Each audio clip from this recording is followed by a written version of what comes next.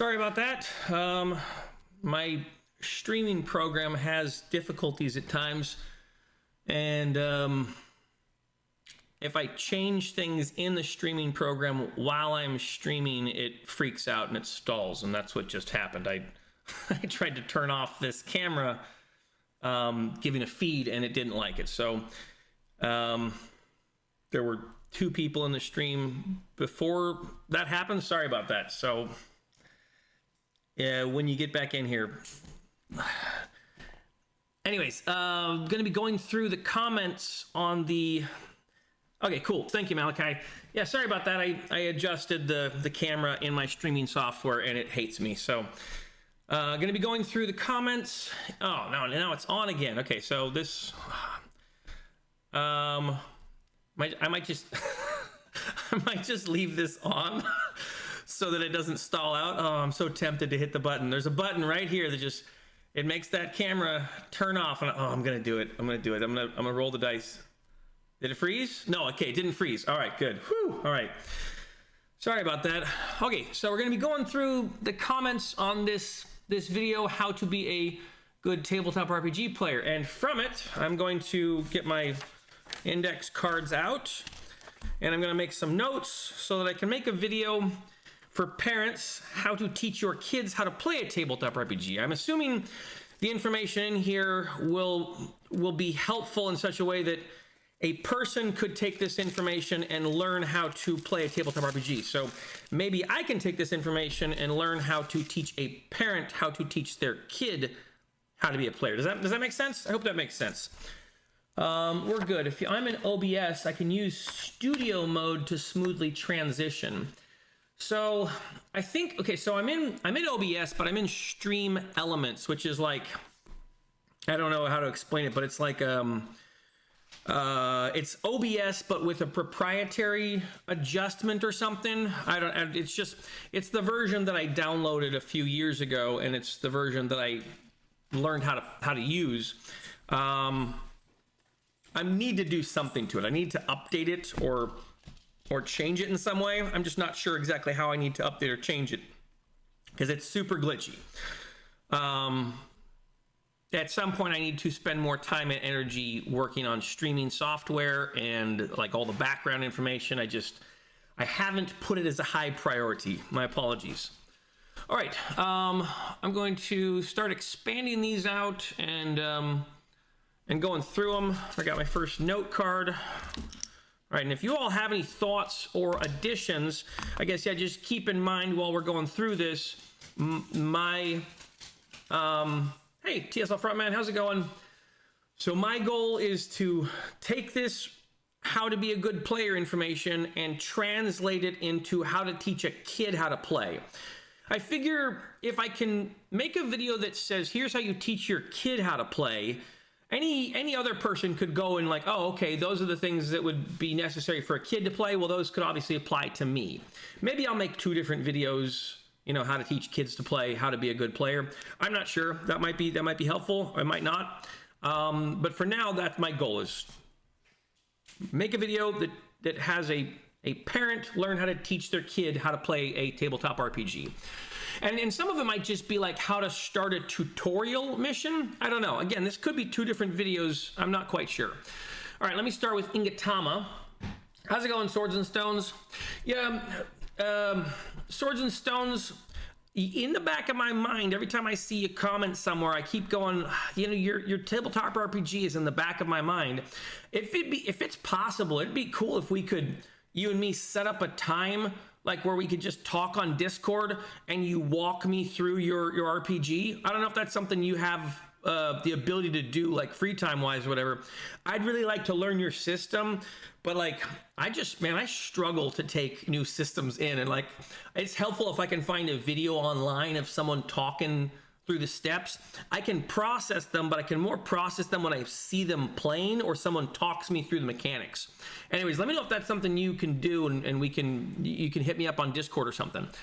All right, let me get to Ingatama's comment here, expand it out. All right, it says, I'm sure everyone else has put great general advice, so I'll just put down behaviors that make it really fun for me as a game master and a player. Okay, that would be a good place to start, so I'm going to make the note on this card. I'm going to put it like parentheses fun or something, and this is someone explaining how to teach fun, I guess. Let's see. All right.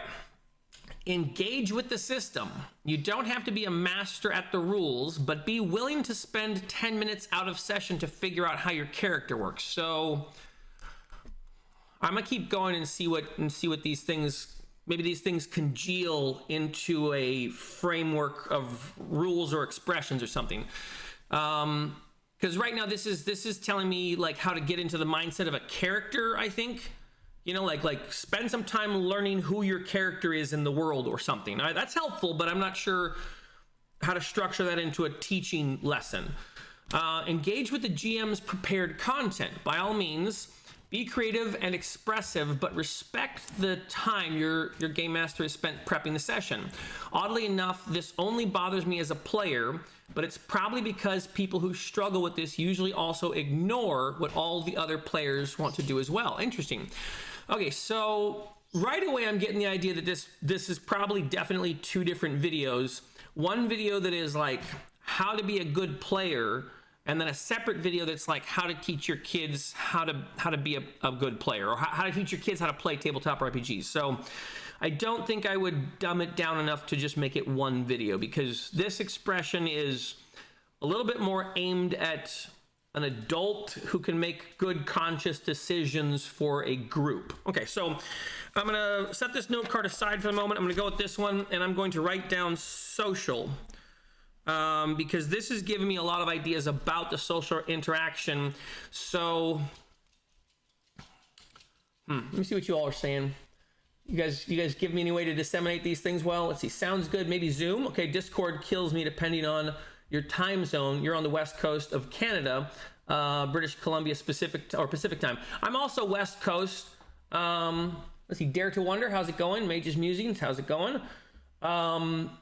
Yeah, I mean, if I'm fine to do Zoom. If you want to message me in Discord, that's usually I think unless you you got my email. Just send me another email with like a time and a date we can do like a Zoom or something. I'm usually free like on Tuesdays and Thursdays and stuff. So let's see, step 1 from Mage's Musing. Step 1, read the table. Step 2, don't be a jerk. Step 3, have fun. You know, I understand that it's like it's kind of that simple, but I also feel like it's not, you know, and this is one of those things where it's like, you know how if you've played video games for a long time, you just think it's intuitive to pick up the controller and figure out how to play. I'm serious. If I just hand the controller to my wife, she's like, what am I supposed to do? Like, you know, jumping off cliffs and stuff. I don't know.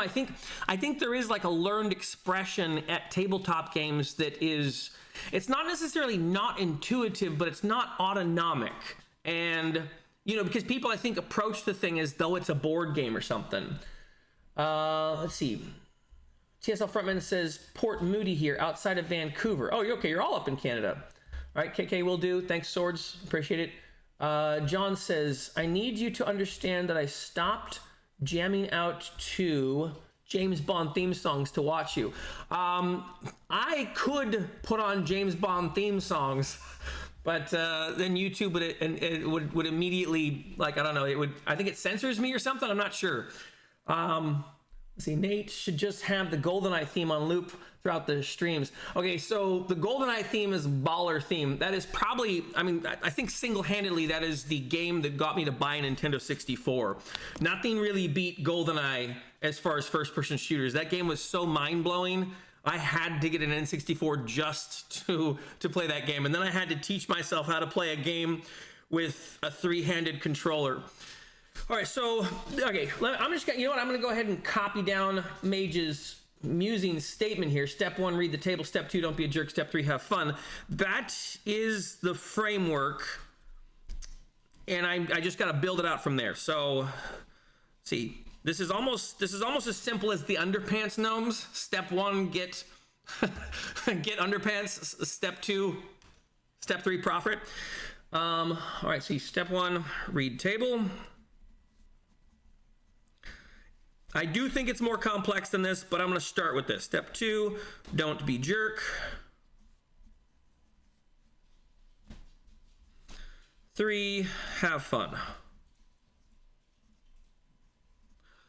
All right, so engage, spend some time. Okay, so that's on social. I'm going to write down character, and I do think this one is important. Character, and it's also like something.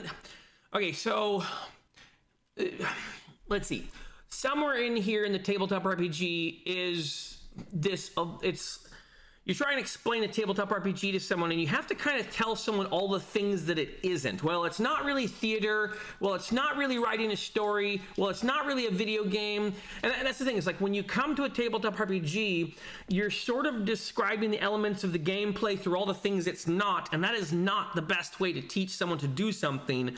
Generally, the best way to teach someone to do something is by telling them how to do it, right? You don't go into like carpentry and go, don't saw off your hand, you know, don't sniff the wood shavings, right? Like there's a whole bunch of different ways you teach someone through the process of a thing. And maybe tabletop RPGs are similar to other industries. I'm not sure, but from my perspective, it is a framework of avoiding the edges as opposed to declaring the center. Does that make sense? You know? So character. I'm gonna take down Ingatama's posture here of understand a character.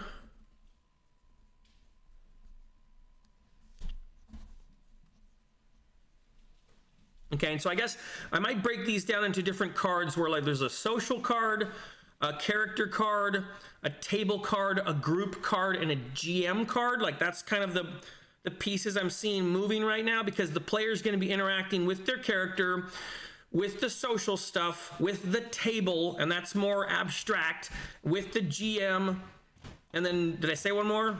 Okay, maybe I'm conflating, and social is the table. But all right, let's see what you guys have added to this. Yeah, copyright strike. That's right. I'm gonna avoid that. I was actually going to start using like Harris Heller music for this stream just to keep, in case I'm quiet for a period of time, but I've also watched YouTube videos where they have a bunch of music, and sometimes it just ends up being more chaotic. Like it's hard for me to listen to them. So I don't know if that makes sense. But all right, let's see. Swords and Stones. Okay, love GoldenEye. It's oldest and still play it when they visit. Okay, my oldest and I still play it. So I tried it again recently when GoldenEye came out on the Xbox, and it was. Some of the allure was lost. I'm not sure what it was. I still enjoyed the game. I played it with my son. It was so funny. I played it with my son, and he was like, the whole time he was like, how do you play this? What's wrong with you? You know, like he was just judging me intensely. I'm like, you don't understand. Like this was the first game where you could shoot a body part on a person, like a hand, you know, like where there was registered hitboxes. Like I was trying to explain to him how fascinating this game was, and he was just like, he was so disappointed in me being impressed with this game. That was a bummer. You made it. Okay, see, Dare to Wonder says, I made an RPG focused on role play. Interesting. Tell me more. TSL Frontman says, let's see, I think I missed commenting on this one. Oh, okay, best advice. Oh, thank you. Okay, best advice for being a player in any group system. Let's see, best advice for being a player in any group system game. Okay, so not a solo play game, is to learn the gameplay loop and be prepared for that loop. Your DM will appreciate it immensely. So is that system specific advice, or is that general advice? And I guess the system specific aspect of it would be, can that apply to Dungeons & Dragons and Call of Cthulhu? I think it can. Let's see. Best advice. So I'm going to put this into a group card. This is character card. This is social card. This is group card. No, I'm going to put this in table card. Table. And this in this table card, this is going to be being a player in a group. Okay, so understand the understand gameplay loop.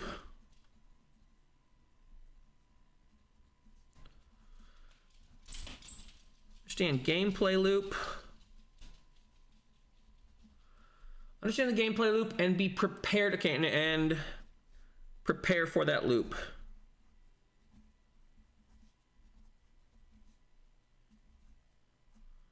I'm going to add to that you have to let the loop happen and not fight against the loop, but I'm not sure if that's essential. Your GM will appreciate it immensely. Yeah, okay.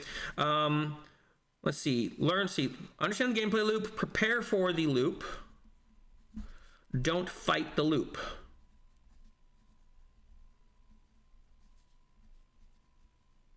That is helpful because if you're going into Call of Cthulhu and trying to make Call of Cthulhu a different game, you as the player will be unsatisfied, your table will be unsatisfied, and your GM will be unsatisfied. Okay, so great. That's a good start for table interaction. Character, I have understand your character. I'm going to keep going with Ingatama's. Let's see.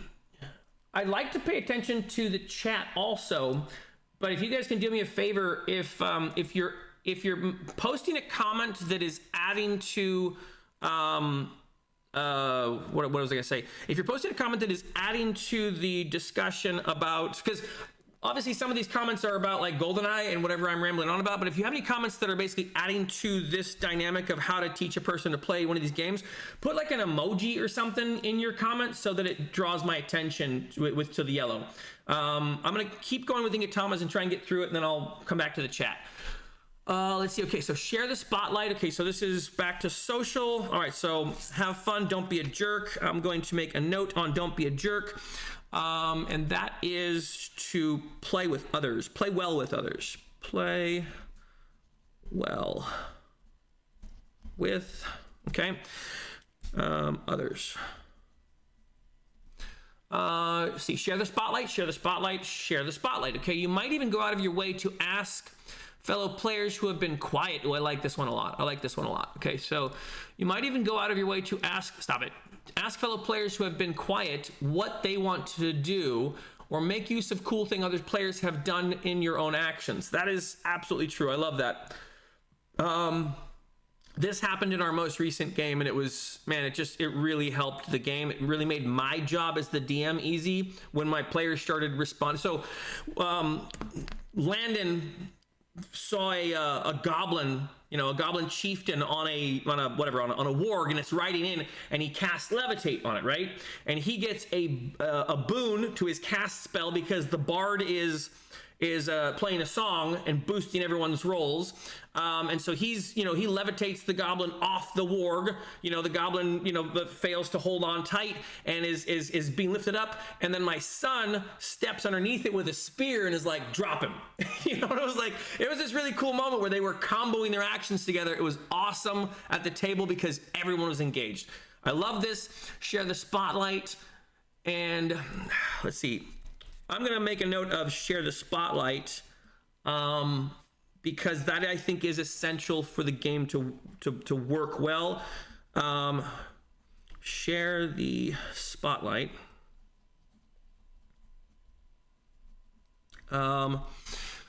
With a dash that goes into play with. I don't necessarily think that a table has to do yes and mechanics necessarily. I understand that the dungeon master should probably be trying to buffer their game group and interact with their players with a yes and mechanic. I don't think players have to, but there is definitely a benefit if players do. Yes and gameplay. I'm going to write that. Again, it's not essential. Yes and gameplay for the group.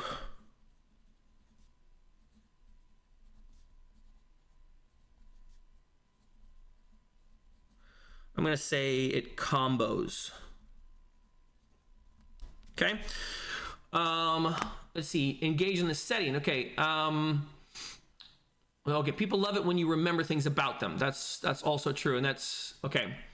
All right. Engage in the setting. As a GM, I am just tickled pink when every one of my players makes character choices based on the setting or tries to find out more about it.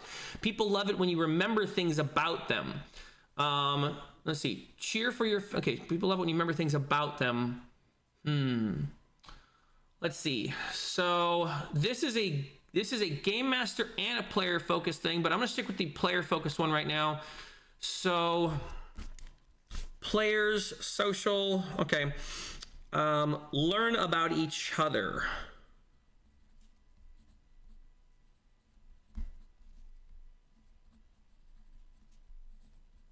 Learn about other players.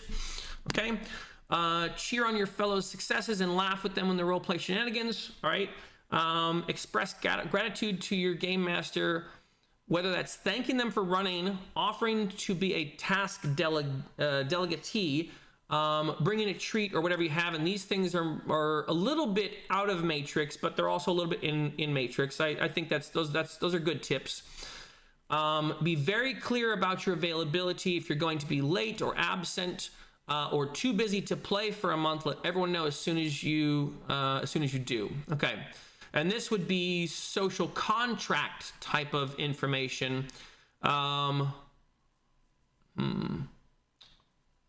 Okay.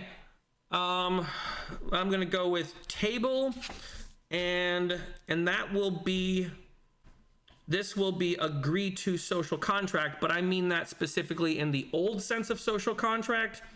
Let's see.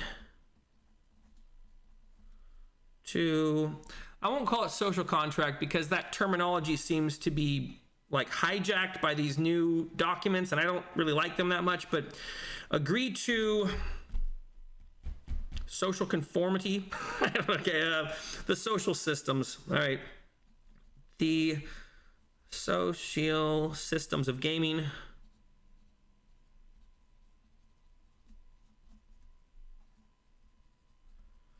As a group. Okay.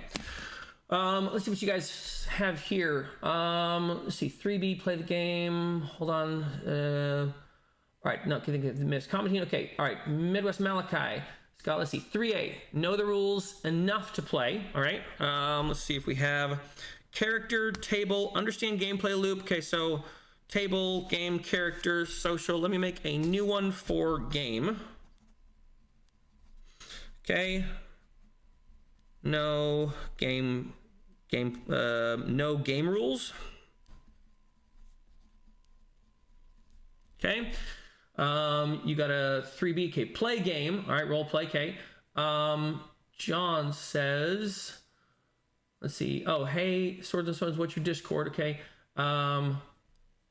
See, John says, honestly, stepping into a game, even if you know the system, you should step into it being as understanding as possible. Don't be the rules lawyer. Don't tell the GM, DM how they're doing something wrong. Okay, so let's see. I'm going to put that on a player card. Social. Okay, so player. All right, learn about the other players. This one is complete. I'm going to do another social one since that one is full.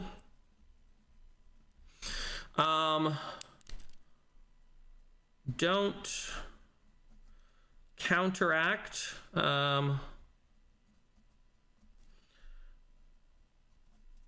Not quite the word I'm looking for, but I'm going to stick with counteract. It gives me the idea that I understand. Don't counteract players /DM. Okay. Let's see. You don't know what type of game they have laid out. Listen to the session 0, ask questions then. Okay, so with that one, okay, understand. I'm going to say understand the purpose of the game. Understand the game. That's not quite right. Understand this specific game.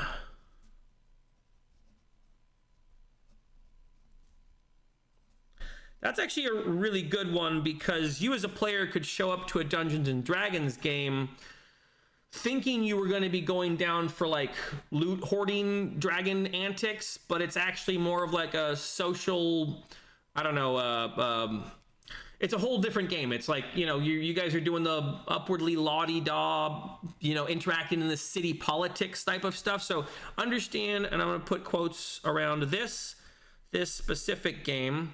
All right, okay. Let's see what else we have. Good advice. Let's see. Don't sniff the wood shavings. Yeah, I don't want to do that. Not impressed with GoldenEye. Introduced him to Space Invaders. That was the bomb in its day. I like Space Invaders. I wasn't very good at it. Let's see. How to be a good player. All right, Swords and Stone says just play and play and play until you have your own groove and learn as much as you can about the gameplay. See, it's not rocket science unless it's 5e or Pathfinder. Yeah, then it does start to get a little bit rocket science-y. So I'm going to add to social play, move that, play with consistency.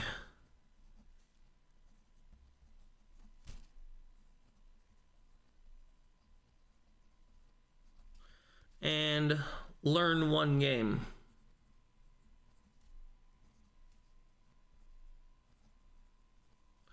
Okay, see, but it does take experience in research. TSL Frontman says it's pretty general. Most games, board games, video games, even party games, have a few repeating things they cycle between. RPGs have combat exploration and roleplay interactions.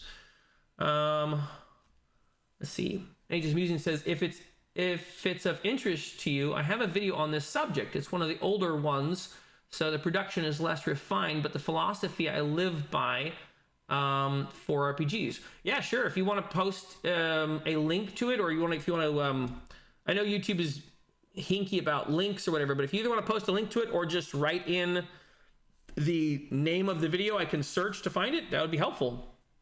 Get in character role play is about simulating the character. Okay. Dave to Wonder, can you tell me more about that? I understand the idea that role play is about simulating the character, but like, for example, are there steps to do that? You know, like if you're acting, there are some steps to get into the method style of acting, and then whatever the counter one to method, I can't remember, but if there's also steps to get into those. So if there's some like specific steps, you would say like, first you do this thing, then you do this thing, right? Like you focus on the character's, you know, ruddy history as an orphan or whatever. Let me know what you think. Let's see. TSL Frontman says Clue has investigating and guessing. Pictionary has rotating, picking topics and then drawing on them and switching the sides. Okay. I used to annoy my friends in Axis and Allies because it's like a 6-hour game and the loop was exhausting to me. Okay. All right. Let me see if there's anything else. No, I think I got a bunch of stuff just from that one comment. Let me continue going down. All right, this is from Vic Sicily. All right, the player knows how to play the game. The player knows how to play the game, or if new, eager to learn how to play the game. The player is engaged with, okay, the player is engaged with what their character is faced with. Those are a good start in my opinion. So just know how to play the game and engage with what your character is faced with. Those are a good start in my opinion. You can come prepared or good with zero prep and be ready to provide a good game. But if players aren't coming correctly, was it the game that sucked or the players? As I've told you, I'm still new myself, so my experience is quite limited. I'm sure there's plenty more I'm missing. So this comment does give me the idea that the person is writing the directions with some understanding of the system. Like if you look at a lot of player handbooks, like I've looked at a few player handbooks now, like a lot of them assume that you don't know how to play a tabletop RPG. And that's both helpful and, you know, like a waste of pages.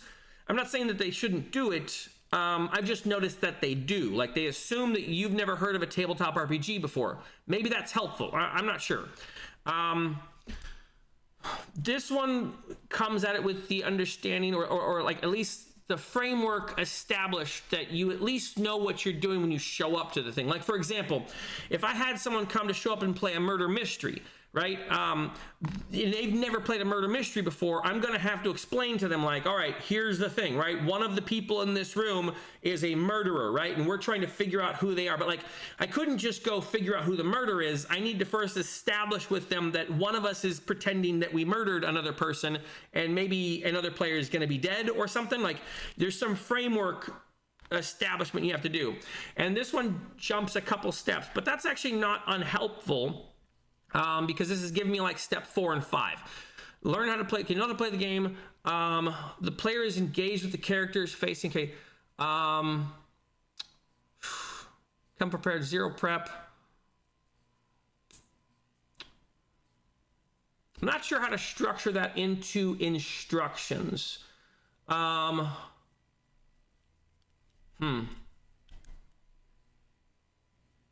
Yeah, I'm not sure how to structure that into instructions. It is some degree helpful to teach a player that already knows how to play the game, but it's not giving me like a step 1, 2, 3 or something. You know, this might be my fault. I think when I titled this video, I didn't really get across exactly what I was trying to do, and I probably should have done that better. I don't remember what I said in the video, but I'm guessing what I said in the video wasn't clear enough. So I should have said, like, my goal is to try and teach someone from never having heard of a tabletop RPG to playing the game. Does that make sense? So, all right, let me keep moving. Swords and Stuff says the best part of being a good player is being a team player. Enjoy your personal moments, but also lift up your teammates, and when they have theirs as well, keep the game table spirit fun and supportive. I agree. That is good. Is there some way you can teach someone to do that? Like, let's say they've never done it before, and most of their gaming experience has either been playing video games or playing simple board games. How do you teach someone to do it? You know, like, because it is kind of a skill. It's kind of a skill to go, wait, you've got some rope. Use your rope to tie to my thing, and we'll make a thing with, you know, like, there is kind of a skill involved. And I don't know, maybe I'm overthinking it. Maybe you're totally right, and it's just a simple thing. You just sit the person down and you start going, here's your 5 objects, here's your 5 objects, let's all try and use them together and play. I might totally be overthinking it. I'm not sure. I've just had a few experiences trying to play with kids and also with adults, and they kind of went, I don't know what I'm supposed to do, right? Like, it's happened enough times that I've gotten the sense that this thing that we think is intuitive, that we know how to do, isn't as intuitive and easy to approach as we think it is. Does that make sense? You know, like, and maybe I just need to range out maybe I need to broaden my experiences, and I'll find more people it's intuitive, but I've at least come across a couple people who are like, I don't get it, you know? So, all right, Rivers Channel says, show up on time, take notes, know your character and what they do, be involved and pay attention. Be willing to help the dungeon master, game master, and other players. Don't steal the spotlight all the time. Give the other players a chance to be in the spotlight too. Be prepared to play. Books, dice, character sheets, pencils, notebooks, and whatever else you may need. Have fun. Okay, have fun because... Have fun BC. I don't know what that is. And try to make it fun for everyone else too. Okay, so, all right, between the two of these things, I'm going to formulate some ideas. So,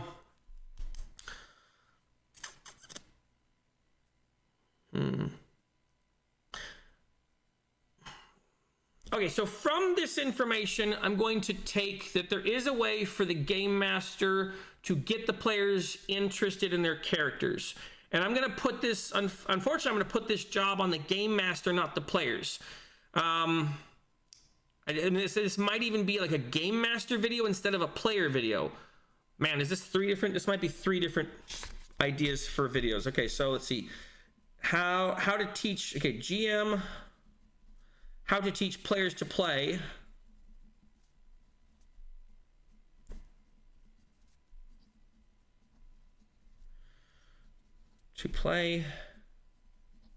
And then player, how to play,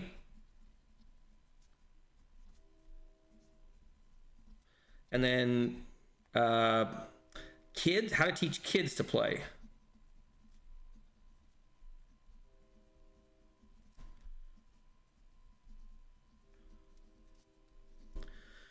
Okay, so from this, what I'm getting is it's important to establish the player's character in the world.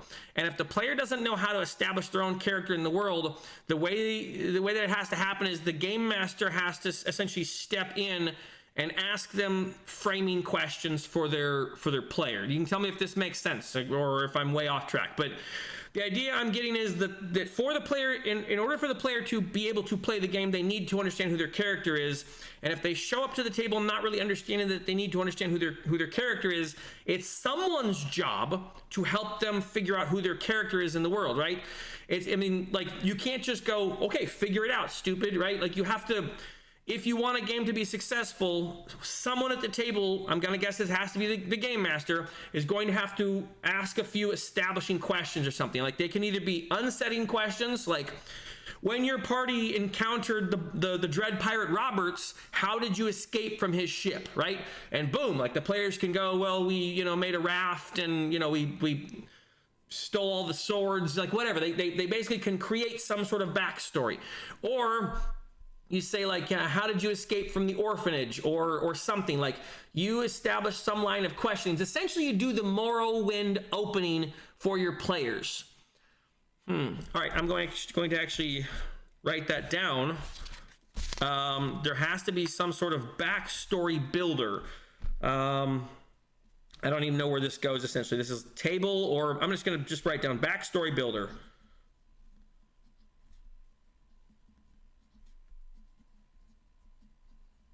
So far, the consilience between comments has been, you need to know how to play your character. Like, that's the important part. So if someone is showing up to the table and they don't understand how to play a character, and they think that they're just supposed to act like an elf or act like a wizard, it's not quite right. Like, you know, it's not the same as playing your character. It's not the same as intuitively going, we're locked in a room, let's start searching the room, right? That's not the same thing as just playing a character. So, okay, so backstory builder. I'm gonna front load this on the GM. You guys can tell me if that's wrong. I think you have to put this on the game master. So, game master duty.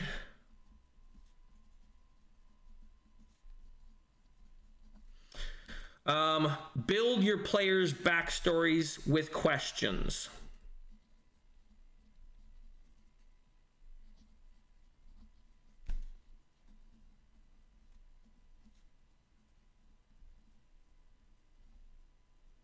I spelled that wrong. Stories with questions. Think Morrowind.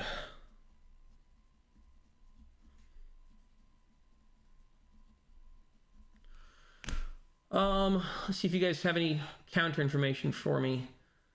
Best part of being a good player. Okay, so improvised tools are great, but not the be all and end all. Just good to have in the toolkit. Improvisation tools.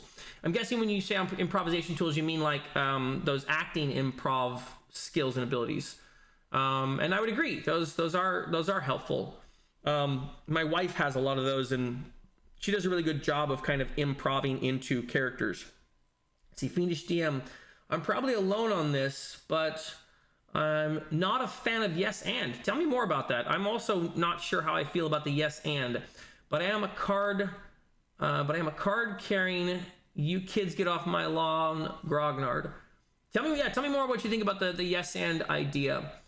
I also think my players should be able to have their own opinions and different ideas and stuff, and they don't necessarily have to go, yes, we're going to let one of these goblins escape. No, my character doesn't want to do that or whatever. So, let's see. Dare to Wonder? See, Dare to Wonder. Okay, don't really have anything on Discord. Okay, this is about the Discord one. TSL Frontman says, ooh, learn from other players where the faux pas are.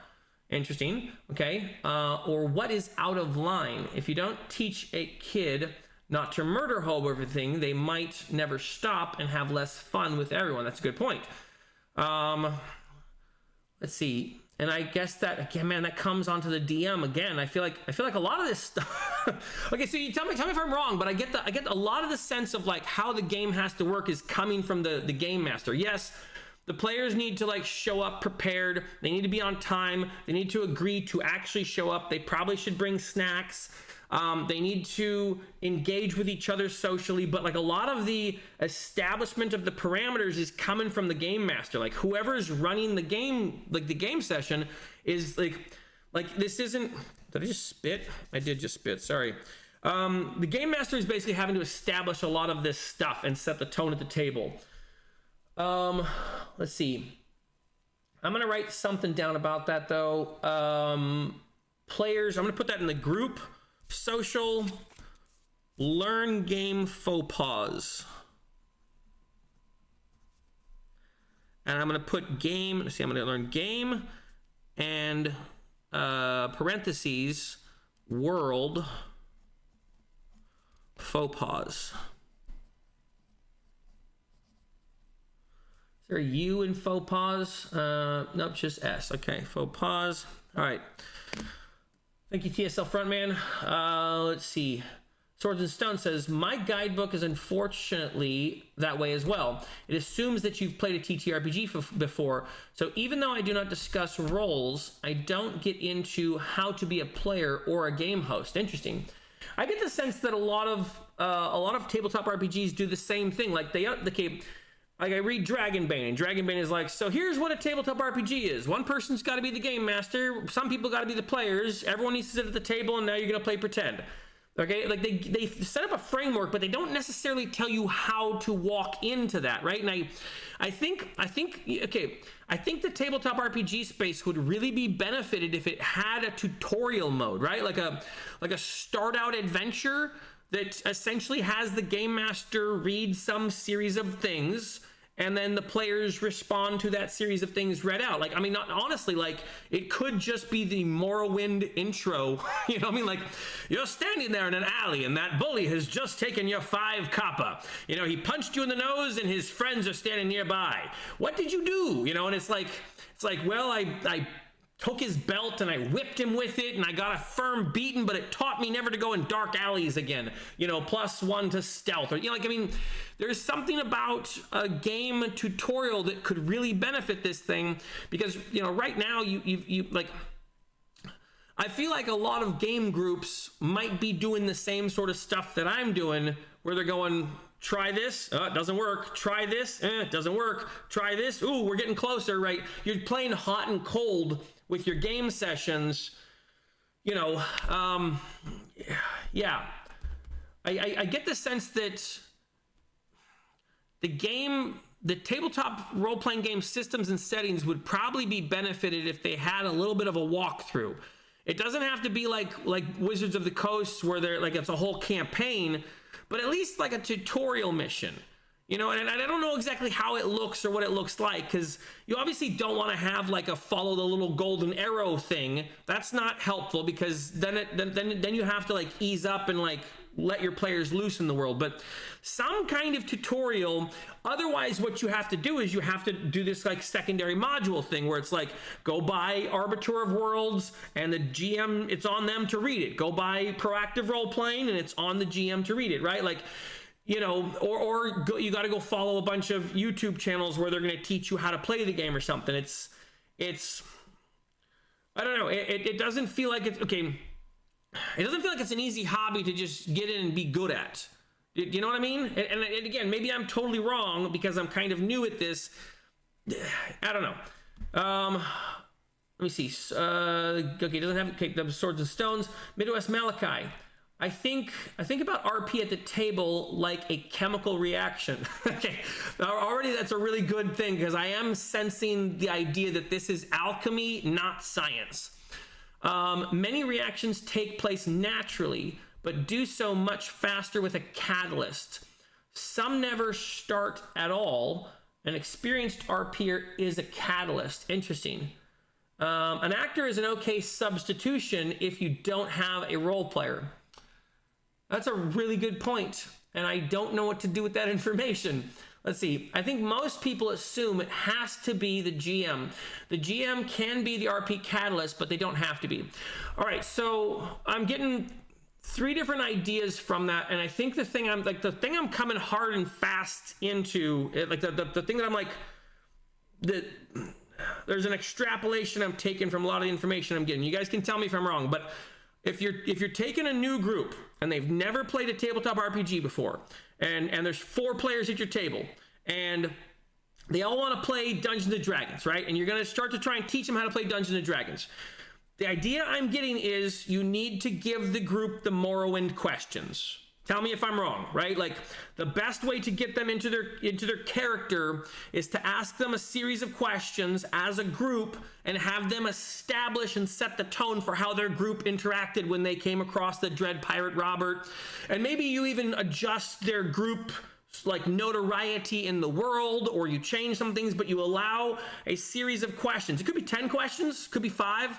I think it probably needs to at least be 5, you know, but you can essentially walk the characters through understanding their, like, who they are, who their group is. You can probably isolate each of them with 1 question and then ask 5 as a group. So maybe it's like 1 question for each of them and then 5 for the group to help establish how they got to where they are now and who they are in the world. But once they have that, then you go and boom, there you are. You're in the open field. You hear the sounds of flapping wings. It's coming back for another pass. You can hear the sound of exhalation and inhalation as the dragon begins to soar downwards. What do you do, right? Like, but you first need to establish that who your character is, because if they've established their characters are running from dragons, like, you know, they need to know that. Otherwise, like, I don't know. Yeah, I think there needs to be some kind of framing questions, and I think the framing questions are the tutorial for the game. You can let me know if you think I'm wrong, but I have some stuff on like how a player should work. The game master is going to have to establish some things, but I'm getting like mixed information already because some of this establishes that you have a group who's already played before. That may be true. I'm sure if you played with a group of people, what Midwest Malachi said is like, if having 1 player at the table is probably going to like benefit the whole thing. And you know what? That's true. My friend Marshall from Thailand has largely been that player, right? Like 1, 2, 3, 4. Yeah, I have 5 players at my table who have, you know, they're new to role-playing games. And 1 player who played a lot with me, just kind of mostly one-on-one, but got a lot of experience of how to play pretend role-playing. And so that 1 player is like, I'm looking around for ladders. I'm going to grab a ladder. I'm going to throw a ladder over on this person and doing weird things. And the rest of the players are going, oh, I guess we're grabbing ladders and following suit. So, Midwest Malachi, I'm going to add a note down to table. Try to have an experienced player at the table. Or try to, yeah, I'm just going to say, try to have an experienced player at the table. Unfortunately, so far, a lot of the duty I'm getting about how to be a good player is still falling on the Dungeon Master, which, like, I mean, I already had like a 30-minute video of all the things that Dungeon Master has to do, and now this is going to be like a back-end, like, PS to that thing. By the way, Dungeon Master, it's your job to teach the players how to play the game. I don't know what to do with that, right? Like, that seems a little bit one-sided, right? Like, this is it doesn't, you know, you know what I mean? Like, it doesn't work this way for board games or even like war games. A little closer for war games. Try to have a experienced, IENCED, experienced player at the table. At table. Okay, I'm putting this over next to social, and I'm going to make a different category, and I'm going to write down another set for table. Okay, what else we got here? Yeah, I think most people assume it has to be the GM. The GM can be the RP catalyst, but they don't have to be. Tell me more about that, Midwest Malachi. How does a GM be the RP catalyst? I mean, obviously I can have a non-player character in the party, but I'm not like eyeing at the idea. I'm eyeing at the, like, I don't want, if I'm a GM, I don't want to have a non-player character in the party. I don't think that's a good way to, Tell me more about what you think about that. See, Swords and Stones. Playing is the best way to learn anything about the hobby. You're right. And I would agree that a new gaming group is probably going to have a lot of struggling sessions at first. Like, they're probably going to have bad sessions at the start.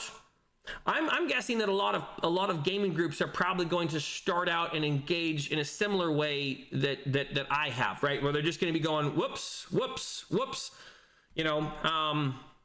Yeah. By the way, if you guys aren't subscribed to River's channel, he's got a YouTube channel, and if you're interested in following his content, you know, go ahead and click subscribe on him. He's been really helpful on my channel. I think he comments on like almost every single one of my videos. So if I can send you guys his direction for Dungeons and Dragons content. He also does like miniature painting as well, and then like how to play games. And then he has like, I think every Saturday he has like a channel shout out, which I need to start doing. Anyways, let me see. What else we got here? I mean, plenty of OSR. Let's see. I mean, plenty of OSR games do this. Shadow Dark and May supplements and for Morkborg, etc. John, do you mean? I'm assuming you mean they do like the unsetting questions or the like type of setting questions. I hadn't seen it so much in Shadow Dark, and maybe I'm mistaken. I'm sure I'm mistaken. There was a section where there's like background. You know, where like the characters roll for their background. They're like a pottery barn person or whatever, you know, like they have some history, but I don't recall something in Shadow Dark that establishes who the character was. And Morkborg, I've only played the Pirate Borg version, so I don't know if that's different. See, TSL Frontman says, what is an RPG? Is one of the most controversial parts of making RPG systems. Interesting. You could entirely baby step people, or you could assume they've at least heard of role-playing before. No, that's a good point, right? Like, and if you assume they've never heard of it, then your job is nearly endless. Which is kind of why I'm coming to the thing about the questions. Like, Indent Your Code was someone who's responded to a lot of my videos, and he had a really good point about the unsetting questions, where he talked about asking the players what they knew about a thing, or how they responded to a thing that happened or whatever. And essentially it was allowing the players to do a little bit of world building with you. And I think he did a really good job of establishing some of that, but I think that still is assuming that the players know stuff about this game. So right now the thing I have is Morrowind questions, and I'm going to adjust it as we go. Let's see. Fiendish DM says the older editions of D&D included examples of play with the rule books. Interesting. Okay. Midwest Malachi says on the tutorial, look up Deborah Ann Wall. Oh, okay. I've seen that. I know that one. Yeah, she does that. She does that one with the owl bear. That was pretty good. There are some issues I have with that video in general, because in that case we are talking about like professional actors. So I mean, I thought John, is his name Barenthal? Yeah, I thought John Barenthal did a really good job of responding to that, but John Barenthal was also, you know, I mean, like, he was invested in trying to respond to that. Like, the moment you put that same situation up to someone who's like resistant, it's a very different thing, right? Like, John Barenthal was like, I'm gonna pull out my bow, and I'm like, okay, he's an actor, right? It's not, that's not fair. You know, that's not the same thing as when you get a kid that's going, I don't know, what do I do? You know, like, that's very, very different, right? But I've seen the video, and points taken. You're right, they did a good job. Let's see, neither are perfect, and nobody really has a flawless amount of rambling or exposition. Okay. And that was regarding, yeah, do you baby step or do you just assume they know how to do it? I agree, TSL Frontman. See, Swords and Stones. Playing is the best way to learn anything about the hobby. Agreed.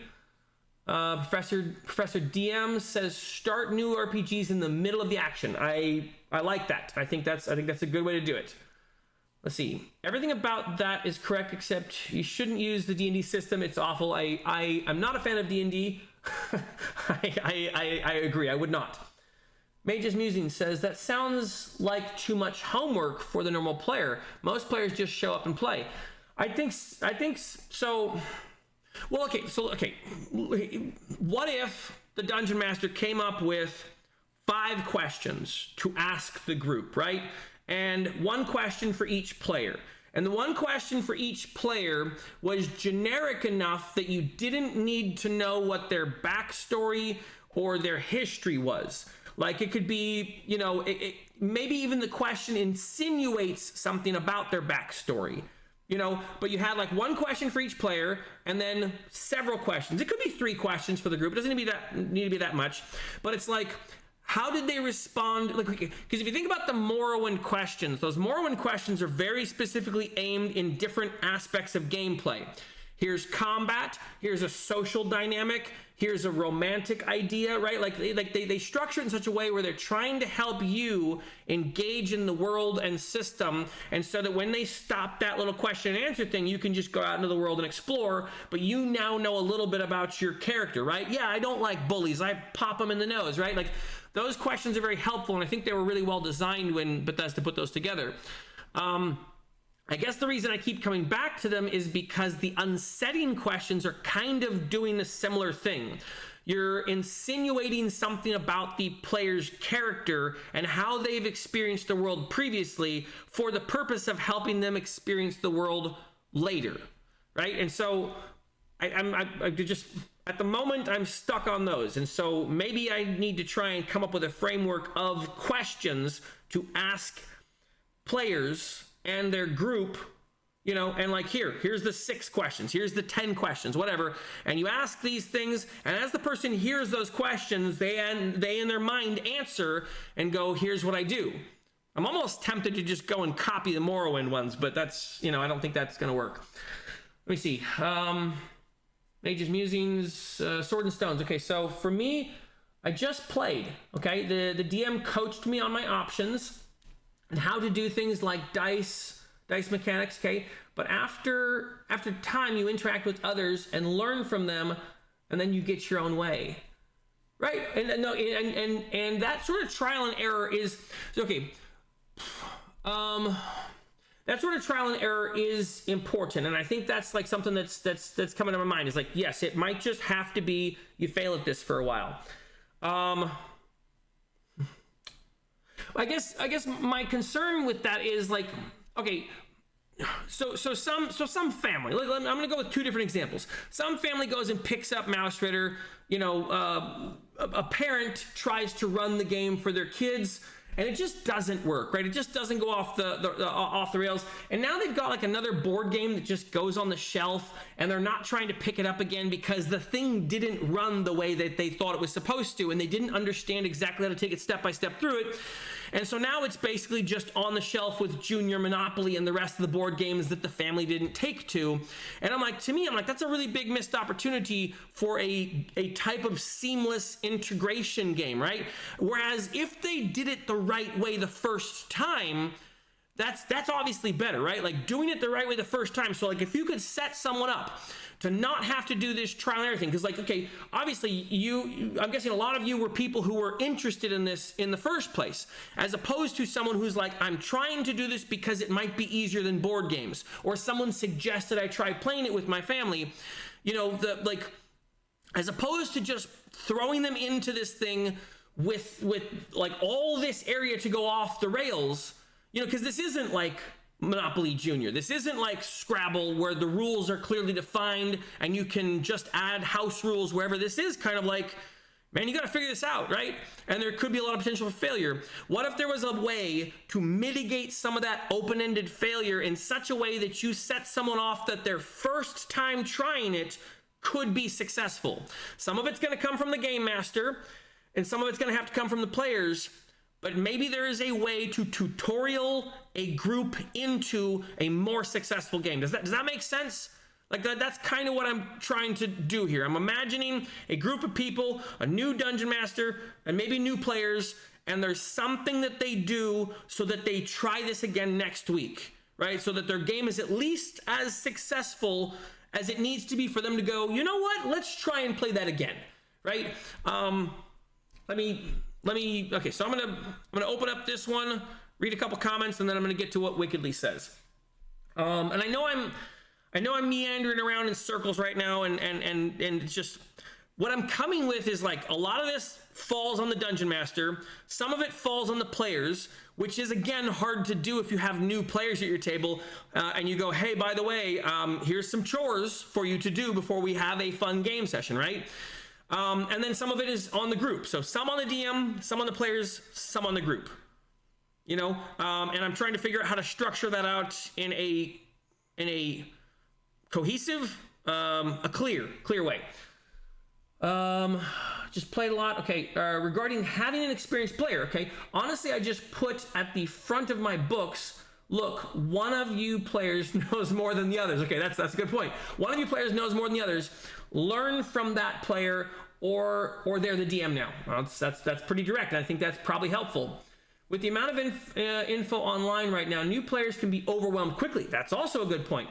So find a DM that's willing to be patient and willing to teach, or another player that will help during the game. You're right. There is a lot of information, and you know it's even worse than that. It's like if you went to go search on YouTube how to play a tabletop RPG, you could find counter information. Like you could find one group that's saying do this, and another group that's saying nope, that's wrong. Definitely don't do that. Right? It's like there's so much information. It's like it's hard to find anything true. All right, Fiendish DM. Thank you for putting the things in there. That's drawn my attention. A lot of TTRPGs, not just D&D, back then had examples of play within the rulebook, and I'd agree that modern D&D is awful, but I highly disagree concerning TSR era D&D. Let's see. What do you mean you? Oh, I'm sorry. Highly. No. And I'd agree that modern D&D is not okay. No. Okay. What do you mean you disagree about the TSR era of D&D? You disagree that it was good, or you disagree? Tell me what you mean by your disagreement about the TSR era. Chevron says, I think if you're a DM leading players into the hobby, yes, it can fall to them to teach the players. But also, gathering these ideas like you are right now gives a DM a path to specific goals. Tell me more about that, Chevron. I like what you've structured there. A path to specific goals. Because, right, a DM's player at the table, or say the Dungeon Master player at the table, knows the idea that they want to be doing, right? I want to get my players to act like the Fellowship of the Ring, right? I want when the band of orcs comes running in, I want Boromir to take 3 arrows and hold the bridge, right? Like I want that moment. I want that awesome moment, and I want this player to know they're supposed to do it, right? That this player knows to guard this other player. Like this player's the healer, this guy with the sword guards the healer. I want them to play the way they're supposed to or whatever, right? The DM has that in mind. What is the stuff the DM does to get that to happen first game, right? Or at least get it close to happening first game. So hold on. I'm going to write down an idea for setting. And you said this was the Professor DM, and that was to start the game in the action. I'm going to add to that a little bit. I'm going to say start the players knowing they've already encountered an action. And that's going to come in the... Okay, I'm just writing it down, and unless you guys give me something else, I'm going to start to build out a series of questions. And a series of questions that a Dungeon Master could ask their players that helps them frame themselves in the world. Okay, so DM asks these questions.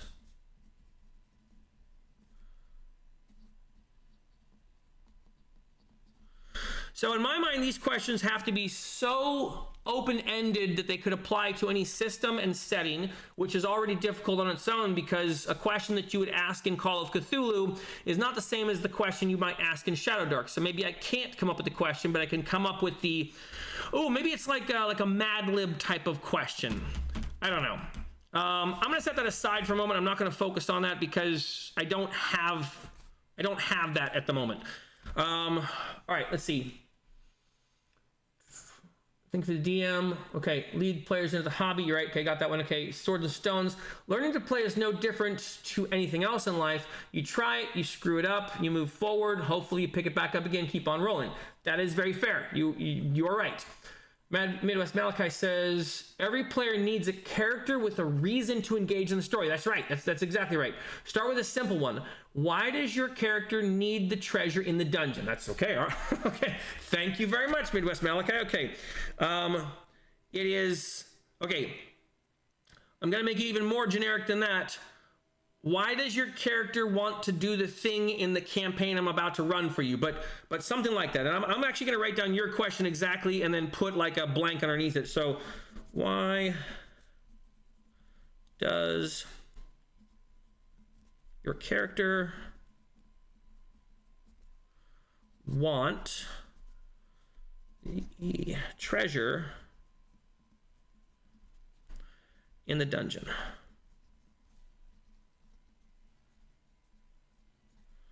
Question mark. Okay, set that aside. Let's see. Agreed, Malachi. I have very cooperative players, and they're willing to do what I want them to do, but they almost always overthink their motivations. Interesting. Or what house does your mouse want? Okay. What What house does your mouse want? As in, like, what house does your mouse want to go in, or where do you want to live? Like, you're establishing them in the world somewhere. In the case of Mouse Ritter. Let's see. You can't manufacture those epic moments in the game. It diminishes the experience. That's a good point. You want those things to emerge organically. I agree. Yeah, I don't think the DM. I don't think it should be the DM's job to try and. I don't think it should be the DM's job to try and force that moment to happen. But the DM might be able to do some things in the game to inform the players as to when that moment comes up or something. Like, the DM can do something in order to basically populate the setting, the world, the story with enough elements for that thing to happen. You know, and it doesn't even have to come in organically. I think organically you can do it. But if I'm being honest, all this sounds very much like a session 0 stuff. Yeah, that's fair, John. I think it is session 0 stuff. And maybe a lot of compendiums and modules and books and stuff cover how to do all these things in a session 0. You might be right. Let me go back to these comments, go through them, and continue making ideas. You're probably right. I think I am circling back around to the idea of a campaign primer. I know. Okay. Also, all due respect, I think you're framing this video idea as teaching players. That's fair. So of course the answer you get, going back to DM focused, so of course the answers you get are going to go back to be DM focused. Teaching players. Okay, yeah, that's right. All right, let me read this one from Fiendish, and then I'm going to go back to Wicked Lee's comment here. TSR and D&D is in a lot of ways a totally different game than 4E and 5E. TSR and D&D, okay, got it, okay. Or TSR era D&D. Sure, the terms are the same in most cases, like armor class and hit points, saving throws, etc., but the mechanics often work differently. Okay, thank you for clarifying. The house is the dungeon, got it. Food and toys are the treasure. Okay, I understand. All right, Wickedly says, last time I did this in the rules, so let's do it again. Like before, none of these rules, despite their numbering, are greater than the others. So they're numbering them, but they don't come in the number order. Got it. All right, rule number 1. The DM is a player too. The DM challenges you with the world, the combats, the role-playing, whatever.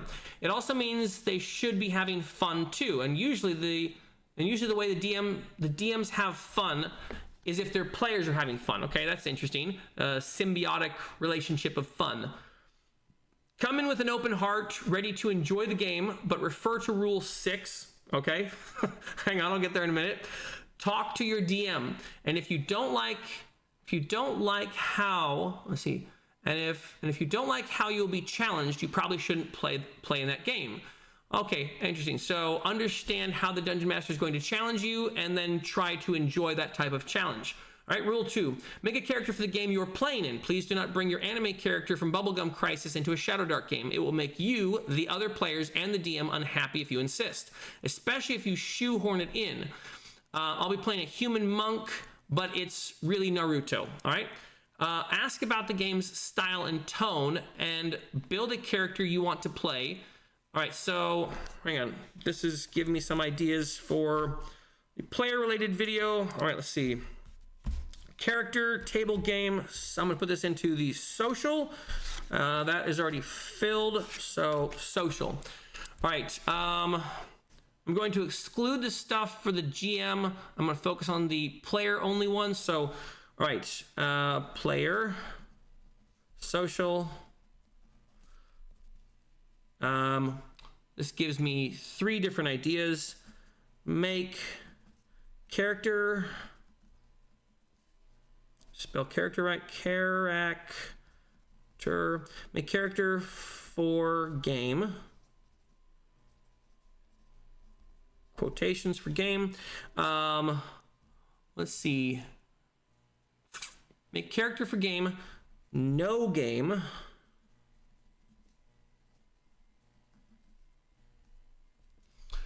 and play with players.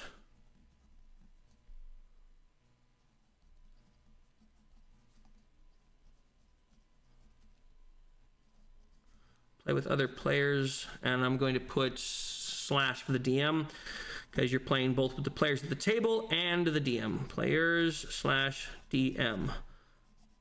Okay.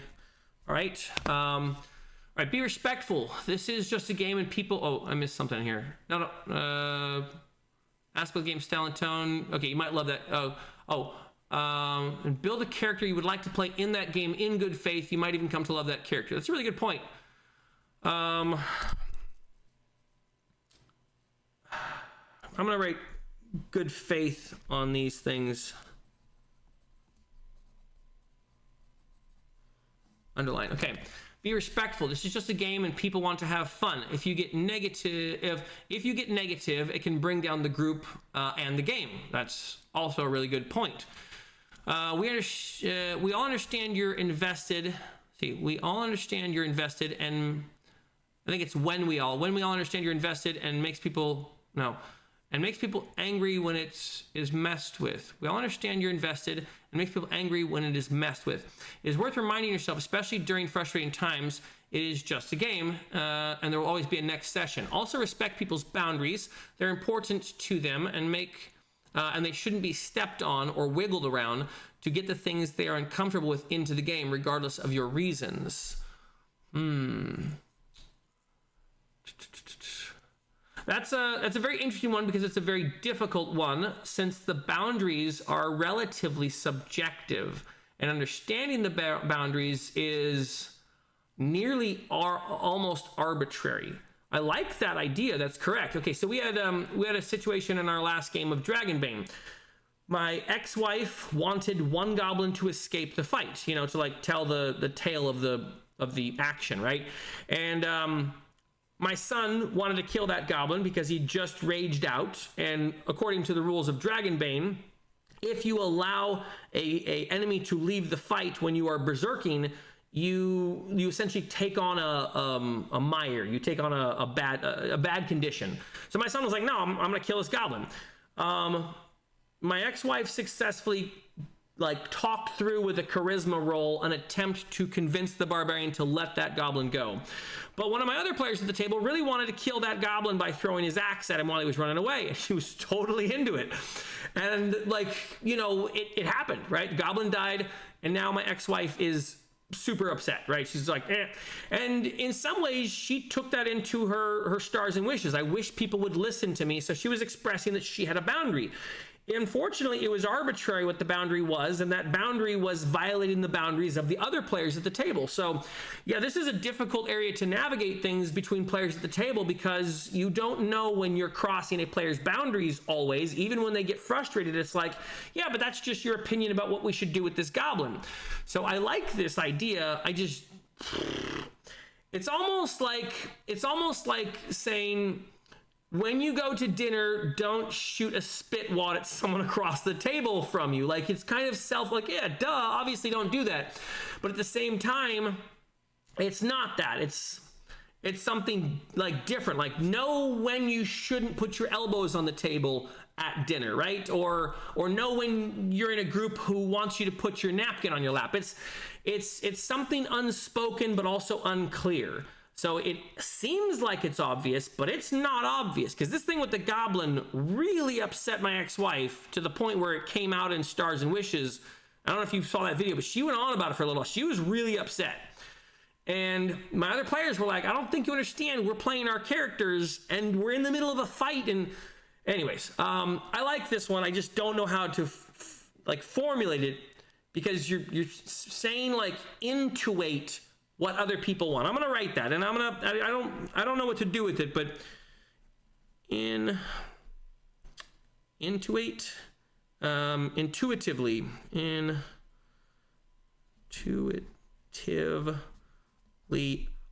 understand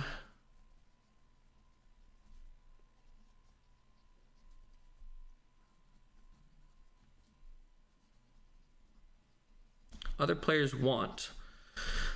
All right, let me see. Let's see. Honestly, it might be fun to have a video teaching parents how to be good players for their kids to DM for. That's, That's interesting. It's a great idea, Chevron. You could also get more broad. How to be a role player so your kids can be too. All right, interesting. Mage's Musings. Thank you very much for hanging out. Have a good afternoon.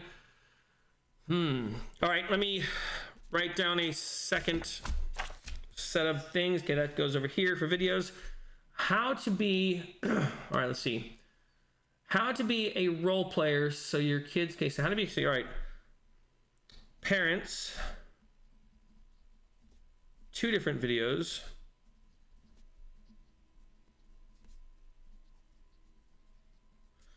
How to a good player to teach by example.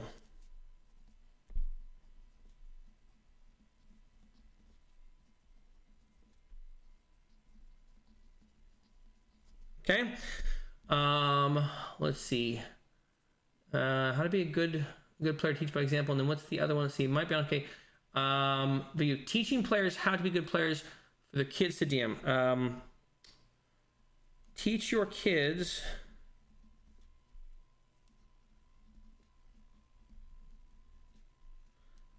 how to DM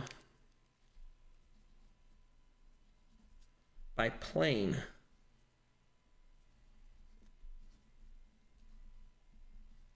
I'm not sure what either of those videos look like or are, but those are interesting ideas. Thank you. All right. Be respectful. Okay.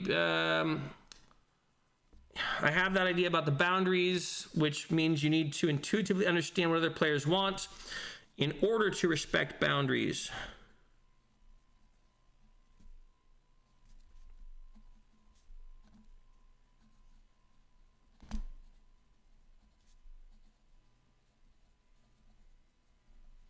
Okay.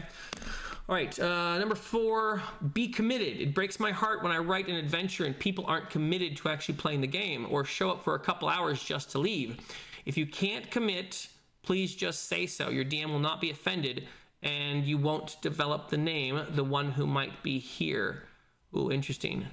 I'm going to make another note on social. This is player. No, sorry. I'm going to make another note on player. And this is like a scheduling one or something. Let's see, player social. Don't be flaky.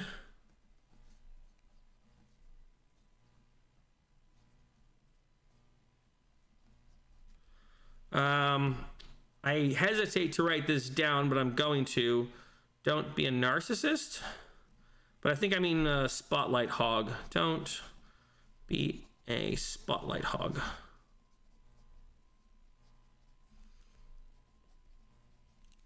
For some reason, I feel like teaching someone to be a good role-playing game player, it feels a lot like that same thing I said. It's teaching someone all the things you're not supposed to do. Because it's hard to teach someone what you are supposed to do. Like, because the things that you are supposed to do are so vague. Yeah, it's almost like using magnets to sense a thing or something. All right, number 5, pay attention. If your DM is more into combat, i.e. beer and pretzel games, know what you are doing on your turn so combats go faster. But if your DM is running a campaign with multiple plot lines, you should know them and take notes. Doing both will lubricate the grindy parts of RPGs. Making these 2 things move smoother is helpful to everyone, and we'll all be excited to play with you. If you don't, well, you'll be a burden on the game. I wish it wasn't. See, I wish it wasn't, but it is. There's a lot more room for this when you are new, or you are joining an established group in the middle of a campaign. There's a lot more room from this. Okay, and this being...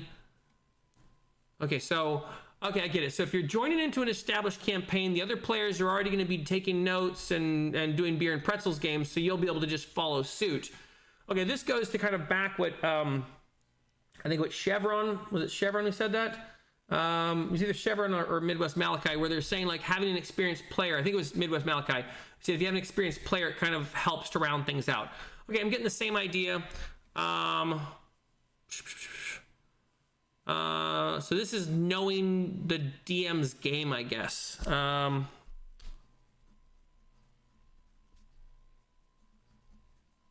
Know what game the DM is playing.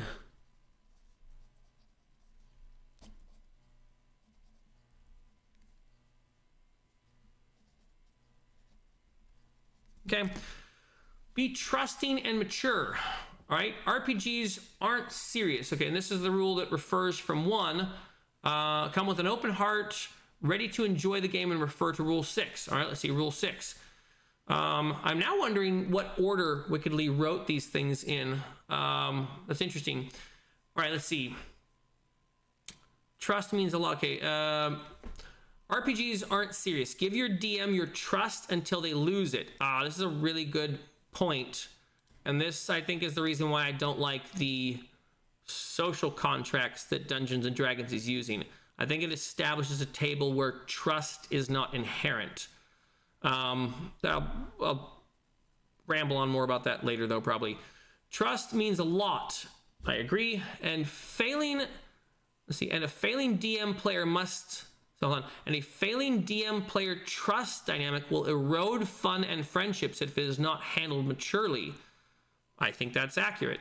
For example, if your DM is genuine and if your DM is genuine and accidentally total party kills the group, it should not break trust. Sometimes it just goes, sometimes it is just the way it goes. But if your DM is being inappropriate or making calls which are unfair to you consistently, it doesn't feel like they're on your side, i.e. player versus DM mentality. That should break trust.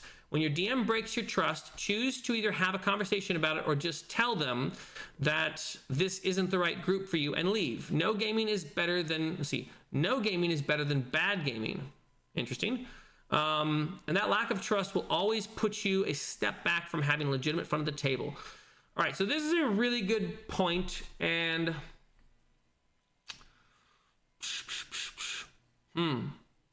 that's a lot to take in, and it's difficult for me to know what to do with this because this argument almost goes foundationally against the idea of a pickup group. Like, essentially it's saying in order to have a successful thing here, you know, you have to have trust, which I'm like, okay, can you have trust in a pickup group, right? People must be able to, okay, I've never played at a local game store. Have any of you guys played at a local game store? Can you have a good trusting game at a local game store? And if so, how? Because, I mean, I agree with everything that Wickedly has written here. I think trust is the dynamic that makes the game fun, and it makes the game turn from players to friendships and all that stuff. Trusting your players trusting you, all essential, right? Like, it needs to be built on trust. Okay, so I'm going to put this as a table idea. The game, all right, so see, the game must, this goes with capital letters, must be built on trust. And I'm going to make an addition to that.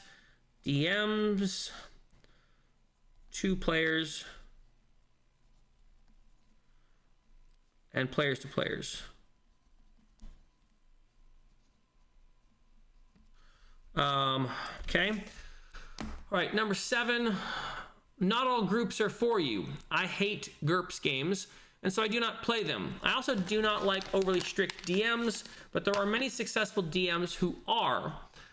Not every game is going to be for you, and you may need to shop around for a DM or for a group that feels right. Interesting. This is a hobby, not a job. Take your time and wait until you find a group you vibe with. Don't try and mesh yourself into a group more commonly. Wait, hold on. Don't try and mesh yourself into a group. More commonly an established group if you feel like the group dynamic isn't fun for you. You're better off just waiting and giving... waiting and giving your thanks to the DM for letting you enjoy a session rather than potentially coming into conflict with the group dynamic, which grates on you. Let's see. I think I forgot. No, I got that one. Okay. I just haven't read very many of these comments because I've been rambling so much. Number 8, bring snacks. Okay, this isn't a rule, but your group will appreciate you. That is very true. I really love my my son's uncle, my ex-brother-in-law. He brings snacks, and it's really nice. I don't even generally enjoy them, but it's just nice that he does. All right, so this one, not all groups are for you. What can I take from this? Don't try and force comfort. Something like that. Like, don't... See, table.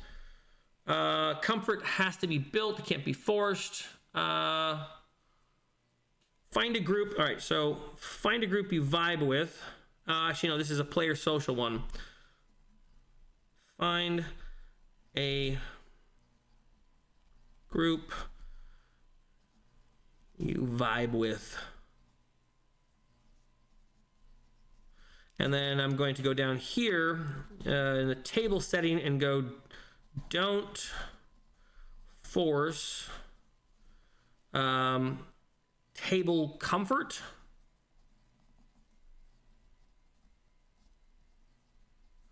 Let it build naturally.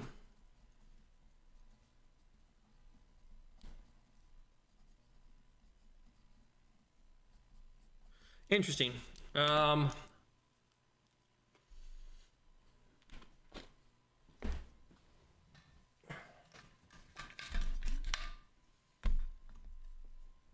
TSL Frontman says, I mentioned it before, but I mentioned it before somewhere, but the Pact in Shadowdark does a great summary of, look, just be considerate and supportive of one another and don't grief them, okay?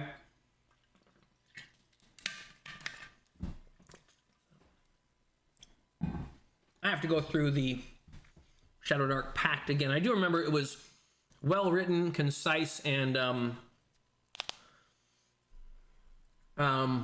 covered a lot of different things. Chevron says, what do you like to see in your players? What are things that warmed your heart, made you proud, or rewarded you as a DM? I assume you're asking me that specifically. What are your stars and wishes for your players, not just for the game? We promise we won't tell your players. Let me think.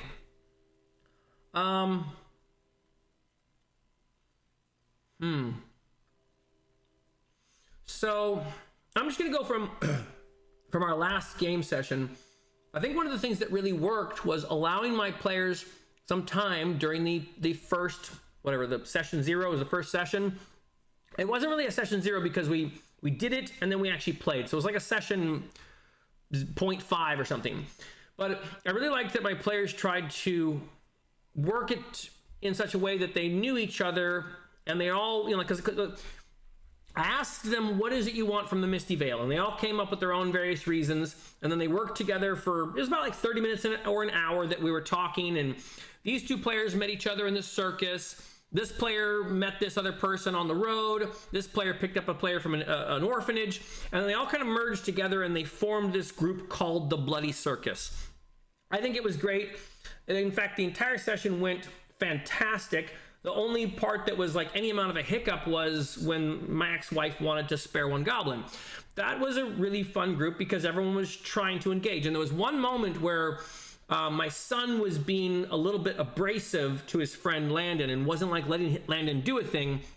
He was trying to speed stuff along. And so I stopped them before they got into the point where they were like, I'm gonna cast a spell on him from, like they're about to fight, right? And I was like, whoa, hang on a second. And I was like, Bishop, you need to understand that Landon is trying to do something right now, and you're not taking a moment to understand. And so I just interjected, and I was honest. And then my son reconsidered the situation, and instead of them fighting, he went, okay, I'm going to try and help him do the thing to speed it along. Can I hold this? They were trying to like tame this warg or whatever. So he's like, I'm going to hold it down while they feed him snacks or do whatever they're doing.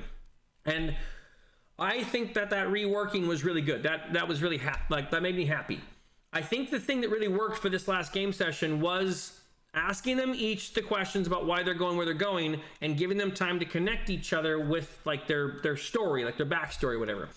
And I think it worked out well in the game to the degree that I'm like, okay, if I ever start a new game session with anyone ever, I'm going to do this same thing. I'm going to ask them What is it in Castle Ravenloft that you want, right? Like, what are you trying to go get in there? What have you heard about that's important to you? And then at the same time, like, okay, how did you meet these other characters who also want something from Castle Ravenloft? So, like, the number one thing I would say that I probably learned as a DM and that helped me in my game was asking these questions about the place my characters are going. Instead of having them meet in a tavern, they were essentially on the road to the interesting place, and they'd already had them meeting in the tavern, essentially, right? So, I don't know if that answers your question, Chevron, but that's probably what I liked most recently. Hang on, let's see. Where are we at? And what are your stars and wishes for your players? Yeah, I mean, I guess my stars and wishes would be that my players, my wishes would be, I hope my players try to learn why each other's characters is doing a certain thing, so that they don't end up getting like butt hurt. You know, when oh, you didn't let that one goblin go. Like, if they understand each other's characters, maybe Marshall would let a goblin go, and if not, then maybe my ex-wife would understand why Marshall can't do it, right? I don't know. Let's see.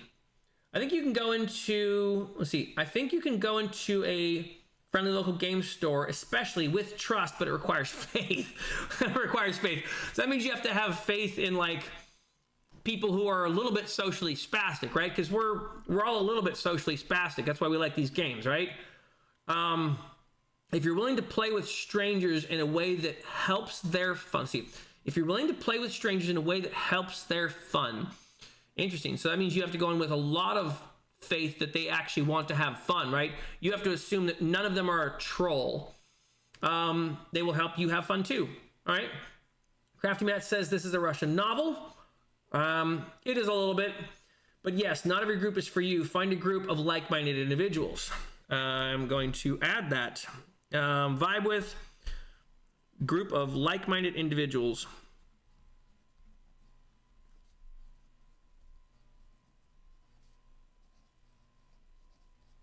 Okay. All right. This was helpful. This gave me a lot of different stuff.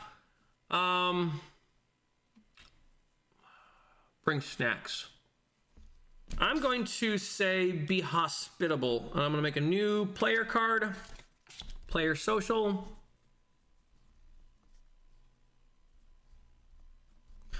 Be hospitable.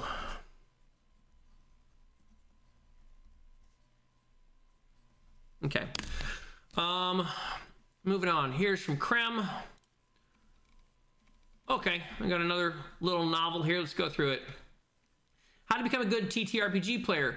Taking a quick look at the comments for this video, I see a lot of recommendations for what you can do at the table. Let me offer some advice for what you can do away from the table. Interesting, that's new. Okay, like in a day-to-day life and across your growth as a player, from being a newbie to being experienced, lots of this stuff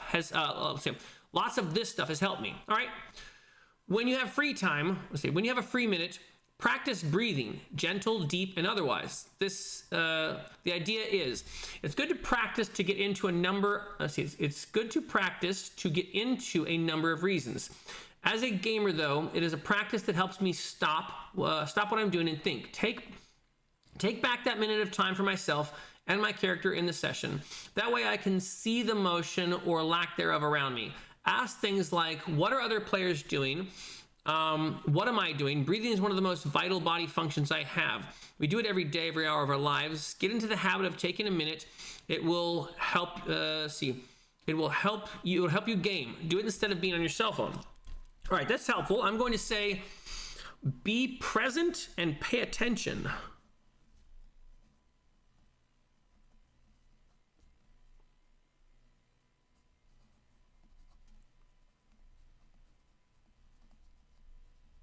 Okay, just breathe.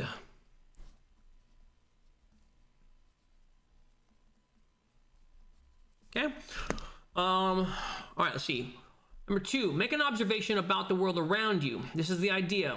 Well, to be off your cell phone, if I may, let's see, hold on. Well, to be off your cell phone, if I may make the joke. Okay, I see. More serious, what it does is activate your memory, like taking notes. Point something out to yourself each day. Is the milk in the fridge going bad? Is your friend wearing a red t-shirt? By actively engaging with the world. Oh, okay, so this is also like pay attention. I guess I insinuated pay attention into the top one, and this is actually structuring out paying attention. By actively engaging in the world instead of being passive, you get into the habit of engaging with things. You can do it all the time, and you probably do it already do it. If you do, hey, good job. This is something that benefits you over time with repetition. It's why we like to play games. Games like I Spy with kids. It works. So I have be present, pay attention. Am I going to add anything to that? No. I'm going to keep that simple for the moment. All right, pick a garment you're wearing and think of when you last wore that particular garment. Okay, so this is working on memory. The idea is objects have continuity too, meaning they go places and they do stuff away from us and what we do. Many people would use the word life because we usually talk about ourselves when we're talking about community. Oh, sorry, about continuity. Use the word life, okay. In stories, it is your life story, not this is my continuity. It's a bit existential, but I'm making something of it. The idea is just the same, though, continuity. You share a life with the object through its continuity and your own. For example, you like to have fond memories of your favorite shirt. So you likely have fond memories with your favorite shirt or a worn-out hat. I'm looking at you, Nate. Yeah, that's true, I do. When the object isn't with us, something is happening around that object. That's a good point. I don't know where my hat is right now, and it could be being eaten by dogs at the moment.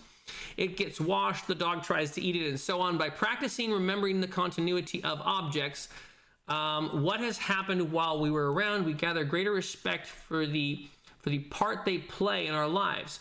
We learn its story and remember our own. Objects can do many and varied things, and at the same time, we practice our recollection skills, vital for every game, regardless of system. Interesting. So, the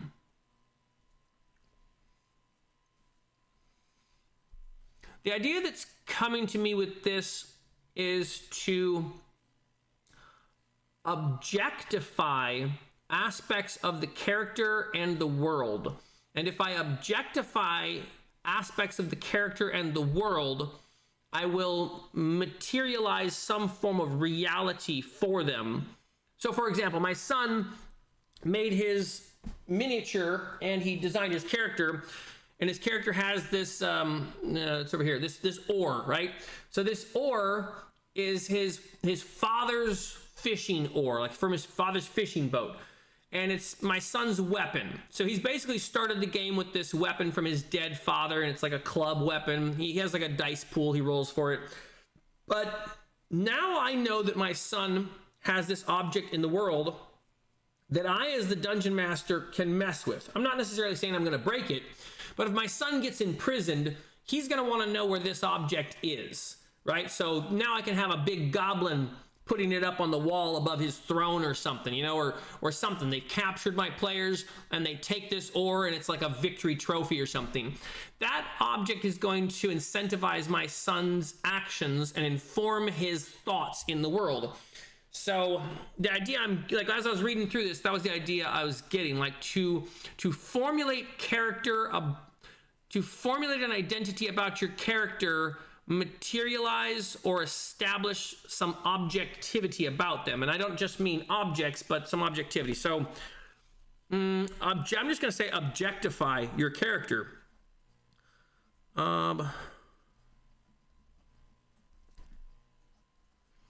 Objectify your character. Slash or some of their stuff.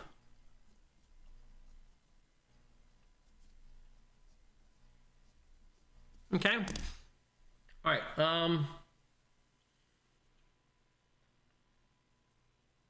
Let's see. Yes, bribing the DM with food is a time-honored tradition. That is true. Hello, Satori. Satori, how's it going?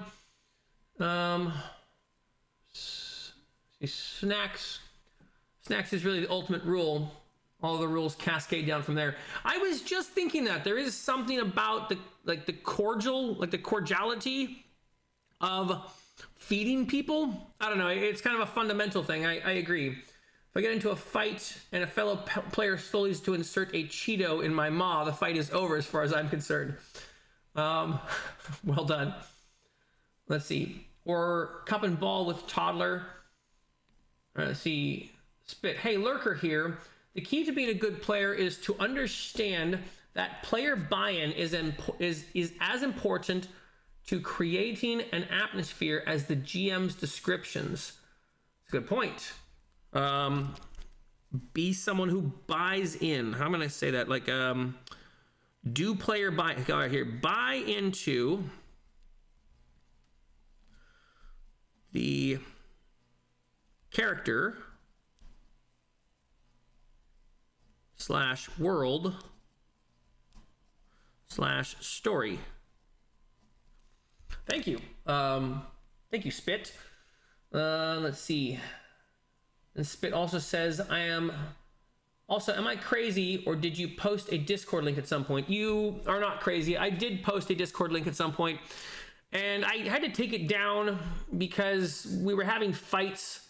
You are welcome to join the Discord, but you just have to take into consideration that I don't do a lot of moderation when it comes to people having arguments about systems. So you just need to be willing to have an argument with someone and either be proven wrong or prove yourself right. We're working on it, but I will bring up my Discord on the screen here. You can friend me. There we go. Family Tabletop. You can look for me. Anxiety Free Games. ANXIETY FREE, and then it's games is G no A MES. So send me a friend request, and I'd be happy to invite you. Just be aware that sometimes the arguments, I don't want to say they get contentious, but the perception has been that like the idea of arguing is contentious, and I disagree. I've actually learned quite a bit from the people going back and forth, arguing with each other. So if you're interested in that, you're totally welcome. If you're not interested in that, just cool, but send me a message, be like, yo, we even have a section, I think it's still called the chat arena, and we do have a section on game politics. It's not like real world politics, but it is talking about game politics. So you're welcome to join if you're interested in that. All right, let me continue on with this for a moment. He spit. Oh yeah, he did. Okay, so that's talking about something. Yeah, we are working on our administration issues as well. So we'll see how it works. But you're welcome to, I don't post many comments on YouTube, but I would love to chat with you. I would love to chat with you as well. Satori says, my female player loves how grounded your Shadow Dark is. Tell me more about that. What do you mean? What did you do to make your Shadow Dark so grounded? John says, check the channel. Check the channel should be on there in the about section. No, yeah, I did take it down, John. I had it up there for a while, and it was getting crazy. All right, let's see. I'm gonna keep going. There's three more points. Okay, so there's a new break. So when you have a free minute, and then I see, and then when you have a free chunk of time. Okay, all right. Write out what you have done so far today. Okay, so this is essentially journaling. All right, the idea is practice your note-taking skills. Get some writing practice in. These are good skills for a player and a GM to have. Do this especially when you have had a long day. It's a way to slow down and put into perspective how much you have done in a given day. And let's see, and just get everything out of your head onto the page, in addition to just being solid advice for players and GMs. And it also allows you, allows you to acknowledge your accomplishments and set healthy expectations for yourself. All of that is good for your mental health and well-being, as well as for being a player. So, all right, player social, I'm going to make a new card, and this one is be willing to take notes. Be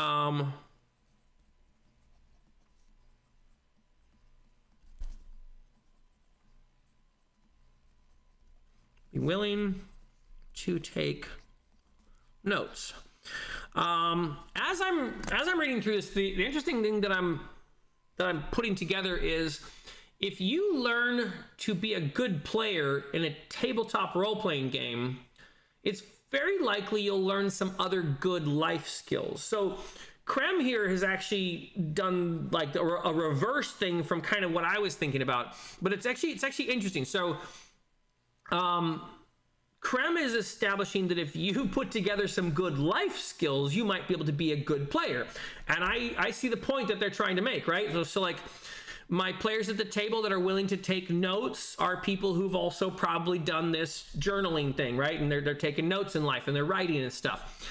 The people who are kind of learning to breathe through their things and anyways, the real life skills are applying to players or to being a player. And my thought is like, maybe if you could learn to be a good player, your life would get better.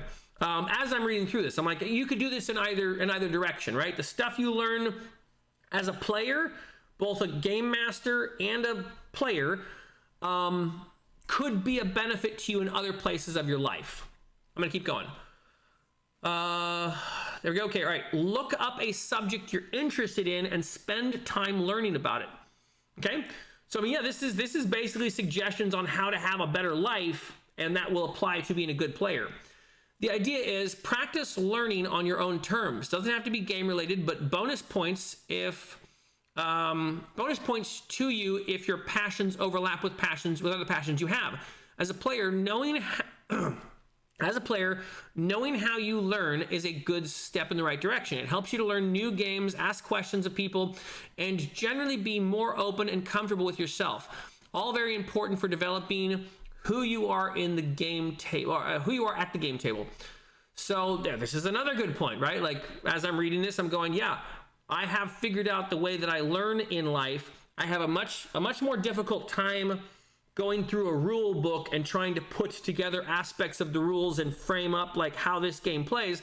I have a much easier time if I watch someone who's made a video showing step by step how to play the game. Like when I learned Marvel Crisis Protocol, I found a video from Krabok where he basically for like an hour just set up little scenarios that how they would work out, and like he kind of played the game in real time, and that was really helpful. Which is something I'm kind of keeping in mind when I'm thinking about this thing. Like maybe there is a way to kind of show step by step on how to do it or whatever. All right, I'm not sure what would I take from that. Learning. Okay, actually that is a really good point. I'm going to write down. Wow, this is a big one for a player. This is a big one. This is going to be a contentious one, actually. Be willing to learn how to be a player and consider you might be playing the game wrong. That one's hard. I'm going to put it though. Be willing. No, I'm going to change it. Always be willing. Will frame it in my mind for me. Always be willing. And that's, and to be honest, that's true for DMing as well. And that's kind of what I've done on this channel. When I first started making videos here, I thought it was a pretty good game master, right? I mean, I had 6 people who were coming back to my table week after week, and they were all saying I was doing a good job. But yet I recognized we were having problems with the game. My job was really hard. Their job was kind of hard. Things would go off the rails all the time. I still thought I was a good game master, and it wasn't until I went like, maybe I just don't like the system. Or once I started encountering people's comments, I was like, oh, I wouldn't have thought of this, or I wouldn't have thought of that, or wow, yeah, like these people are playing this game a lot better than I am. Oh, I'm actually not very good at this, right? But it took me considering I'm not very good at this before I was willing to start learning how to do it better. But first I had to go, maybe I'm not good at game mastering. And then I actually was able to start learning. So always be willing to consider, always be willing to learn. And then a side note to it, consider the possibility you might be playing wrong.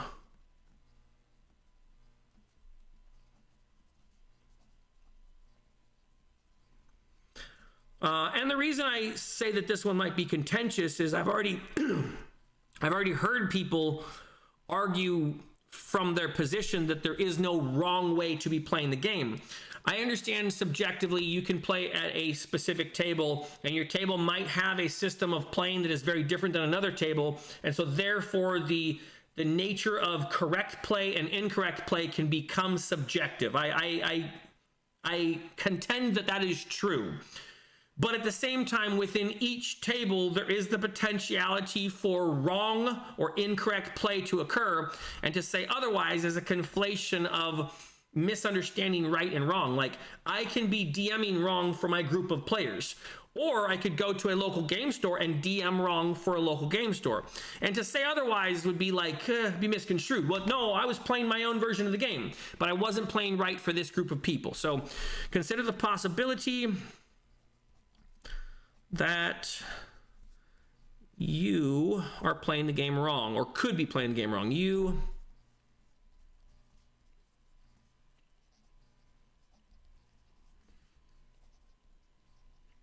could be playing wrong. Okay. Let's see. Oh, hey, Wickedly, how's it going? Let's see. I actually just went through your comment. Maybe you were here for that. Hey, I'm only on here for another 10 minutes, but once the stream is over, I'll comment and clarify some of the rules I put forward.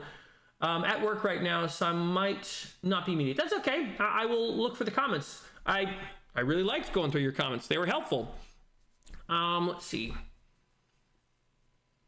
Especially the number 8, the snacks. Oh, okay. Okay. How did you? I was actually curious. How did you write these out? Because when I read through this section here on Rule 6 here, stop it. It was a hyperlink to a later section, which told me that you must have either framed the rules in your mind before you started writing them, or you wrote all the ideas out and then begun to structure them into Rule 1, 2, 3, 4, 5, 6, and then made a side note here in Rule 1 to refer to Rule 6. I think you did a good job. Having a hyperlink in a series of bullet points is a little bit difficult to do, especially if you're doing it in a linear fashion. So I got the sense that you did not write these out in a linear fashion. Let me know. But yeah, number 8 was essential. All right, let me continue. Okay, look up subject to. Okay, so continue learning. And I like this one because this tells me that you as the player need to keep learning. But from a player learning, like from a player education standpoint, some of that means that even if you're an experienced player, you need to consider that maybe there's something new you can learn. I like that. I'm not sure if that's what Krem intended, but that's what I'm taking from it. All right. Number 3, sketch something. Sketch something, date when you made, sketch something, write down the date for when you made it, and fold it up if you can, all right? Tuck it someplace you will find it later. Don't throw it away. Don't throw it away when you do find it. As you collect these, also write the day that you found them. This is an interesting treasure hunting game. Okay. Also write the day that you found them, as well as where you hid them, and put all of them, in a folder. Okay. The idea is to keep the experience of finding things alive and well in your life. The idea is to keep the experience of finding things alive and well in your life. Okay, this is going to be for everyone. This isn't going to be for everyone, as not everyone appreciates finding doodles around their house or area. As a player growing up, though, it made my day to do this. I also did it with cool objects, stones, bottle caps, Legos, sorts of stuff. I understand that. I have this dice from Camp Agape, and I know that there are 12 kids that have the rest of this set, and they're like scattered throughout California or the world or something, but there's 12 kids that have this dice. I do that. I decorate my desk with stuff. I have this fish, this whale here. Ugh. My son Riker made this. This was something he made at school. Anyways, I throw things all around my desk that are significant like that. Okay, so not everyone appreciates the stones, bottle caps, Legos, lots of stuff. Practice doing good things for yourself. That's the real recommendation here. Once you do that, try doing good things for other people who reoccur in your life that will help you play a character who cares Interesting. What comes around goes around. So that's a wonderful comment. What Krem has done once again is take something tactical and turn it into something theoretical. And I mean, that's helpful because that gives me a mindset for doing the thing. But Krem did this last time too, where I'm coming to the comment and I'm going like, oh, right. The point of this is to be able to ask players hard questions. Boom, right there. Good. Thank you for how to be a good player. All right. My whole problem with this comment is it's try to be a good person in life, and then you might be able to be a good player in the game. Oh, that's hard, right? But that's kind of, all right. So in this one is essentially, make little artworks that you can find. You can see them later in life. You can see how you've grown, right? I mean, like here, for example, like that's my son going, here's this miniature I painted in, I don't know, March or something. And here's this miniature that I painted in September, right? And it's like, all right, this one is significantly better than this one. You can't really see them clearly, but the point is, right, you're coming across, you're encountering your own progress, and you're seeing your own evolution of abilities and skills in life, right? You're seeing where you've learned to adapt. I totally agree with this. This is right. I mean, like, sometimes I will go back to my old YouTube channel and watch something that I edited just to review it and go, yeah, that's not very good, or that is good and I kind of like it, or something, right? I like this. I'm not even sure how to formulate this into an idea, but it's okay. This is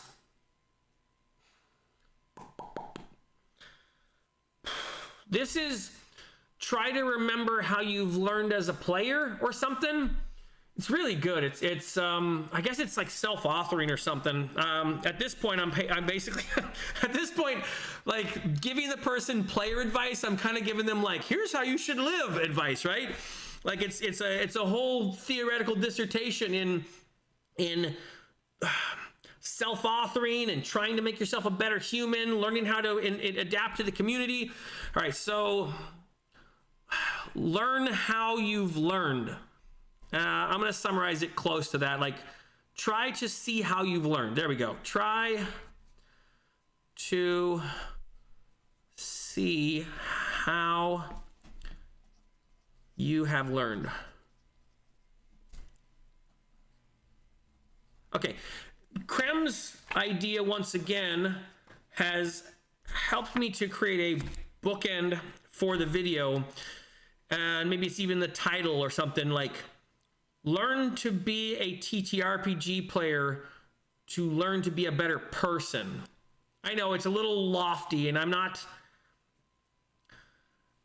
sticking with it necessarily, but I'm going to go with it as a framework. Learn to play. I'll work on this, but learn to play TTRPGs better.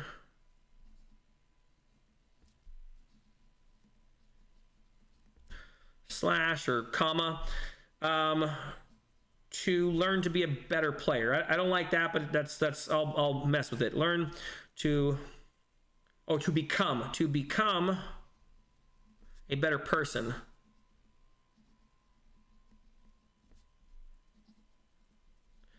Might be a contentious title. I'm not positive about it, but I like it as a general idea because that is the sense from a lot of these things I've gotten, right? Like, if you're learning to be a better tabletop role-playing game player, you're bringing snacks. Like, right away, I mean, that is, okay, I'm going to put that on there. Like, right,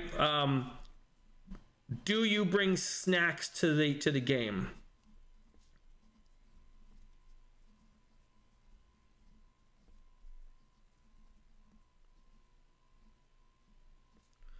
To the game. Question mark. Okay. Let me see what you guys are saying here. Are All right, so I'm glad that that they helped. Okay, I edited them over and over again. I typed at 90 words per minute, and my word count. Oh, I type at 90 words per minute. My word count can get away from me.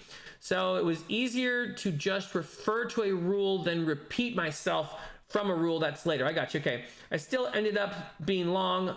But if some of the grammar doesn't make sense, it's probably because of editing. Sorry, it was a little difficult to read. No, you know, it's actually, to be honest, at times if it's difficult to read, that's a little bit helpful. I'm not saying to do it. Don't do it on purpose. But if it's a little bit difficult to read, it makes me actually consider what I'm reading instead of just glancing through it. Because at times I can read quickly if the formation of the words is easy to get through and then not retain what I've read. But if I come to a grammatical error and I go, wait, what's that? It makes me reread it again, and sometimes it actually helps me to internalize what I've just read. I don't know if that makes sense, but yeah, don't apologize for your errors. Thank you for writing everything down that you did. Let's see. It's like Pirates. Let's see, like Pirates Borg with History Channel addicts becomes master and commander. What do you mean, Satori? Like Pirate Channels with History Channel addicts becomes master and commander. I'm gonna have to think about that. John says, I'm making a supplement to Pirate Borg that is Treasure Island. Oh, is this related to something else earlier? I don't see anything else before that. Fully agree, Satori. Yeah, tell me what you guys are talking about. Either I was reading something and it's referring to what I was reading. I'm guessing that's what it is. Making our players read Nico mean ethics. Okay. Okay. So you're talking about the thing that Krem just talked about, where it's like being a player makes you become a better person or something. I got you. Okay. All right. Well, what do you guys think of that idea? Do you think that there's truth in that? Do you think that do you think that you learning how to be a better game master or player has helped you be a better person? I'm going to refer to better in some subjective terms. Either you're being more well-read, you're being more considerate of other people, you're trying to listen more, you're trying to be present more. And you know, now I'm going to take the quotes off better. If you're doing like those consideration things and listening and paying attention and being present, you probably are being a more helpful friend, a better parent. You know what I mean? Like, so do you agree? Do you think that's not true? No problem. I type how I talk, but since I type so fast, I need to edit and organize. Okay.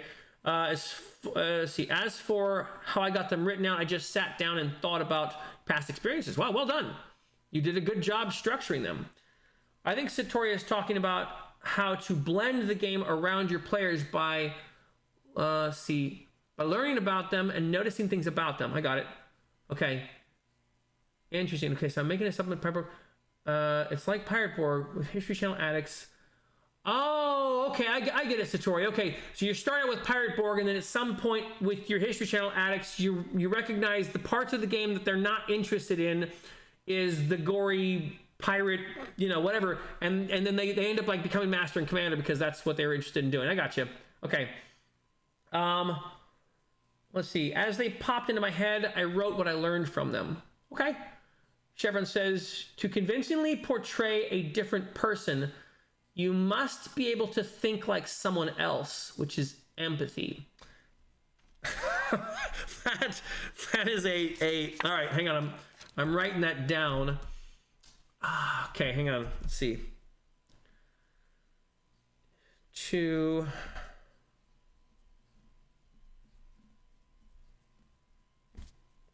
convincingly portray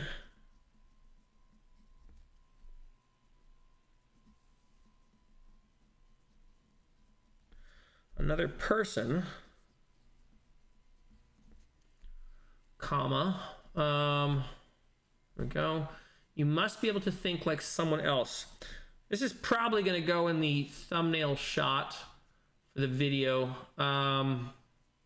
It's an interesting statement. I agree with it. You must be able to think like someone else.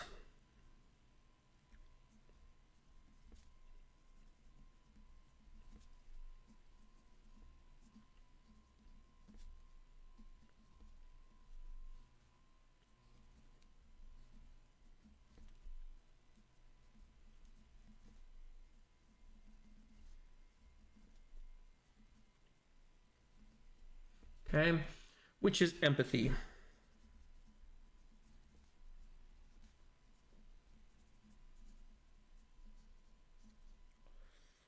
All right, I'm gonna put that over there. Okay, yes, every moment is the golden mean. John says, so what if you're playing Pirate Borg and you know the people you're playing with are history addicts, and they'd probably love more Master and Commander type game and feel? I gotcha. TSL Frontman says, I think GMing makes you better at a lot of interpersonal skills, empathy, multitasking, etc. Lots of folks, but DM of D&D X years. Oh, okay. Oh, put D&D of X number of years on their resumes because it shows leadership, discipline, etc. Really? Is that true? Like, will it? does a company? I don't know. I mean, I guess if you were like applying to a video game company or like a board game company or something, yeah, then I would understand it. But like, does Tesla? I don't know. Does Edison? I don't know. I'm guessing probably more of the creative things, but that is a good point. Anyone who knows what would be required would appreciate that on a resume. All right. We used to call that paladin thinking. Huh. Wickedly says it's also worth noting that some players are simply not interested in playing another person. I don't suggest RPGs for them, but you'll find the player on occasion who just doesn't care about that. That's true. And I wonder if there's a way to walk them into it. You know, like with the Morrowind questions, I wonder if you can help guide a player into the other character they're playing. I don't think it's a bad idea. Most of the time, it just has never crossed their mind. Then you give them a nudge and they start to get more comfy around the idea of playing with a motivation. Yeah, that's also giving me more ideas about the questions, about framing questions to walk a player into. All right, so now I'm gonna go back and I'm gonna play the intro to Morrowind again, just to see what those 10 questions are, because it's wedged itself into my mind as one of my favorite starts to a video game. Like that little test, to the point where even years later when I knew exactly what it was going to do, I still would take it because I liked, and that's given to thought. Like maybe there is a series of questions you can ask a player who would normally be resistant to playing a tabletop RPG, and maybe those questions could help walk them into the relationship with their character. Not on my resume, but TTRPGs have come up in interviews, and I work in tech. Interesting. Thank you for telling me, John. Wickedly says, I wish I could say it's specific to new players, but it's not. My father is one who plays the same person constantly and consistently, but loved the game. What sort of player does your father play? Tell me about that. TSL Frontman says, I actually got a job at an electronics manufacturer in part because I played 40K, and so did the guy interviewing me. That's cool. Wow. I mean, so that's, I suppose the really interesting part about that is like when you told that person you played 40K and they knew what was required to play 40K, they went, mechanical mind, this person is going to get the thing we're trying to do here or something. That's cool. All right, let me continue on. Okay, it looks like I'm halfway through. I'm gonna try and speed through some of these and stop rambling too much. All right, see. Read more. Okay, Krem. All right, wait a second. All right, hold on. Is this okay? This is okay. So all right, we got a little bit more here. When you have a regular afternoon, okay, so this is more time. When you have a couple hours. All right, so I'm looking for additional meaning in this. So the first one was when you have a few minutes, when you have a 30-minute break, and this is like if you have a chunk of time to give to this thing. And so we're still going with the idea of this is becoming a better person to become a good player. And I'm taking the ideas that Krem is giving and trying to think of how to teach a person to be a better player in order to become a better person. But I'm going to go with it. Okay, so let me space out my ideas here. And I have player social, table social, backstory builder, secondary, character and game master. This is, oh no, sorry. This is game, which I'm going to turn into system. Get out of here. Okay. All right. Try engaging number 1. So this is 1, 2, 3, and then we have a free day. Okay, so let me see. Is there when you have a free year? No. All right. Let me try and get through this one. Longest comment. Thank you for addressing this. Was a long comment, Krem. I appreciate that. All right. Try engage. This is when you have a few hours free. Try engaging one of the players. Okay, so now you're trying to make a social connection. Try and make a friendship. Okay. Or your game master in a discussion about the game. Try engaging one. Okay, so try and talk to the players about the game. It's a good point. I do this with my players. I do this with my son and his friend Landon and my friend in Thailand, Marshall. I do that with them often. Not as much the other players. All right. The idea is let people know your thoughts and keep a healthy communication going. Let people know your thoughts. Keep healthy. Okay, but we're talking about the game. We want to be talking about the game specifically. I'm not sure why, but let me see if that comes out. Leaving real world problems away from the table is common advice. It is also just as good. Is also just a good habit. Let's see. The same goes for talking about the game between play sessions. Give credit where credit is due. Did you like the silly voice somebody put on? Okay, so now we're working on complimenting and encouragement. Interesting. Okay, so be encouraging. All right, so, okay, listening and encouraging. Tell them, do you think you'll be happier trading, do you think you'll be happier trading in that fiery greatsword for a fiery battle axe? I'm sure the GM would like to know. The point is being the person who is willing to talk. The point is being the person who is willing to talk is a habit. And once you are willing to talk to people and show it, people are willing to talk to you. That's well done. That translates into being a player. Now I'm trying to formulate this and try and think of how to translate being a player, and then okay, hold on. Okay, by way of what you feel comfortable doing as a character. Some characters talk way more than we do as people. That sort of thing. I'm gonna go back through some of that again. I'm sure the GM would like to know. The point is being the person who is willing to talk is a habit. So, and once you're willing to talk to people and show it, people are willing to talk to you. This is all true. I do not disagree with this. Okay. I'm going to take some ideas on this one. Okay, player social, I already have that. I'm going to drop that there, and I'm going to, write down a couple of ideas that go into player mindset. So this is a life skill that they're giving about being open to giving encouragement. Okay, so player social.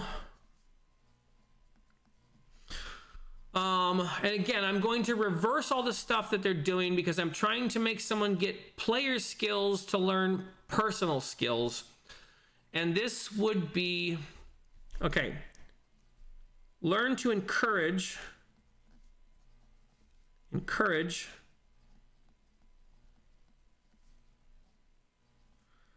the other players.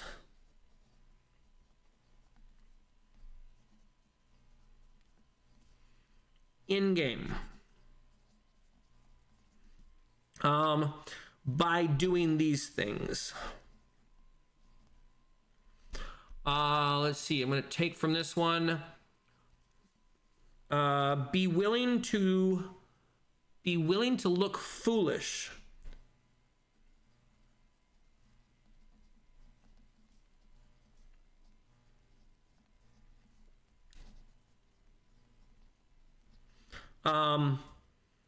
Be willing to look foolish. I'm going to put an example down. Talk to NPCs.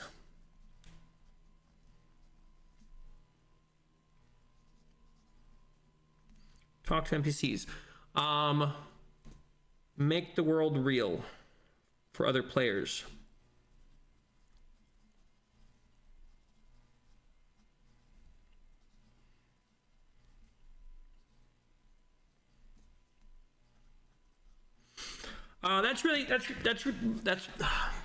That's really helpful because if you're the player at the table who's willing to step out of yourself for a moment and first start manifesting your character in the world, you're making it safe for the other players to do so without feeling judged for their stupid action. And I notice my wife does it on occasion with her accents. Like, oh my goodness, her accents can be terrible at times.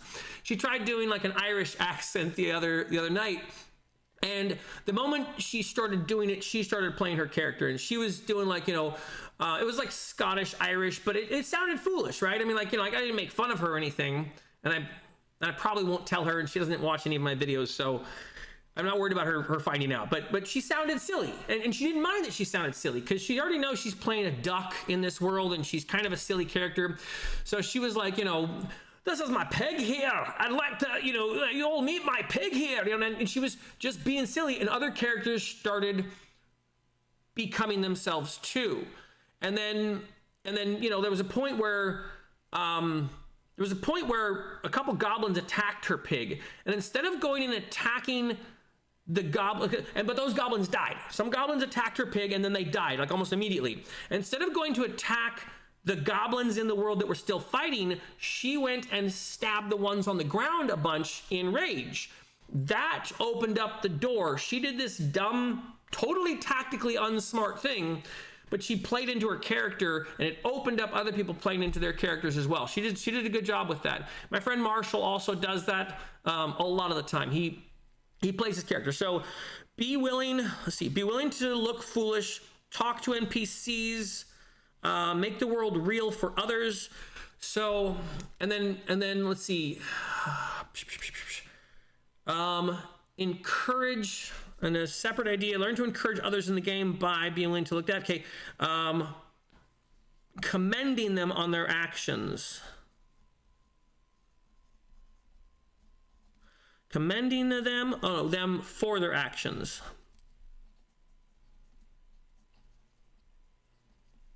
Actions in character. That's a hard one because that one seems silly. Actions in character. Okay. Let's see what you guys are. Chevy's taking off. Let's see. Morrowind Pokemon Dungeon Rescue. Okay. Steambot Chronicles.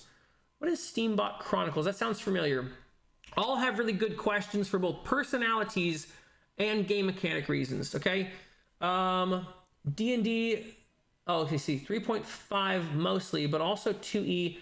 But some do just different different races and classes. Some personality always. We just call this. Oh, this is your dad. Okay, this is most. Okay, the character your dad plays. Okay, so the same. Okay, but the same dude, just different races and classes. I see.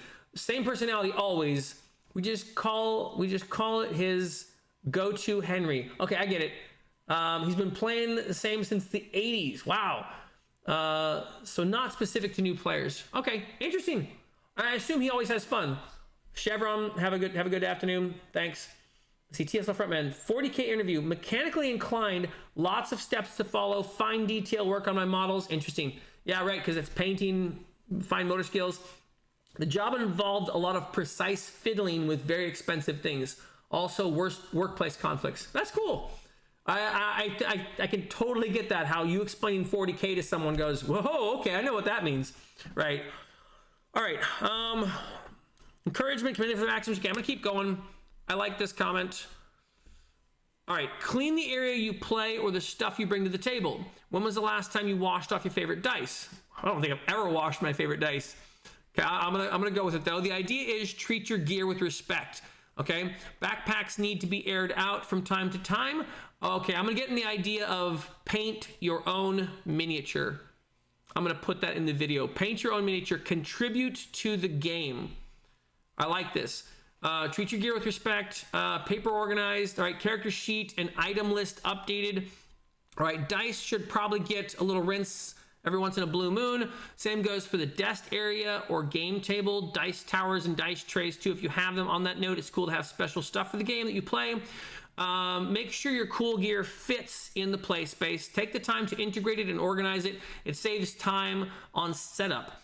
As a GM as well as a player, if you can draw forth everything in a practiced routine, it saves time on setup as a GM as well as a player. If you can draw forth everything in a practiced routine. Okay, so if you can bring all your stuff up that you need, okay, without needing to level up a character or ask about rewards from last session, I see, or find a dice set that has disappeared. So this one is tying real world stuff to the game world. Okay, so I'm gonna put this one. This is a different player social. This is a player social meta thing. Player social. It's not social though. It's player. I'm going to cross off social. I'm going to put in technical. And player technical, this is prepare for game. Game. Buy. Okay, buying your own dice.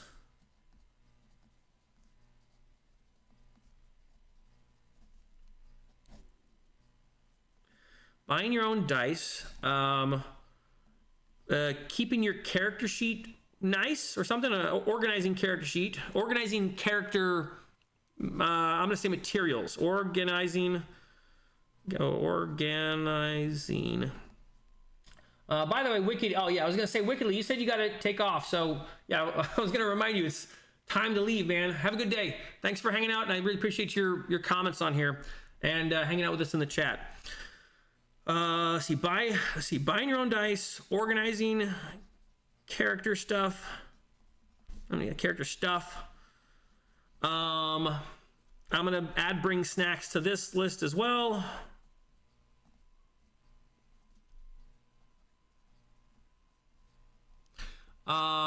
What was the other one I had? Oh, paint your own miniature. Build/paint your own miniature. I know that's like upper echelon type of stuff, but I think there is definitely something to contributing to the game as a whole. Like not just showing up and expecting it to happen and but like building and painting your own miniature is going to do a little bit of something, especially if you guys are using miniatures. If you're not using miniatures, then whatever. Building/painting your own miniature. I'm going to put parentheses around this, contribution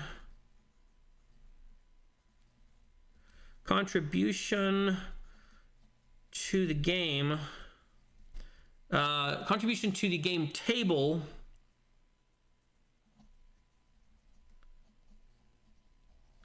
will help with buy-in, will contribute to buy-in.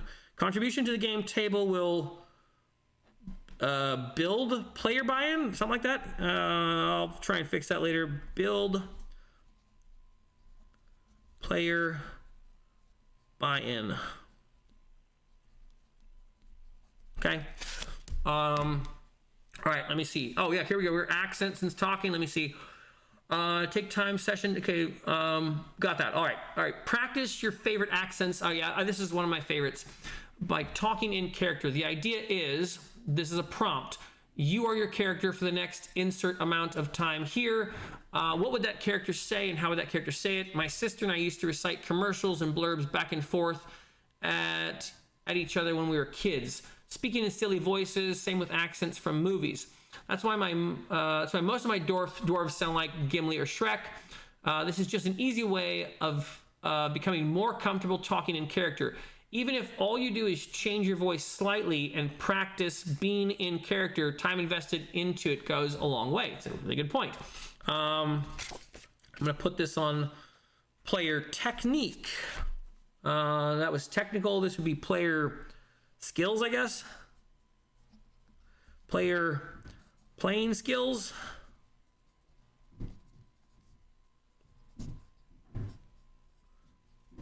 That sounds like my son outside banging on the door. Or the garbage can? Oh, no, that's right. They were spraying, they're power washing my neighbor's roof, and I'm hearing that. Okay. What time is it, by the way? Okay. I will try and be a little quicker. I know I've been on here for a while. What was I just writing down? I got distracted. Sister recycle. Oh, okay. Player technique, playing skills, accents, help for buy-in. Okay. Let me keep going. When you have a free day. Okay, yeah, that is definitely water hitting my trash cans outside. Okay, when you have a free day, go for a walk or a hike, spend time with a person you don't regularly see. The idea is get out of your comfort zone and practice performing an activity for a long period of time. Sitting down to a play session of a tabletop RPG requires a commitment of time similar to watching a feature-length film, which Google is telling me can be between 70 and 210 minutes long. That maths out to a range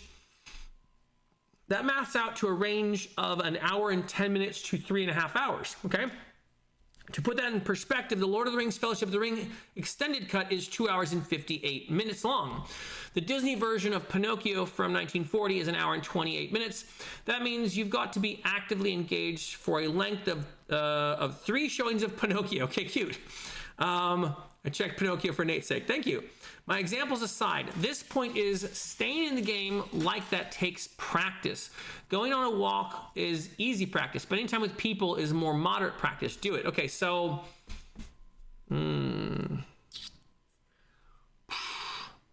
This is true. This is also about attention span. So, This plays into the... why the game needs to be interesting to you. So you need to find a game that's interesting to you, because if you don't find a game that's interesting to you, it's going to be difficult to keep yourself interested in it. Be prepared to be engaged. All right, let's see. I'm going to go into playing. Okay, player playing skills. I'm going to say build up attention span. Attention span.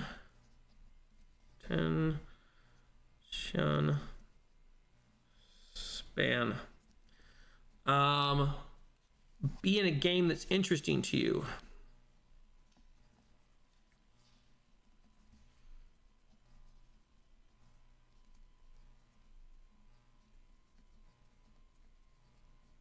Okay.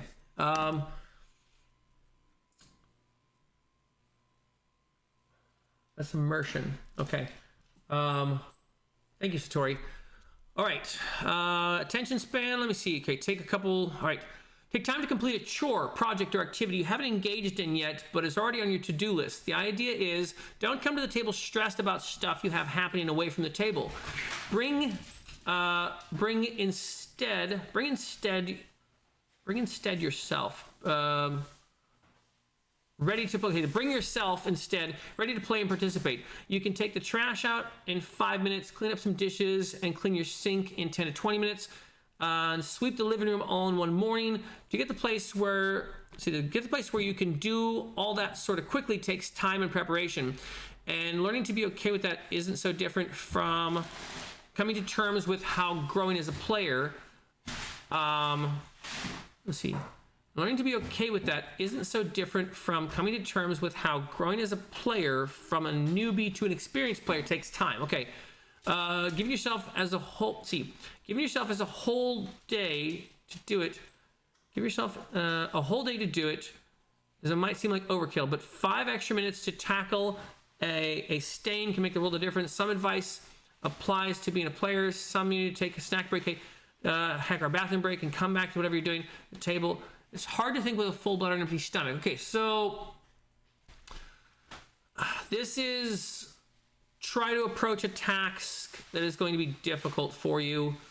I already had the idea from the last recommendation that you need to be able to be willing. You need to be willing to be challenged. So I'm going to put this under playing skills, I guess. Be willing to be challenged. Man, that's another tough one, because I really believe that's true, that you need to be willing to be challenged. But like these new player social contracts that are coming up in the Dungeon Master's Guide for D&D 5th edition are kind of suggesting to me that the game is leaning into an idea that is antithetical to the game. And I don't know, I mean, I'd be interested to hear you guys' thoughts about this, but it seems like these player social contracts where everyone at the table marks down all the stuff that they don't want to engage with, or they don't want to see, or that they don't feel comfortable with. Like it just puts up too much opportunity for you to have like a game that can't have any edges, right? Like you very quickly could get to a place where the players can't be challenged because they refuse to be challenged by the game. So I'm going to put it, be willing to be challenged. I'm going to put this down as a must. Must, what did I say? Must resist the urge. All right. Must be willing to encounter difficult ideas. Must be willing to encounter difficult ideas.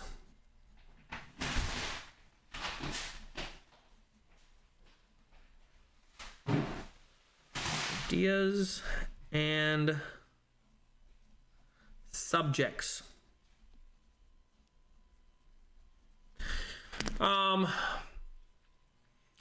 And that's interesting because I'm getting this from someone's comment. Like obviously they're framing this in such a way where they're saying, this is how I be a better person. I do these things, and my being able to be a better person helps me be a better player. And so I'm taking it from the framework of how could you be a better player to become a better person, which we've already established is a thing that could happen.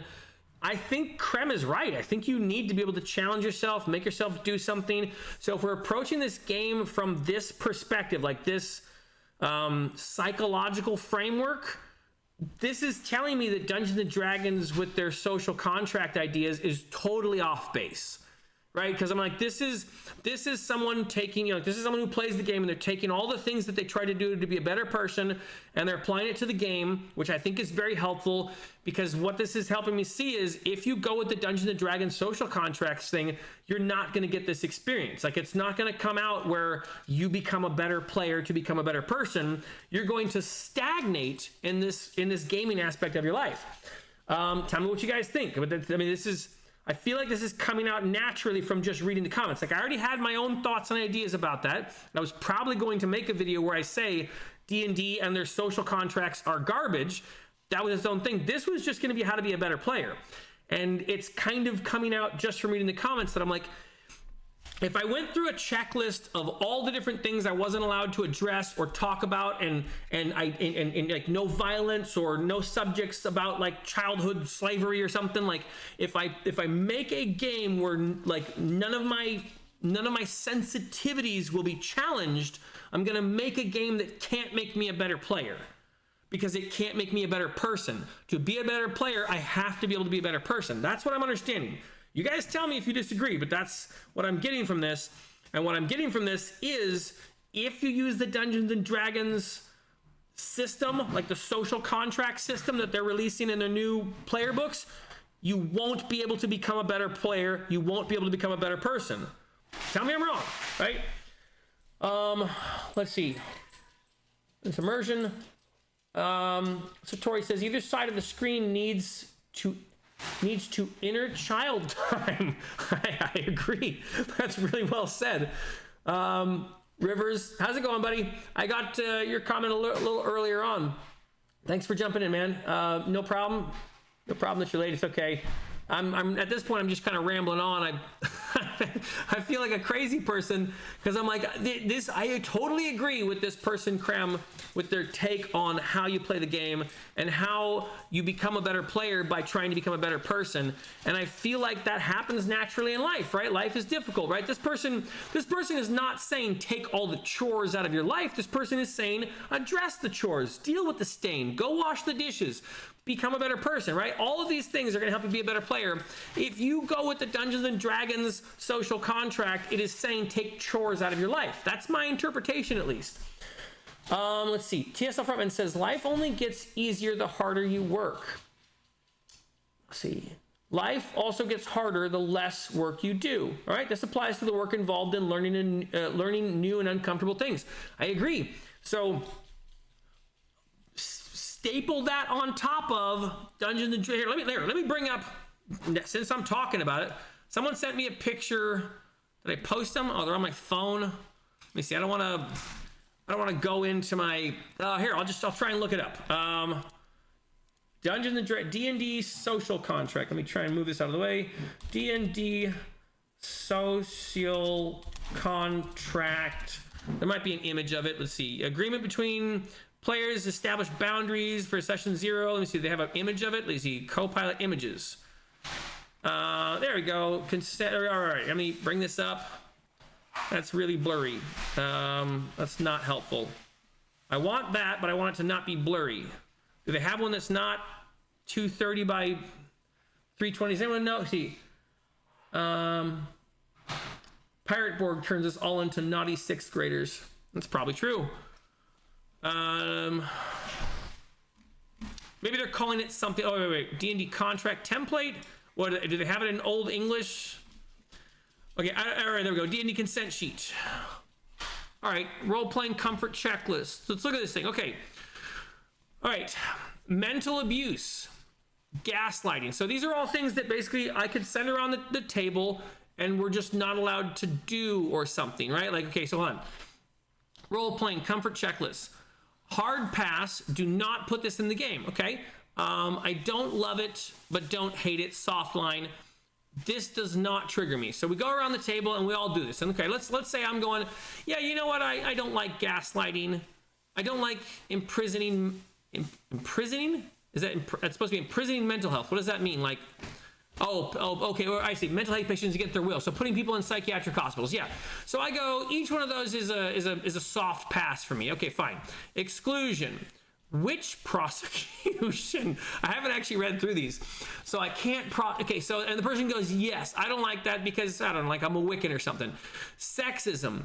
Man, that's so vague. Like you can't have a world with sexism. I mean, this feels like it's, this feels like it breaks the game to me, right? This to me goes absolutely against the potential for this. This thing destroys the game, and I don't know. Like because okay, let's say I have 5 players at the table. I'm almost interested in passing this around my table to see what people would say, you know? I also don't want to because at the same time, I think this thing destroys the trust at the table. Okay. Chevron says he's got me on mute in the background and wants to hear what I'm saying. Let's see. Paulform Beartown says, good TTRPG player, always rolls high, easy. What if they're playing in a low roll system?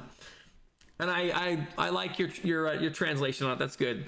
Okay, so this how to be all right, this how to be a good player video just turned into, if you want to be a good player, don't use the comfort checklist. Right?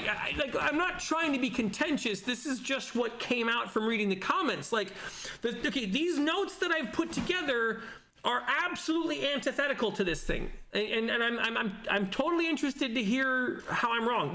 If you disagree with me, post it in the comments right now, because right now the video I'm going with is, if you want to be a good player, don't use this document. Right? If you want to be a good player, you cannot use this document. If you use this document, you can't be a good player. That's the video. I don't know what to do with it otherwise. And again, this is, 100%. Okay. When I first approached Krem's comment, part of me went, oh, it's going to take so long to get through this, right? I even thought about skipping the second half because I'm like, hey, you guys, I mean, we're already in this. Like, I don't even know how long I've been streaming. How long have I been streaming? It says is it not keeping track? Am I actually still streaming? All right, it's not keeping track. You have to let me know if I'm actually still streaming. Oh no, here it is. There it is. 2 hours and 40 minutes. I was not interested in reading this comment because I was like, it's really long. But at the same time, I'm really glad that I did, because this comment is telling me the way that you become a good player is by becoming a better person, right? And that's kind of what I've been formulating about these things. But that's also hard to do. Like, hey, if you want to teach your kids how to be good players, teach them how to be good people. But a cool idea is, if you want to teach your kids how to be good people, teach them how to become good players. And still, the idea that's coming up is, if you want to be a good person, you have to encounter stressful things in life. You have to deal with, your parking ticket and your dirty dishes. And if you don't do those things and you put those things off, it's going to make you a bad person, or it's going to be hard to be a good person. And that means it's going to be hard to be a good player. Bad people will probably be bad players. This document is going to keep players like infantilized, right? Like, this is going to make your players be babies. Tell me I'm wrong. I'm let's see. Chevron says, I want to put another column on the consent checklist for please put this in the game. Interesting. Yeah, right. And like, the trick is, if you check off the don't put these things in the game, you're basically solidifying some aspect of your life and your psychology and your psychopathy where you refuse to engage difficult things. And that's not good for people, right? Let's see. Paul from Beartown says, for me, something that I would check under please put this in my game is certainly high rolls for me and low rolls for my enemies. Easy. Well done. Thanks for keeping the tone on the right check. I'm going to jump off of this thing, but at the moment, I don't know where else to go with this, because I feel like the suggestion about how to be a good player is ignore everything on this list. All right, let me keep moving on. If you guys have a counterpoint to the thing I'm saying, I am interested to read it. If there's anyone here who's like, yeah, no, that's a bad idea, and here's why, I'd be happy to listen, right? Like, this is what seems to be coming up. Find dice has disappeared. Okay, practice your favorite accents. Okay, I got that one. Free day. Okay, Pinocchio, that was right. Okay, chore projects, we got to that one. All right, last one. Build something new for this session. Okay, so this one I already kind of got, which was right, I thought I had gotten, which was building models and stuff, or painting your own miniatures. But let's see. The idea is this: do something that matters for your game experience to improve it. I mean, write out a couple of character options you regularly take or use on note cards, okay? That way you have them ready for if a character dies or you need to reference them. Make a special place. Shh, quiet. Shh. Make a special... You might be having to listen to Cat for a while because he's talking now. Make a special place for you to hang up that silly hat you wear to sessions. That way you never lose it. Clean out your car and put in an air freshener with a scent that reminds you of the session throughout the week. Wow, interesting. Make sure you make your favorite snacks the night before. Treat yourself to a set of dice or something else even when the time is right. Proactivity is a good habit to be in for the whole of your life, budget willing. Being a player is no different. I totally agree with all of this. Longest comment yet. Thank you for getting through it. I hope some of it helps. It really does help. So, Krem, if you at some point are watching this, you are affirming for me an idea that I thought was contentious. And the idea I thought was contentious was that this sheet is stupid. And I don't know what to do with that, because if you give this sheet to your players and you tell them that the game is going to be a safe space from claustrophobia and police aggression and pregnancy and infant death and terrorism and mutilation and all these things, and the game is going to be a safe space from this, it's going to be hard to get good at the game because it's going to make you a worse person. Trying to engage with a game that is supposed to, like, engaging with this game hobby, it seems that you have to try and be aiming to be a good person to be good at these games, since these games are social. If you want to play solo games, you can play them this way, right? That's the idea I have. And Krem's comment, I agree with 100%. I didn't disagree with a single thing that they wrote. And this document says, try to stagnate yourself in life, right? Which is crazy to me. Satori says, as you said, my PC just got his own his own PC dice. As you said that, my PC just got his own PC dice. I get it. That is how your world building is done. I got you. Right. Your player character is also playing a game. It's pretty meta, Satori. All right. I have, looks like, let me see, how many more do I have? Oh, is that it? I got like 5 more. Let me see, how big are these? Okay, not too much. Okay, not too much. I have, oh, okay, so we got a big one here from Talowit. All right, hang on. And then one from Crafty Matt. Okay, this might be enough to read for or to save for a second stream since I'm already at 3 hours. And I guess that'll give me some time in case anyone else wants to add something to it. But yeah, okay, I'm gonna stop it for now, and I'm gonna come back to this, and then I'm gonna get to the last 5 or 6 comments that are here, and any others that are added. Right now, I have the idea that to become a better player, you need to be a better person. To become a better person, you could try and play tabletop RPGs. Something in there is like harnessing those ideas, framing it around the idea of, to convincingly portray another person, you must be able to think like someone else, which is empathy. And to learn how to play TTRPGs better, to become a better person, as like the thumbnail for the title for the video. So I have a lot of stuff, and this is all just on the person of the player who's not the dungeon master. I have some other ideas about how a dungeon master can help a player to become a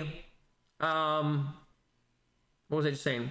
Oh, I just noticed that thanks for subscribing. Okay, I just noticed that my that my wife subscribed to my stream, so I'm guessing that means she might be listening right now. Okay, I'm rethinking all the things I said about her character a few minutes ago. Interesting. I'm a DM. Belle has dice. So, yeah, I have a few ideas about how a dungeon master can help walk a player through the process. I have a few ideas about how a parent could walk their kid through the process. So I probably, from this comment section, I have an idea to make 2 or 3 different videos, maybe 4. So right now I have the ideas for how to be a good player. Let's see, how to be a good player, teach by example, like basically teaching your players how to be a good player by example. Teach your kids how to play the game, how to DM by being a player. That's like a whole different thing. That's kind of like upper echelon. And then this one is a GM. See, how to teach your players to play. Okay, so GM related videos, like as a dungeon master, how to teach your players to play the game. That's like a whole separate video. So 2 videos aimed towards parents, 1 video aimed towards a dungeon master, and then 1 video aimed towards a player, how to be a good player at a tabletop game, and how to make yourself a better person by doing so, something like that. And right now, the framework for that is don't read this document and don't play in games that are using this document. To me, that seems super contentious, and I'm not like trying to be super contentious, but these comments seem to be indicating, and like, it wasn't just Krem, like a lot of people were saying like the same thing. Like this document is not, I don't feel like this document is aimed at someone who's going to be bringing snacks to the game, right? This document is aimed at someone who's saying the game needs to be designed around me, right? This game is for me. This document is aimed at a narcissist. I mean, like, you seriously, tell me I'm wrong. Oh, hang on. So yeah, okay, this is my wife now. My wife says, hello, having a list of do's and don'ts will make your players feel uncomfortable. Interesting. And always be scared of what they're doing or what they're going to say, because anything can offend anybody these days. Wow. That's a really good point. Okay, so that's okay. The things you said about your wife's character makes her sound like a very fun person to be around. She is incredibly fun to be around. She's very funny, although I usually tell her that she's not funny. I don't tell her she's not funny just to be a bully. I tell her she's not funny if she ever isn't funny, because I think she's genuinely funny, especially in our games. Like, I'm constantly giving her high fives in the games because she just says the funniest stuff spur of the moment, and then she gets all the other players laughing. If there's ever an opportunity to tell a pun, she's quick with a pun. I can't even think of all the examples because she does it so often. So I think she makes a really good point here. I was not aimed at trying to make a how to be a better player video and trying to combine it. I seriously thought that this social contract document was going to be a different video, and I knew that there was the possibility for it to be contentious, but like, I don't know what to do, you know, because I'm not trying to rile people up, and I understand there's a lot of people who are like, no, these things are necessary. Like, if you don't have this document about transphobia and misgendering and racial slurs and all that stuff, you don't have this document, you know, it's not good, right?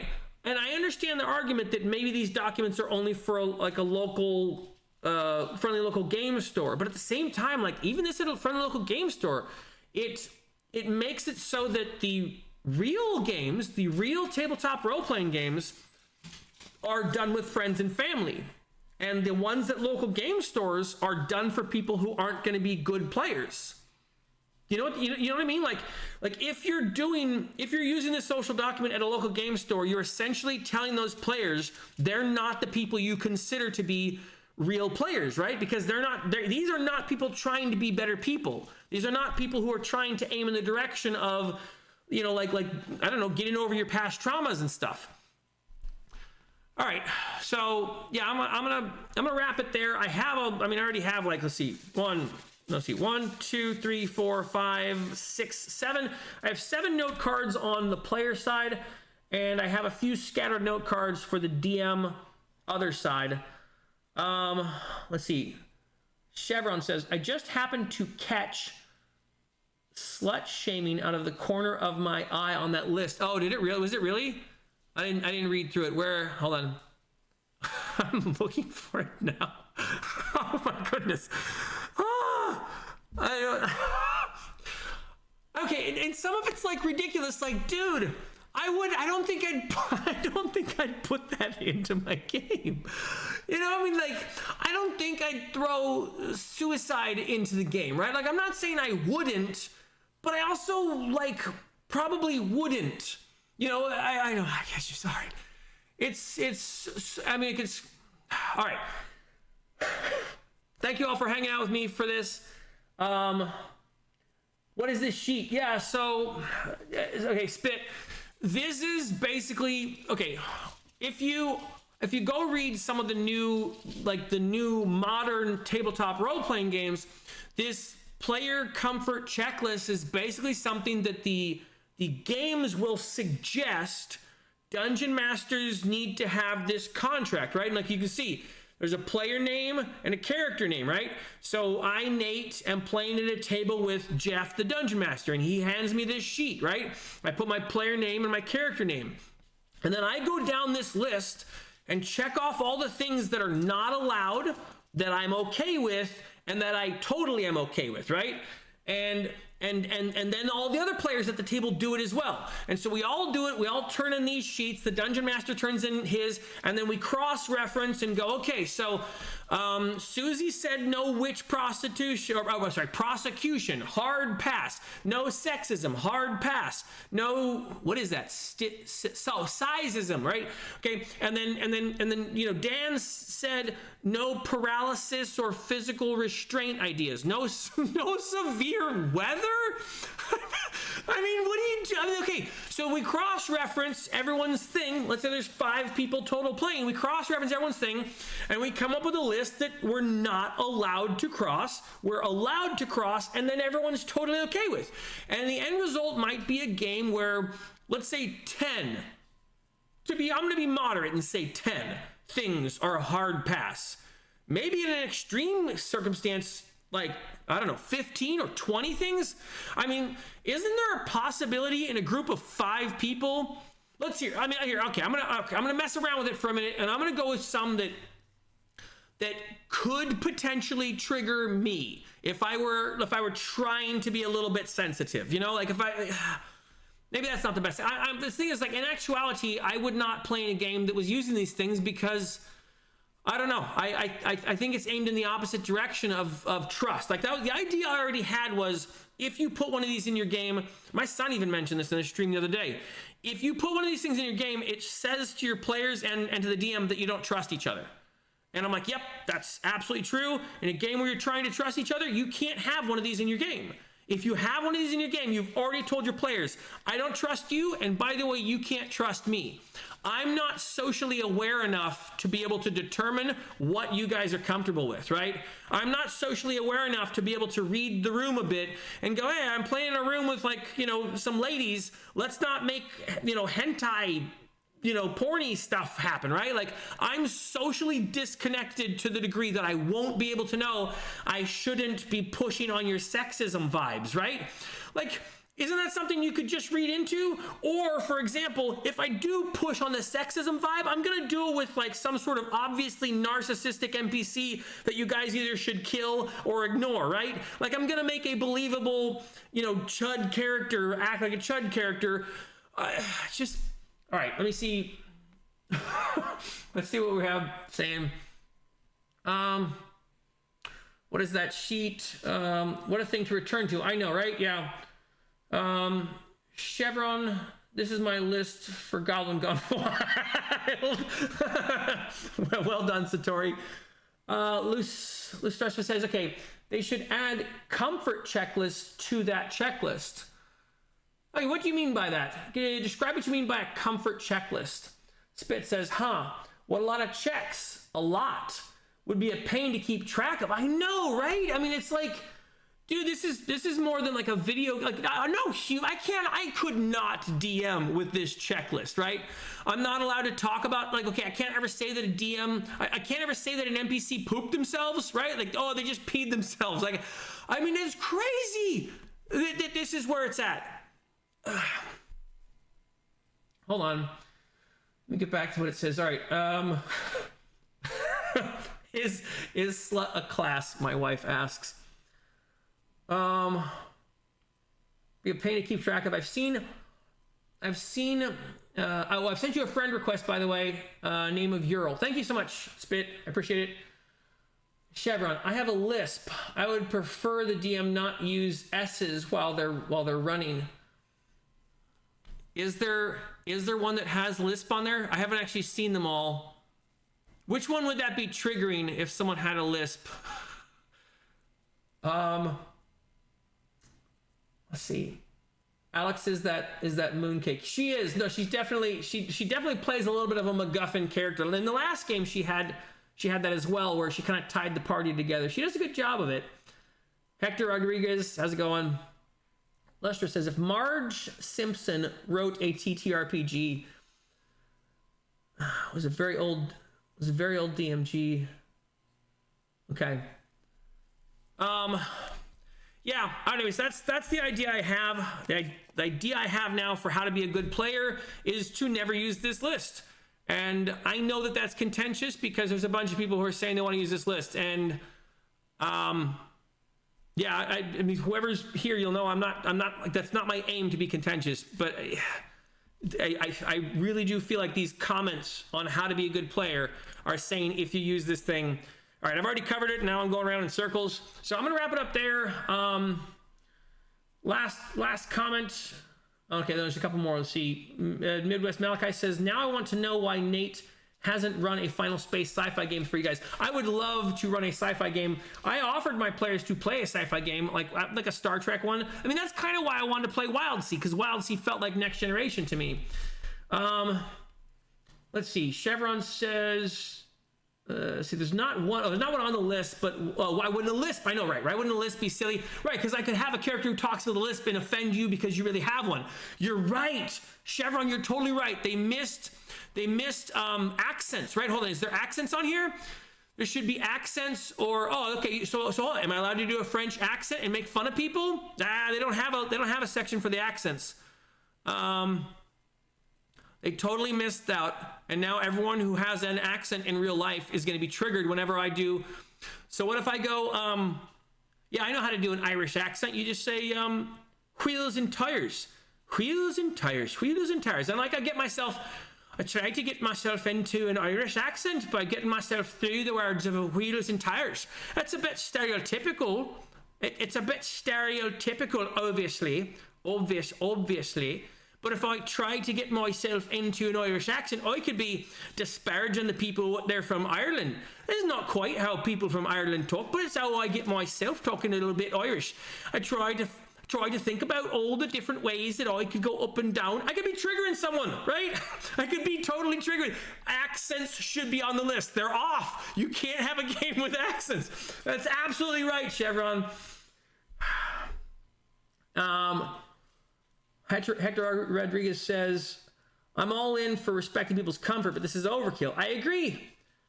Professor GM goes back through DMGs. He's pointed it out.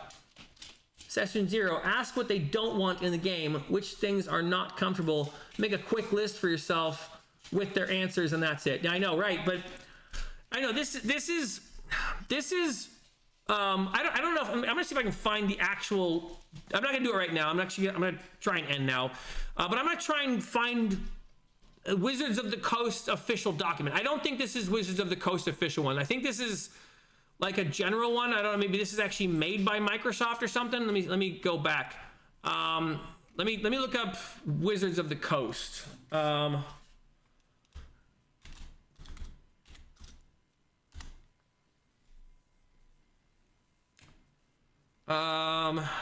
Yeah, there's a bunch of these ones. They all look very similar.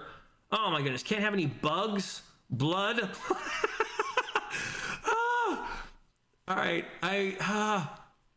it's just so much stuff.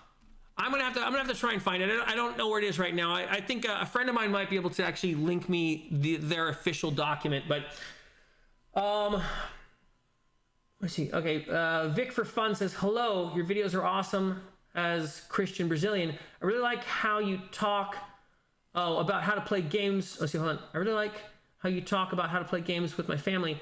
Thanks. It's nice to see people like you on YouTube. Thank you so much. I really appreciate that. That kind of encouragement is helpful. Appreciate it. Your seat at the table. What do you mean?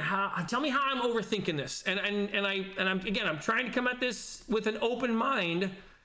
This seems to destroy a person's ability to be a good player. And I mean, I'm gonna come back to this comment section probably in a day or two. What's today? Wednesday, Thursday? I don't know. Maybe Monday or Sunday or something like that. So I'm gonna keep thinking about this. But the idea I have right now is if you use these social contracts, you make it so your table can't be good players. Like you're ensuring, because the thing I've come to by going through the comments is in order to be a better player, you've got to try and be a better person, right? You got to be bringing snacks to the table. This list of stuff is not aimed at someone who's going to be bringing snacks to the person. This is aimed at a narcissist. This is trying to make narcissists at the table happy, right? Let me see what you say. No, Hector Rodriguez, you're totally right, and this is what someone actually mentioned to me in Discord. It does seem like some strange. I'm not going to read that word out loud, but no, you're right. It seems like a strange contract for something sensual between romantic partners. We're rolling dice here, I know. And your seat at the table says, okay, aside from people who have literally never played, most people sitting down to play do so under some basic conventions that have guided RPGs since the beginning, okay? Session 0 is when we decide what lines we won't cross, what makes people uncomfortable, and if they don't share them, they have no, if they don't share them, then they have no grounds later. I agree. It's like a general social contract, right? When I go to the bank, I'm not allowed to shoot a spit wad at someone, and everyone knows that, right? If I went to the movie theaters and sat backwards in the theater, I would be violating the social contract. There's a social contract to showing up to a classroom. I'm supposed to raise my hand and not talk, right? So I think this list that the big companies are aiming towards, if it's true, and I'm not positive it is, but I've been informed that this is where Wizards of the Coast is going with their game.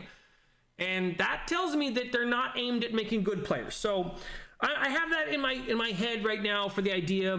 The video is basically, if you want to be a good player, don't use this. I know that's contentious, and that's not my intention, but that's what I have come to. Let's see. Yes, and currently in the tabletop RPG circles, we call it what? Anyone? A social contract. Okay, but your seat at the table, do you think this document is necessary to discern those ideas, right? Like, shouldn't some of this just be apropos to a social setting? Like, is this the natural result of living in a world where everyone has potty language and no one's allowed to be told no to stuff? Do you need this document now? So if I was to go play at a local game group, I need to have this document about falling from heights and cannibalism and child abuse and mental illness and police brutality and queer phobia and religious extremism. And I'm like, sorry, religious extremism is off the table. You can't have any cults in your game. Sorry, social isolation is off the table. You can't be stranded on a desert island anymore. Sorry, yelling is off the table. No NPCs can be exaggerated. And like, what do you do with this? This is crazy. Let's see. Hector says, if a player is not comfortable with something, okay, I jumped ahead to your comment, your seat at the table. Okay, so you are saying you agree with me. That thing already exists. It's called a social contract. It's just the normal staples of everyday life, and this is nonsense. I mean, am I reading that correct?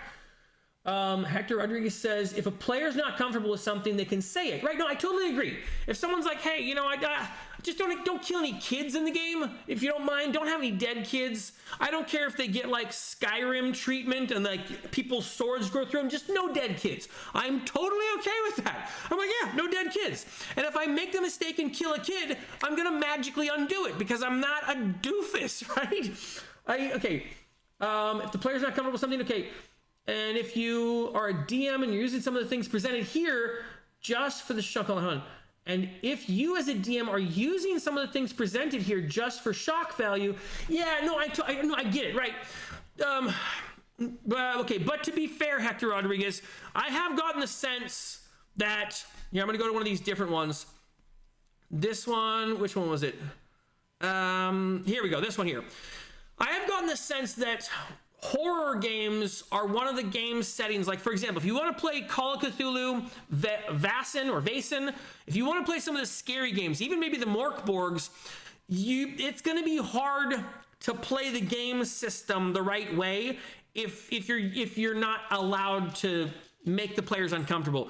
When I made the video on how to do scary games, like how to make games scary, like actually scary, all of the ideas congealed together into a type of game system that is not only difficult for a game master to run, but where the players have to be willing to have their comforts pushed on, right? Like, you can't make a game scary or tense if your players refuse to allow their comforts to be pushed into. So I agree with you, right? Like, if I'm just going and then you get pooped on or something, I'm doing it wrong. Like, I'm doing the crudest, lowest common denominator version. So I agree with you with a caveat. Let's see. Wizard of the Coast is heading where Hasbro tells them to go, which is mindless morons playing endlessly and paying endlessly. I gotcha. I agree. No, it's absurd. Okay. Example, someone who is against violence, even pretend violence, has no business playing the game. Okay. Let's see. This comes down to what your table and your rules as a GM determines. Right. I've got two 13-year-olds at the game table. And so in my mind, I'm like, we're just not going to have any porny stuff. It's not helpful. It's not necessary. It's not helping anything. But on occasion, they might encounter a naked prisoner. It's not for the sake of the porniness, it's for the sake of this character got their clothes taken, right? Or something. But it's not a bug or a feature. It's just in the game, and we don't really focus on it. But to have, okay, all right, thank you. Hector Rodriguez says, oh, and your seat at the table, I get the sense you're agreeing with me. I understand something like this with hard nose for conventions or sponsored games. Interesting. But for your personal game, session 0, and that's it. Okay. And see the problem with that is, Hector, once they bring it into like the sponsored games or the big thing like that, it becomes very much normalized, is the sense I get. And that's where we end up getting like that thing where World of Warcraft has this agreement thing at the beginning of the thing, like, I'm sorry, you can't play the game, you can't play our game if if your ideas come out in chat as contentious or something, if you chat a thing we don't agree with, boom, you lose access. And so that can come up in the games. Like the local game stores will at some point take this thing on, right? It'll move beyond the convention floor and the league games, and eventually get normalized into local game stores. And once it's in local game stores, it'll start to become a normalized thing in people's houses. I mean, obviously I can go, no, I don't need this for my table, right? But then I want you to go play at a local game store, and they go, okay, here's your player contract, right? Your seat at the table says, I have ran some campaigns with very dark themes, and players were on board. Everybody understood the ground rules were, right? Exactly. And I think you have to have that potentiality, but then right. But your players trusted you, right? This document subverts trust. I'm going to go back to it again. This document here subverts the possibility for table trust, right? Because these players have said, can't do this or I'm out, with a contract with my name and a signature. The moment you have this, I can't have player trust. Whereas if I'm playing with my players and one of them says, yeah, I really don't like this thing or that thing or whatever, now they can work on trust. And when I mess it up, I can own up to it instead of having, okay, I'm out, right? You signed and violated, so I'm done. But player trust can be, oh, hey, I made a mistake. Would you guys mind me doing that over again? I'm going to take out the dead kid, right? Player trust and trust at the table. Ye, me, and goblins gone. Oh, okay. I'm guessing that means, I don't know what that means. Tell me what that means, Satori. You're seated at the table. The whole point of games like Call of Cthulhu is to push the mental boundaries of the players. How can you have horror, a horror movie without the horror? I agree.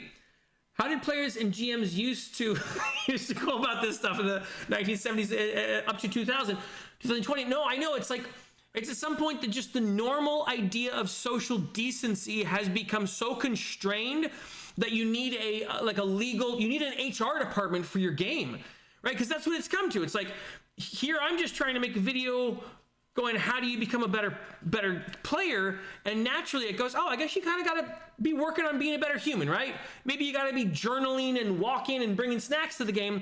And here's this document that says the whole thing's about you. It's all about you. The whole game should conform to everything you want in the game. And by the way, you can't trust your other players. And it's just like my wife said, like you go into it. What was the thing she said?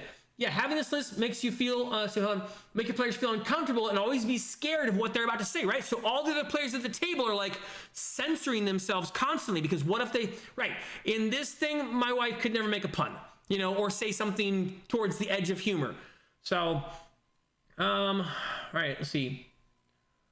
Sponsored stuff, jump back up. Okay, if something is a big deal to you, you don't need a list to know that, right? Okay, yeah. The list assumes your issues and can never cover them all. That's a good point, right? I don't want to read 10-page legal document before I play, but that's what, right? Midwest Malachi, that's exactly what it would have to be at some point. It would have to be that because, like I just mentioned with the accents, I can't do an Irish accent, or let's say I wanted to do a Russian accent and it's very poor and I don't have a very good Russian accent, but I'm willing to try and bring my players there, but they've already checked off that I'm not allowed to do accents. And if they don't have a one where there's accents on there, then I'm not allowed to, stereotypically portray a Russian. I mean, I think, okay, hold on. Let me see if one of these lists has no accents. That could get close. Real world of religion, no. Okay, so here's the blank areas where I can add in my own stuff and I can go no accents, right? No interesting NPCs instantly. What? Who thought of this? This is crazy.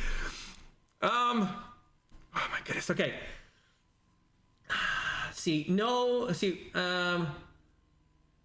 Oh yeah, because you can't. Okay, I don't want to do a 10-page document. Right. Your seat at the table says under 18, no spicy stuff. I totally agree. No deep intrigue usually, anyways. Okay. Yeah, but sponsored games bring rules that the sponsors want, and you either roll with them or you pass. I think it's going to come to the local game store scene because yeah, I don't know, because Wizards of the Coast will probably have a funny way of injecting themselves into local game stores. They could easily say, if you won't do these things in your local game stores, you don't get to have access to something that we have, right? I don't know if that's going to be virtual tables or store accounts or something. Like Wizards of the Coast could instantly turn off a store's virtual tabletop if they didn't have these documents going, right? And the moment Wizards of the Coast brings in their virtual tabletops in mass, it's going to be on every single one, right? Before you go in, you're going to have to check these things, and the computer is going to annotate this stuff. And then, you know, whatever, I don't know, like the microphone system will be detecting your audio. Oh, sorry, red flag, you said one of the no-no words.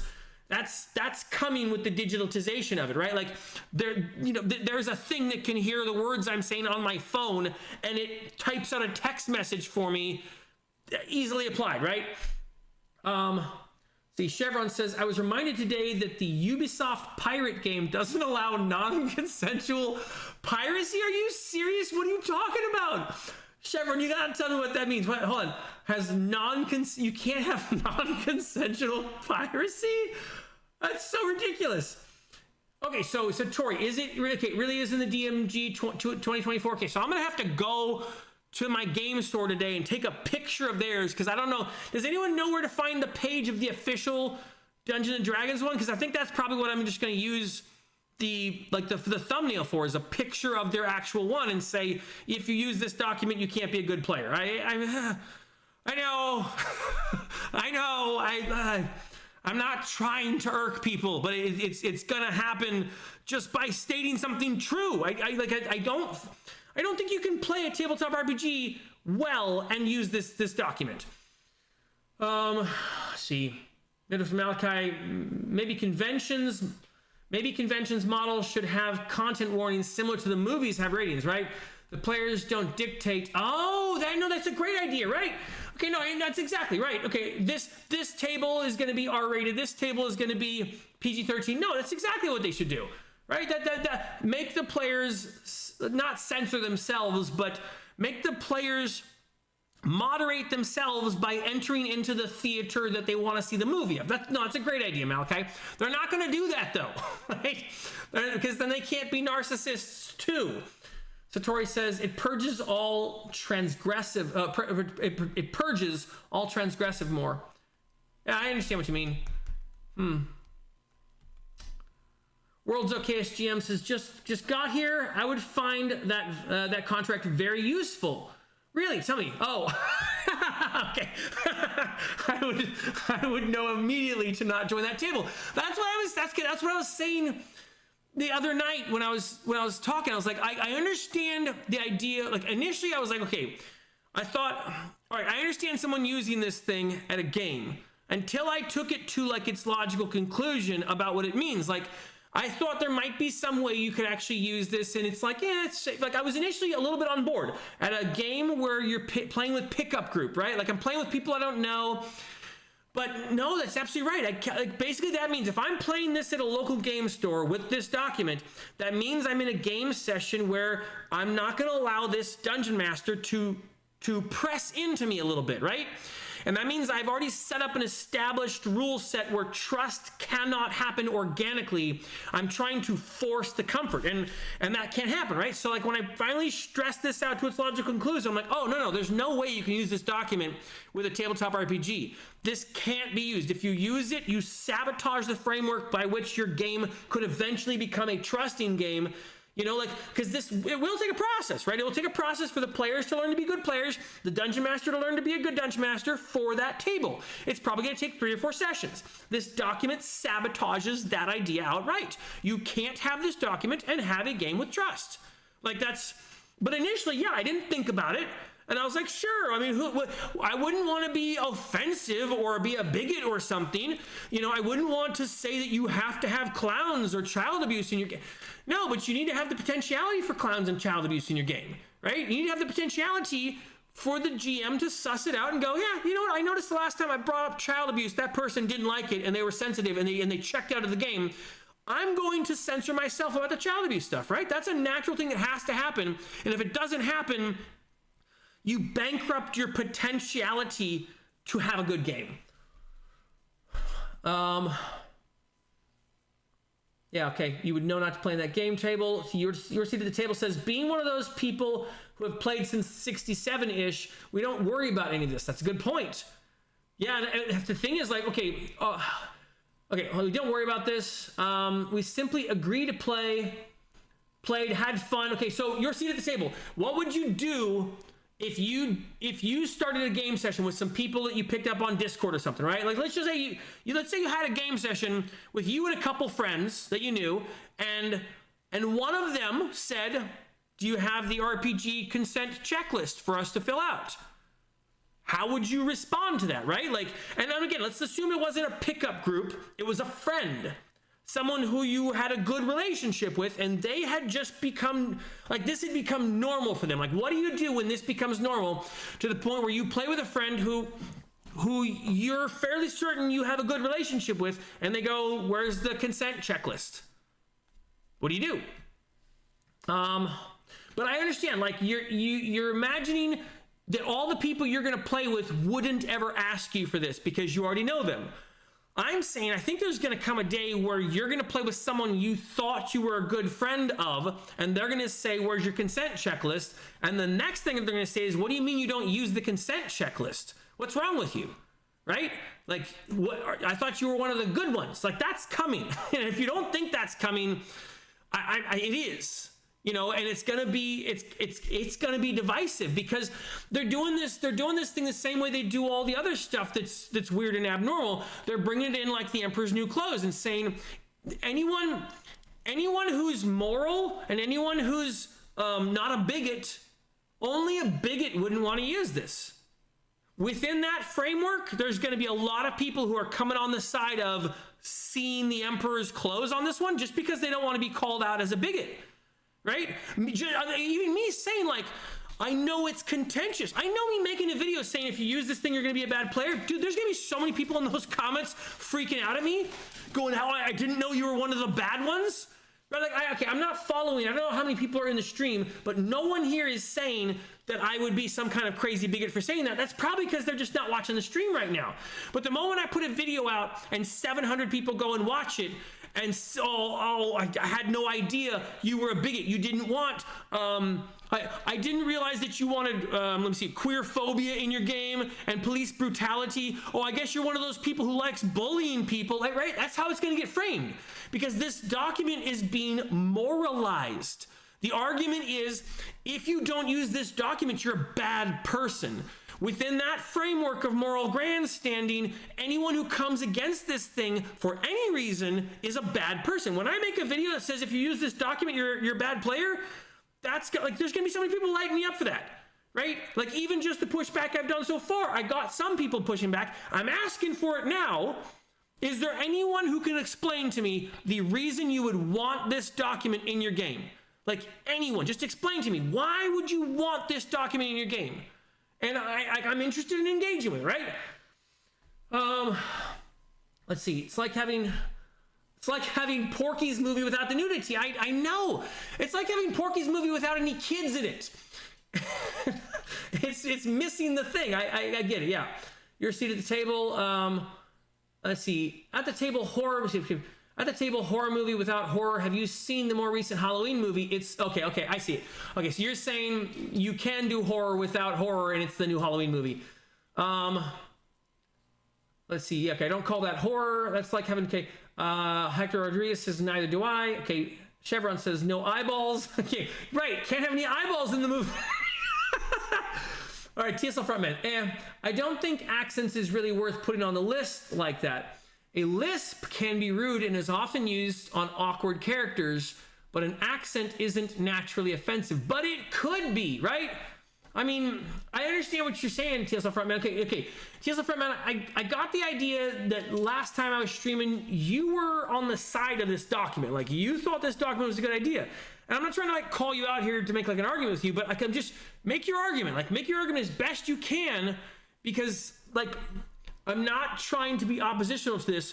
Just a week and a half ago, I was arguing with AJ Hennings that I thought this document wasn't a bad idea. Like I was like, no, this is for safe spaces at local game stores. I've come to the opposite side because the opposite argument makes sense. This document is guaranteed to make bad players at a table and to allow narcissists to be at the table. This document is not designed for the person who brings snacks to your game. You can't give this document to someone and also ask them to bring snacks, right? You get what I'm saying? Calm down, dogs. Ubisoft Pirates game is Skull and Bones. All right, see, yes, there are lines there. Okay. TSL Frontman says, maybe different if you did an accent of a real group and then stereotype that group. Okay, but that's a step past a decent accent. So, yeah, but if I did like Borat or something, this character sounds like Borat. You know, is this Chiz? Is this Chiz? That's very nice, right? Like if I did that, you'd go, that's racist? No, that's Borat. I'm doing the Borat accent. Borat's not a real person, right? But I can do the Borat accent, and can I do the Borat accent? You know what I mean? Yes, there are lines there. Ubisoft Pirate okay. You're seeing the table. Most people get that. We don't racially profile a character. We don't engage in forceful hugging. We don't attack anything else. NPC. Okay, we don't attack NPC children in our game. Gotcha. Okay. Playing at a convention also comes with its own form of social contract. Right. You're in a big setting. I get you. We seek to play with strangers. Understood. Keeping in mind that we're not at home. We're not there with our intimate friends. Right. So you're telling me that's like an autonomic thing that goes on, and I agree. That's an autonomic thing. To be on our best behavior. Right. You're on stage to some degree. I totally agree. You're not going to pick your nose. You're going to, you're not going to be chewing gum at the table. You're going to be professional. I totally agree. You were at work. You were at a retail store in the 90s. You got to wear like your polo shirt and stuff, right? No cursing. I totally agree. That was just normal behavior though. Where did I find this document anyways? Gygax would have eaten this one for breakfast. This document was apparently okay. So, Satori, if anyone has the one, okay, if anyone has the official one for D&D, like post it in the comments or message it to me on Discord so I can open up their official one. This is now what's in Wizards of the Coast's game book. So if you buy the Wizards of the Coast 2024 game book, there is something like this. I don't know if it's this one exactly. I don't want to conflate, but there's something like this, and you can tell it's built into the system. Their system is baked into this with the what are the stupid forts called? What's the name of the forts that they have? The pavilions or whatever. They have some kind of location where you live at it. A bastille, something like that. You have a bastille or a fort or a palisades or something where all of your stuff can be kept and all of your character design is, but the dungeon master is not allowed to attack it. It's a world, it's like a meta world in the game. It's a pocket dimension. Every character has a pocket dimension. This goes hand in hand with your little pocket dimension where no players can interact with it. The DM can't attack it. It's a safe space for you in the game. So it's so stupid. My son even said, like, who cares then? Like, who cares about my pocket dimension? Like, right? I tried to explain to him, imagine you have a house inside the town of outskirts, but I can't have a dragon attack it. And he's like, then why do I build it up? I'm like, I know, right? Why do you build it up? Why do you build up a bastille if no one can interact with it? That's so stupid. Who is it for? Right? But this document goes hand in hand with that. Yeah, so I don't know that this is the exact document in all the things, but this is essentially where the game is going. Hector Rodriguez says the DM consent form would be just one line, right? No, no edgelords, no players with PCs with troubled past or black eyeliner, no brooding in the corner. I totally agree. Yeah, I understand.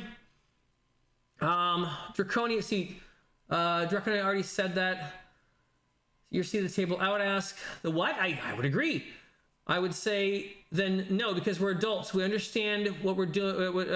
We understand what we're joining for the table, right? Okay. Anything else is session 0 or for pregame discussions, right? And yeah, And that's the thing. I think there might be coming a point where the people who don't agree with this document are going to be seen as immoral by the people who do agree with this document, because there are people who agree with this document, and since it has been prefaced as being a morally good thing, anyone who doesn't agree with this document is going to be ousted as immoral. That's coming, right? Because this thing is coming with the Emperor's New Clothes model. And anything you present as the Emperor's New Clothes model, all the most intelligent and moral people will want this document in their games. And anyone who doesn't want this document in games, you know, is immoral and unintelligent. That's where it's going. I would be so surprised if it is not going that route. You know, I mean, like, yeah, I don't want to say like mark my words, but like that seems to be on the horizon. Satori says, I used to run COC. Deal. Okay. TSL Frontman says, okay, consent checklist isn't presumed. A consent checklist isn't presumed. Okay, at least I've never seen such a thing. I've seen one pickup group that had one when they posted for new players. I think it was a teenage group at a friendly local game store. Okay, it's now Goblin Gone Wild. But you have to use tools in good faith or don't use them. Yeah, I don't disagree, TSL Frontman, but if you put this document up, if you call okay, first off, I wouldn't call this document a tool. This is not a tool, this is a subversion. This is a subversion of actual social interaction. This tool escapes the normal social interaction that occurs between people playing a game. Me playing with my players need to learn through like osmosis or something how to play with my players at the game. And if I use this document, it's not a tool, it's a subversion of the actual thing that I'm trying to do. Okay, so we can call it a tool, but I'm gonna put quotes around it. I understand it's a tool to act as a human resources department for a person's game group. It's not an appropriate tool, though. It's a hammer when there are no nails. Okay, and so fine. Let's call it a tool for the sake of your argument. All right. I want to read your argument again so that I don't mispronounce it. Let's see. A consent checklist isn't presumed. At least I've never seen such a thing. I got that. Okay. But you have to use tools in good faith. Right. Okay. To use this in good faith. I don't know if you can use this in good faith. This is a document. This is a document that weaponizes victimhood. You know, the person who has the most things checked off on this is establishing they've had the roughest childhood.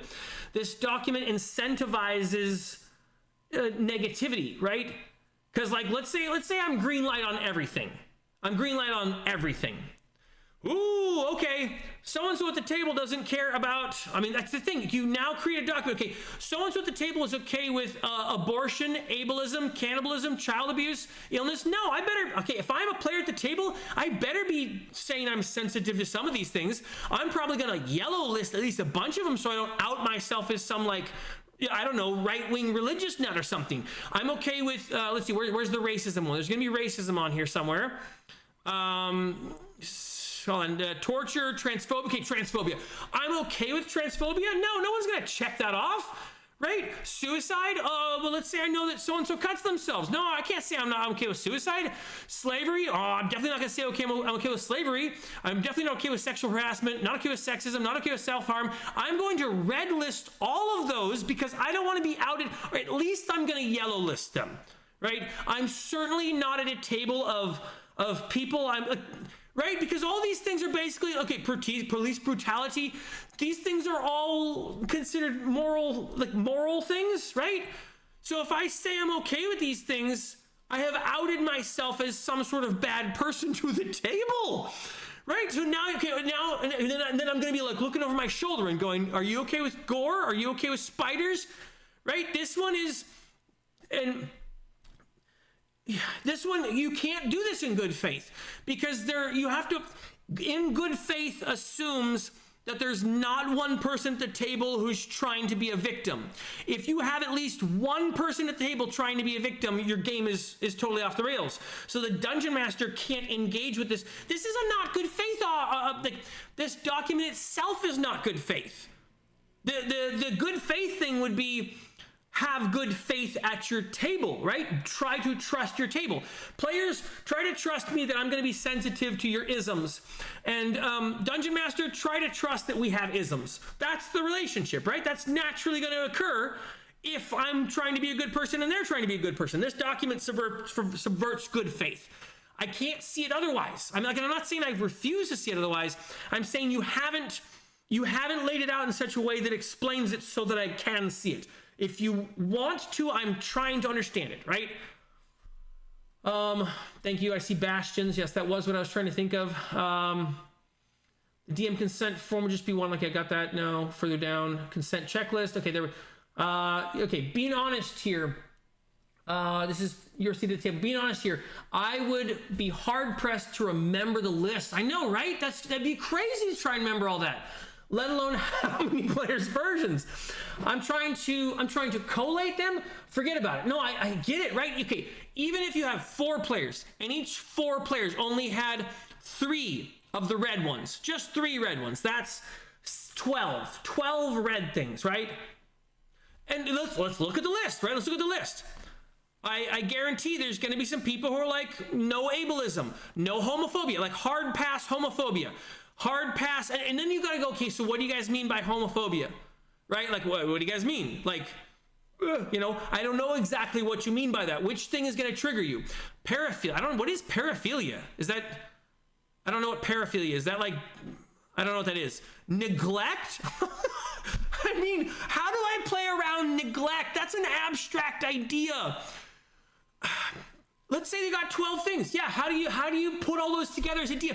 This is something like, this document is for ChatGPT. That's where this is going. If this is what Dungeons and Dragons is doing, ChatGPT is going to run all the games. There won't be any local game stores that like, I mean, it might be a while. I'm not saying it's going to be this year or something, but if this is where it's going, this is something that only ChatGPT can accommodate, right? You're right. There's no human that could do this. This would be crazy to try and run a game and avoid offending someone's sense of neglect. Parodies? Are you serious? Parodies?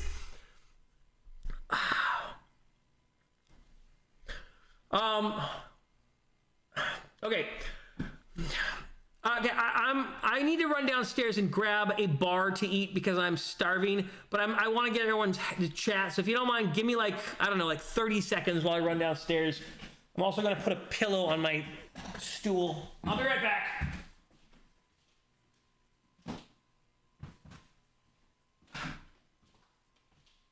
AJ, you were right. I was wrong.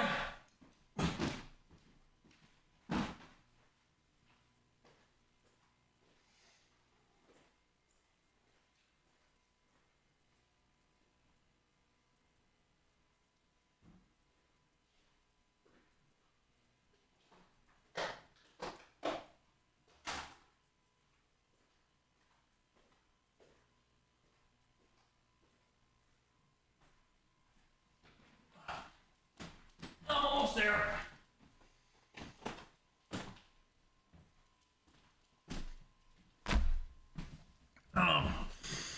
Oh yeah, pillow. AJ, could you, let's see. AJ, would you mind confirming that I have come 180 degrees on this? That a week ago, I was arguing with you that there's no big deal about this document, and then you showed me what the document was in actuality, and it like, right, because like, I don't want to just come across like I'm not trying to see the usage of this thing, right? And I know it's going to. There's gonna be people who are coming at me like I'm a bigot, and that's the reason why I'm not interested in this document. Like, you know what I mean? Like the framing of my resistance to this piece of paper is going to come off that I'm obviously someone who wants to show violence against children and torture, and I obviously want to be transphobic, and I obviously want to show sexual, like that's how it's going to get framed, right? Like anyone who opposes this thing it's going to, oh, well then you're obviously for homophobia, right? That's how it gets framed. And But initially, I was very much like, yeah, this shouldn't be a big deal, right? It shouldn't be a big deal. And then I saw it, and I was like, all right, I'm going to read what you guys are saying. Maybe someone here has an argument that's going to help. Okay, wait, TLC Frontman says he's going to do his best. All right, that's helpful. So I'm totally willing to listen. I appreciate you meeting with me in this argument in good faith, that if you can work out some structure to make this make sense to me, then I'm going to try and engage with it. I appreciate you doing that, TSL Frontman. All right, let's see. Nope, that's not the wrong button. Okay, so Booksmarks. Okay, Bastions. No, I missed the Bastions. Okay, so here's TSL Frontman doing my friend. Okay, Nate. Oh, all right, I passed up some things. Goblins Gone Wild, got that. Being honest here. Okay, yeah, hard pass. Okay. Lucas Terrible says, I wonder what a game whose players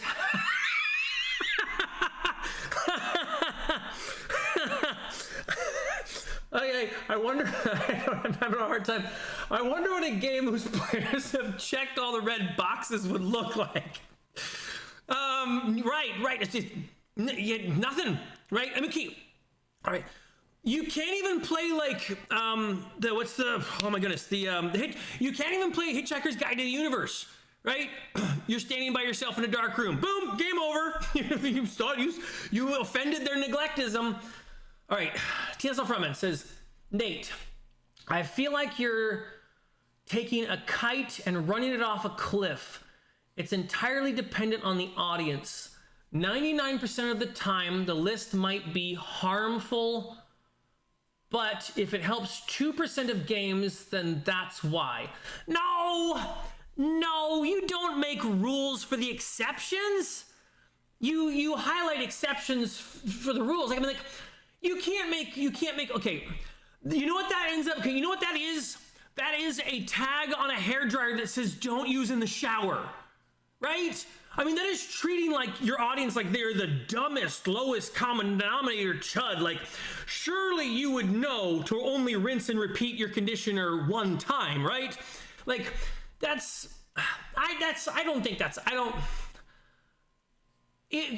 don't make this. Okay, so let me see if I understand this. Are you saying that Dungeons and Dragons 2024 put this in their book because 2% of game groups want to use this document, and the other 98% of game groups are never going to be expected to use this document, and no one's ever going to look at them in a bad way if they don't? Is that what you're saying? You're saying that I could make a video where I say this document's dumb and I don't think you should use it, okay? But if you want to, go ahead, right? I don't think you should, but if you want to, go ahead, right? It's not gonna hurt me at all. But this document's dumb. It'll probably teach you to be a bad player. Because, I mean, again, you guys were here with the notes, right? You guys were here for the notes. Like, I went through Krem's whole thing. Krem's entire thing was be a better person, right? Work on being a better person. Do some chores, get some exercise, breathe, eat a snack every now and then, think deep thoughts. Self-author. Krem was basically saying to self-author yourself, right? This document goes against all that stuff. This document is saying, no, don't. Krem's thing was challenge yourself. In daily life, challenge yourself. This document says don't challenge you in a game. So I can't.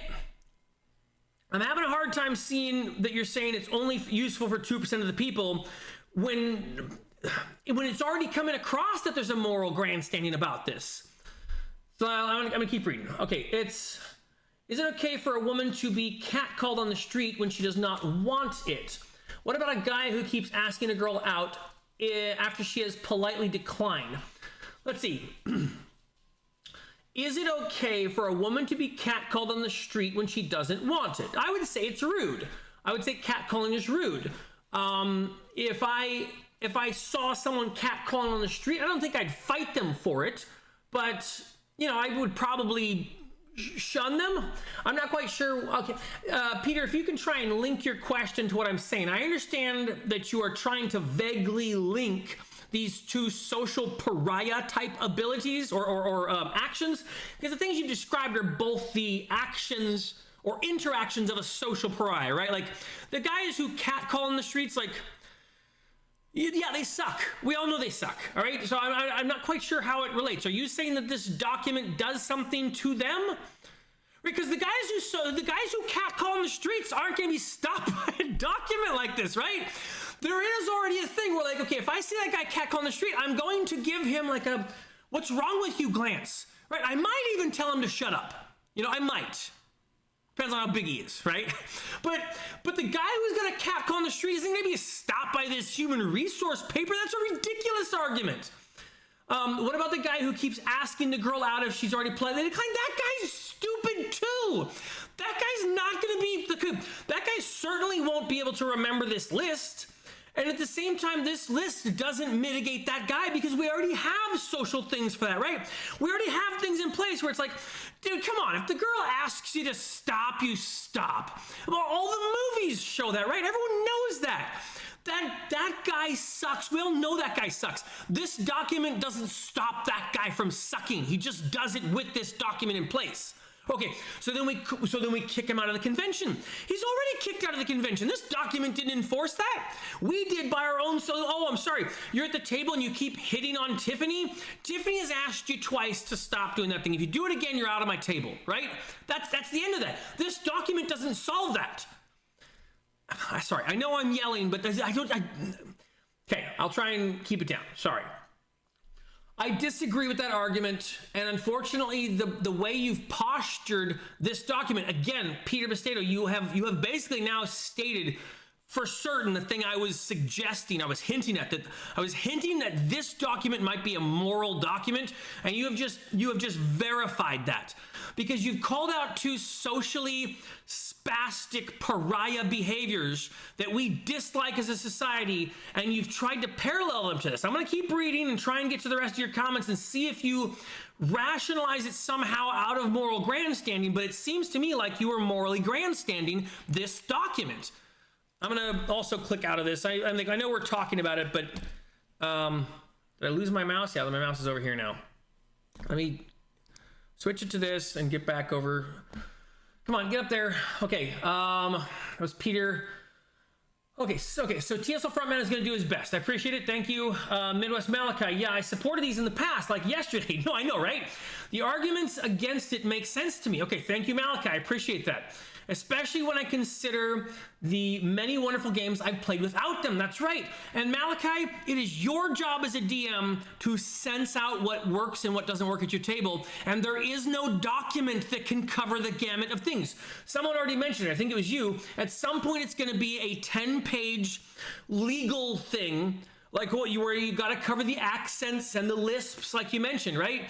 And okay, no doing short people or something, right? Like that's too sensitive.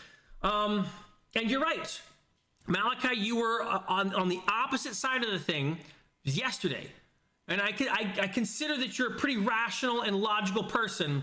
So I don't think it's possible that I could have convinced you through propagandized, speaking patterns or manipulation. You can tell me if I'm wrong.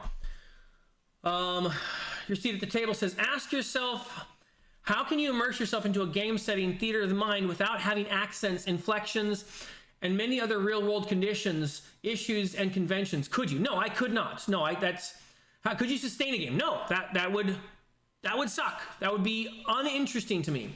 All right, here comes TSL Frontman with an explanation. With new players, pre-session 0, I will converse about their expectations and communicate the mood, theme, etc. of the campaign or whatever.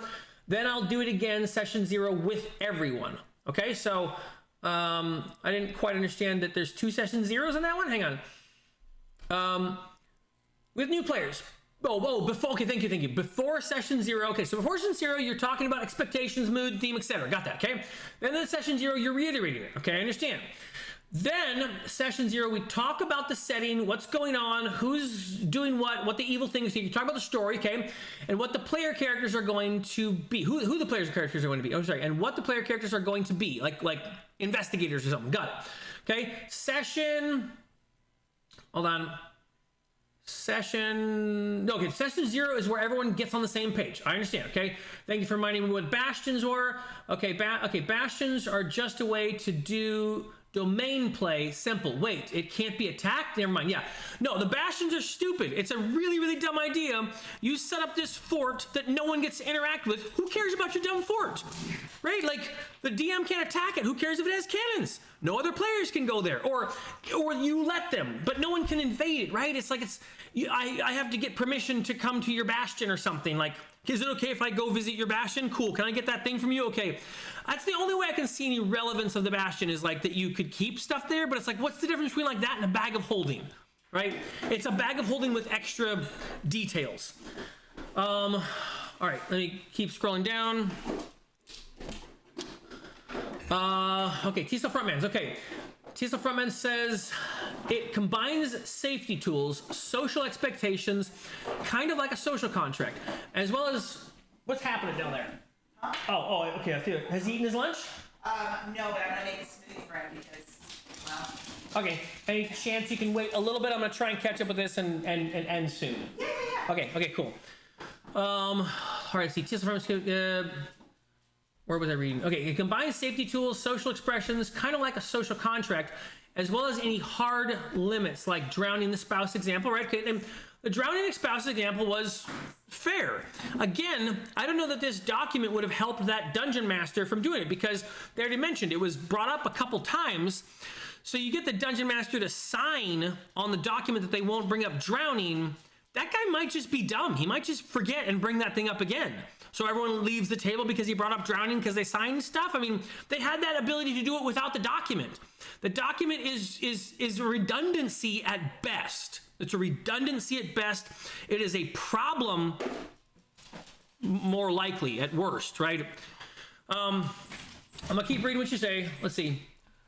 Okay, just like the wife drowning example, okay, it's all very conversational, no weird lists, okay? And that kind of thing I'm fine with, which, again, you're putting quotes around safety tools. I'm fine with the one where we go, hey, we're not going to cover this, but even that seems to be a little socially awkward, like socially spastic. There are aspects of this where it's like, what happened to people just being at the table and knowing if you're running a game with a bunch of ladies, you don't have a bunch of weird porny stuff happening? Like, doesn't anyone have that ability, that sense anymore? Right? Like, okay, you're playing a game with a bunch of dudes. I don't know, you can sense out the room a little bit, right? If you're playing a game with a bunch of kids, don't make it weird. So is this this document then, in my mind, is for socially spastic people? Is that correct? Does this document solve social, what's that called?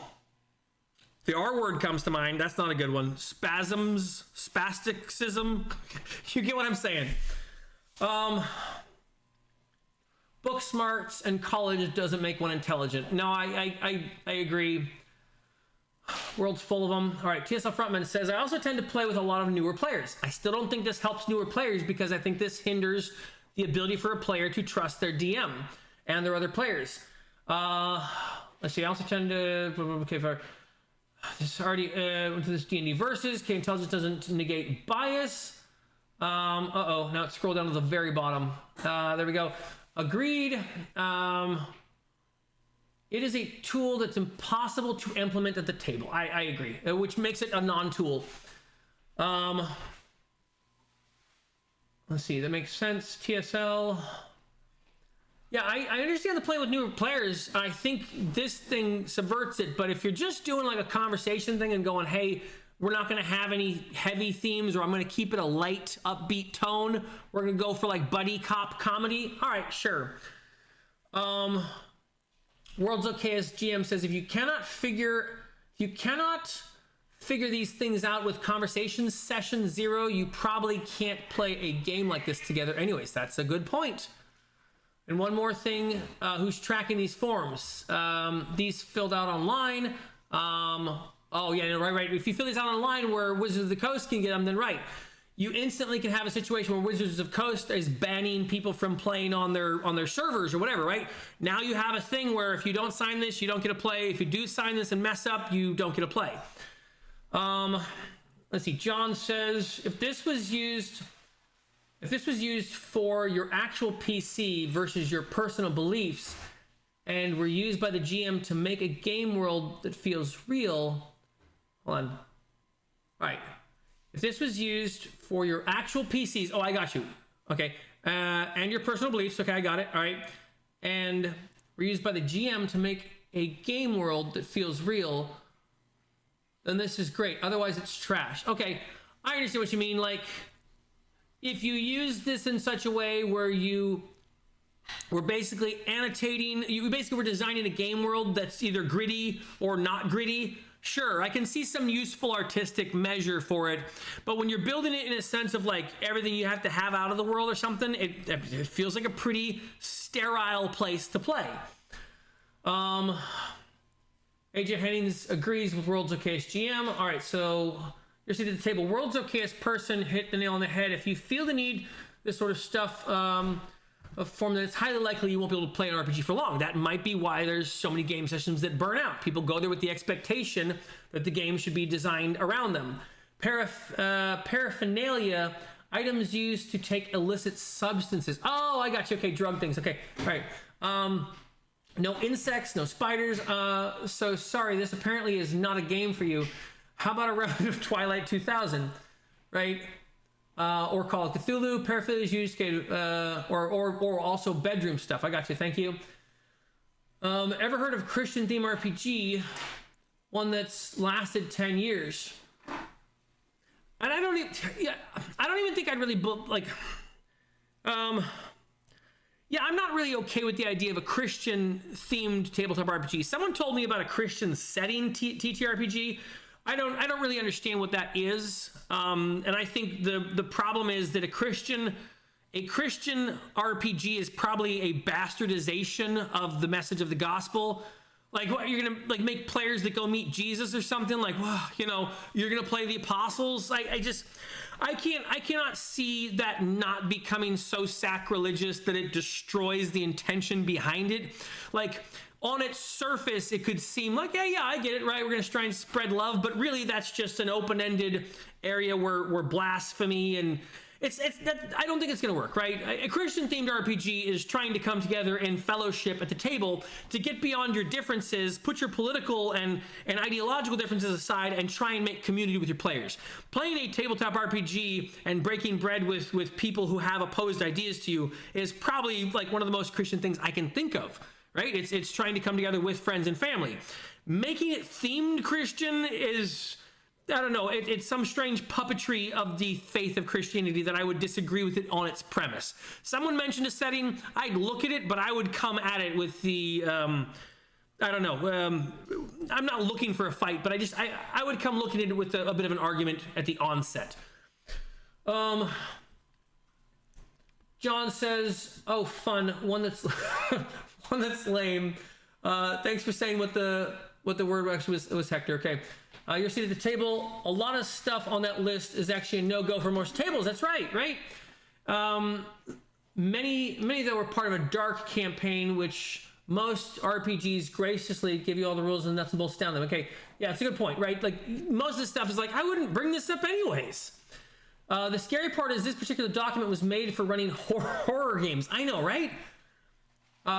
Figures. AJ Henning says it's true. Most people don't see that natural track of these documents.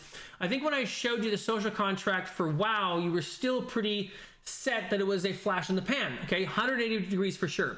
AJ, I think part of it. Okay, so part of it was I considered what that document was. I really thought about what my son had said the other night, which was, it seems like it's designed for a table that doesn't trust each other, right? Like, hey, out of the mouths of kids, right? He said it, and I'm like, oh, yeah, that's, whoo, bing, light bulb went on. And then as I was working, today I was working, going through the comments from this video, and this video is how to be a good player, right? And as I'm going through these things, oh, good job, buddy. As I'm going through these comments, I started building out separate lists because it was hard to make up how a player could be a good player, right? Because these ideas are abstract. But as I started putting them together, I was like, okay, there's some stuff the dungeon master has to do to help a player be a good player. There's some stuff a player has to do. And then I got some other ideas that it might be helpful for a dungeon master to teach a player how to be a player by being a player, right? Anyways, different ideas. When I finally got to Krem's comment, it was this whole thing about how you have to be a good person to be a good player. Like, you got to be like what Wickedly said up here. Number 8, bring snacks, right? If you're a person who's bringing snacks to the game and you're building miniatures and you're trying to contribute, you're going to be a good player. And then we have this list. This is not a person who's going to bring snacks to the game, right? This is a person who's like, this whole thing is designed for me. That was the point you made earlier this week. And I'm like, oh yeah, I can see it now. And now I can't unsee it. I mean, I'm trying to unsee it because I feel like there's going to be some pushback, but yeah, I'm explaining how I came 180 degrees on it. So, Peter. All right, Peter says, you're not opposing these things by choosing not to include them in your game. What you're doing is making sure you don't cause a panic attack or a sense of disgust to someone who doesn't want that.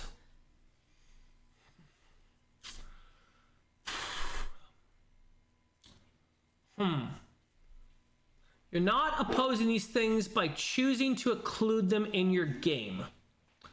You're not opposing these things. I understand what you mean. It's a difficult sentence for me to formulate properly. The problem is that you have a double negative there. You're not opposing, so it's like, you could frame it in such a way. I'm trying to frame your sentence in such a way that it makes it into a positive. Any chance you could play in the garage with that stuff or with something? Oh, yeah. Yeah, I'll try and finish up in like 20, 30 minutes. Okay. Right. Thank you, Riker. Okay. Yes, Riker? I'll take this building material. No, not that, but you can take I like the building still kind of. Oh, what are those guys? Yeah, okay, you can take those blocks, buddy. You can take the blocks with you and make the walls. Okay, thank you, Riker. Let's see. Okay, you're not opposing these things by choosing to include them in your game. You're not opposing these things by choosing to include them in your game. It's just a difficult. There's so many different areas that I know you think that's a simple sentence. That's not a simple sentence because you're trying to formulate a judgment about including them in your game. You're not opposing these things by including. Okay, so you're saying it's okay for me to put these things in my game. Okay. You're not opposing these things by choosing to put them in the game because the word opposing sounds like standing in opposition to. I think that's what you mean. And you're saying that I would not be standing in opposition to these things if I put them in my game? You're not opposing. So you're not standing against these things by choosing to include them in your game. So it's okay for me to choose them in. The problem is I can translate that sentence 2 different ways. You're not opposing these things by choosing to put them in your game, right? Like, it's a tone quality that I'm missing here. So if I put them in my game, then I'm definitely not opposed to them, which means I am for them. Is that how you mean that? Okay, or you're not opposed to these things just by putting them in your game. It's okay to put them in your game. That's fine. Is that how you mean it? You have structured your sentence in such a way that I am so unclear of your meaning. I need you to clarify. Do you mean that tonally, it's okay to put these things in your game because by putting them in your game, you're not opposed to them? Or do you mean it, if you put these things in your game, then that's bad, right? Help me out here. What you're doing is making sure you don't cause a panic attack or a sense of disgust to someone who doesn't want that. I'm not in control of someone having a panic attack. Are you saying I'm in charge of someone having a panic attack? Like, are you saying that my mentioning one of those things in a tabletop RPG would cause someone to have a panic attack? I don't think I give myself that much authority over another person's mood or abilities to control themselves, right? Like, just my mentioning spiders might give someone a panic attack?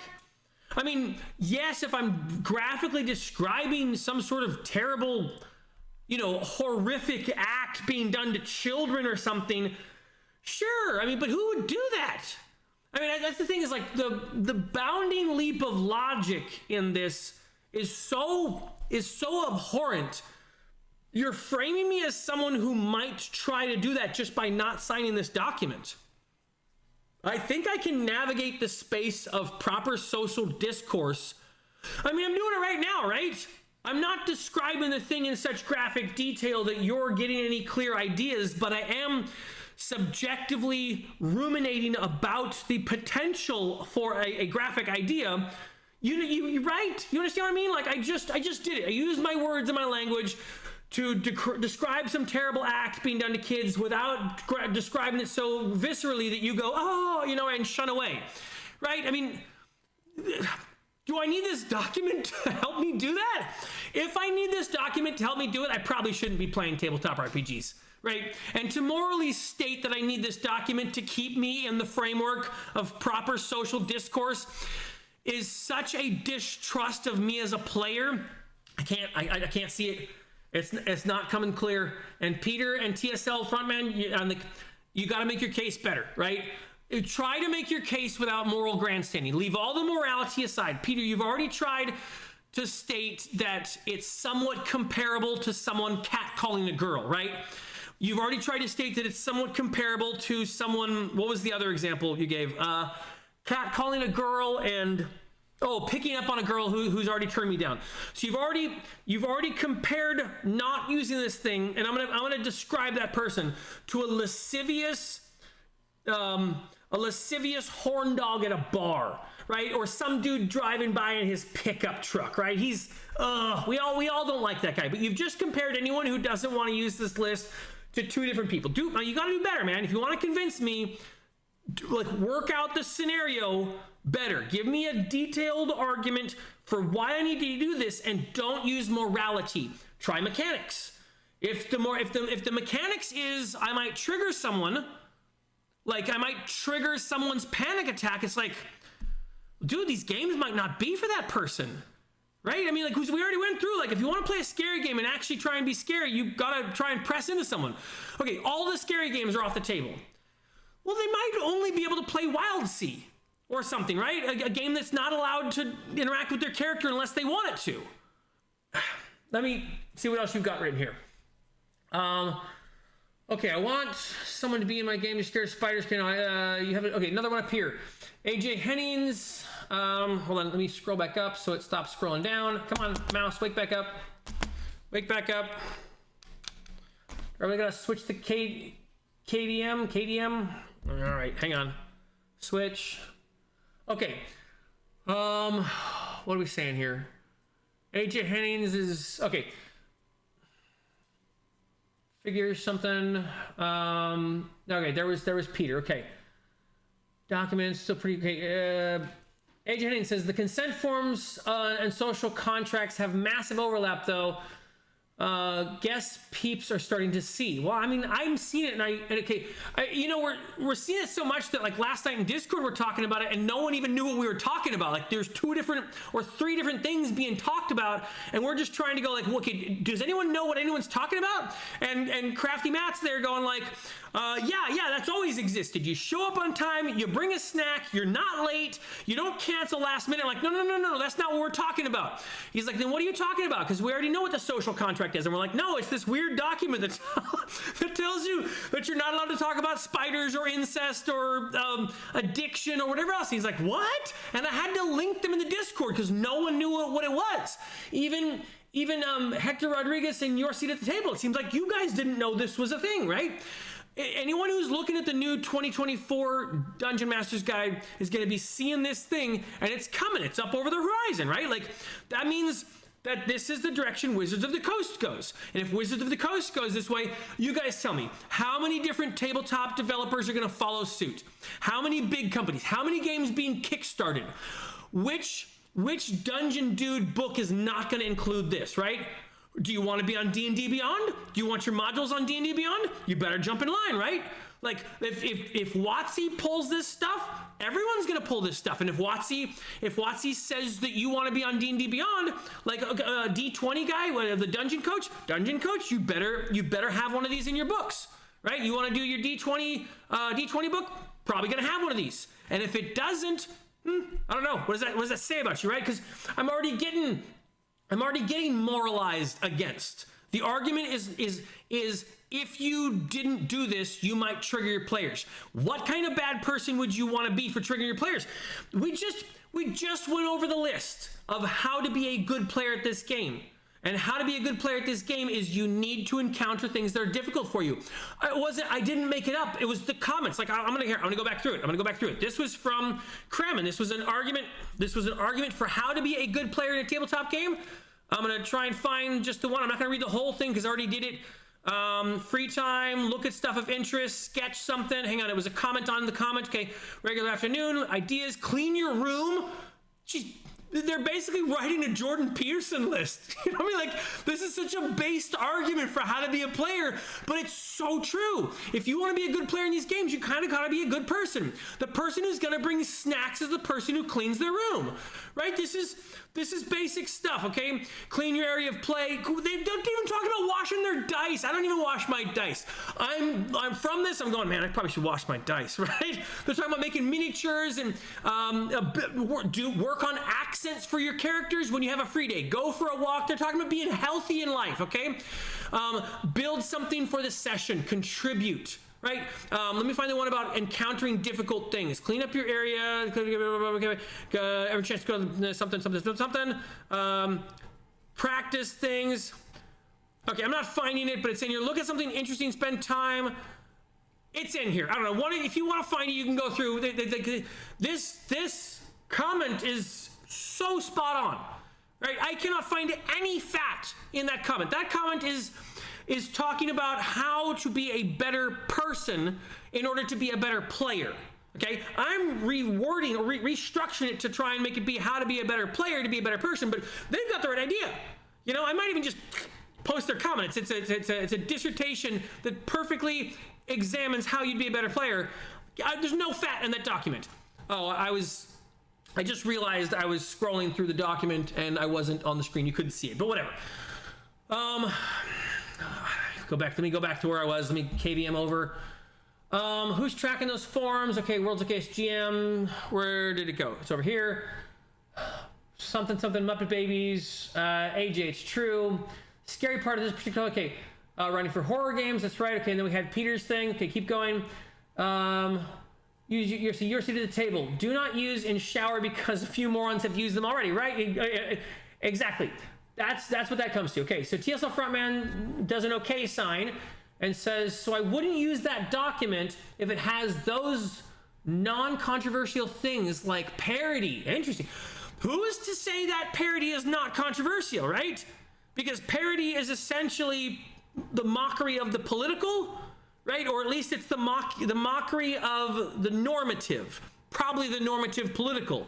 That could get pretty contentious, right? You're talking about Saturday Night Live. Saturday Night Live is parody. That could offend some people, right? If you make fun of the king, that's, you know, so I get it, but you can't just subjectively say that doesn't belong there, because I can subjectively say that does belong there. You start getting into this thing, it becomes arbitrary real fast. I could easily put dragons and demons on that list, and I wouldn't even be in a crazy space. Right? You're telling me you can put demons in your game? That offends me. I'm sorry. My Christian beliefs say that demons are only allowed to be enemies. You're not allowed to put warlocks in your game if I'm at the table, because that goes against my Christian theological framework. Warlocks channel demons. That means they're an evil character. I am allowed to say that, and you can't say that I can't. And in fact, that's generally how I run my warlocks, right? But now I come to the table, I'm allowed to be triggered by them. Some topics are heavier than people want. Some just want a fun night. I don't think it's fair to assume, you got a continuation, okay, that including homophobia, okay, let me see. I don't think it's fair to assume that including homophobia or not implies that a player is a good person or a bad person. It is more complicated than that. Not every game needs to be an eye-opening, uncomfortable experience. I agree, but it doesn't have to be eye-wateringly uncomfortable or eye-openingly uncomfortable, but that's totally a thing that I'm gonna have to get good at as a DM. And if a corporation is gonna step in and drop an AI down on my system and moderate my language to the degree that I cannot formulate the uncomfortable, you're never gonna get to experience the comfortable, because everything is gonna be mediocre. Like everything under this system is bland and just sterile.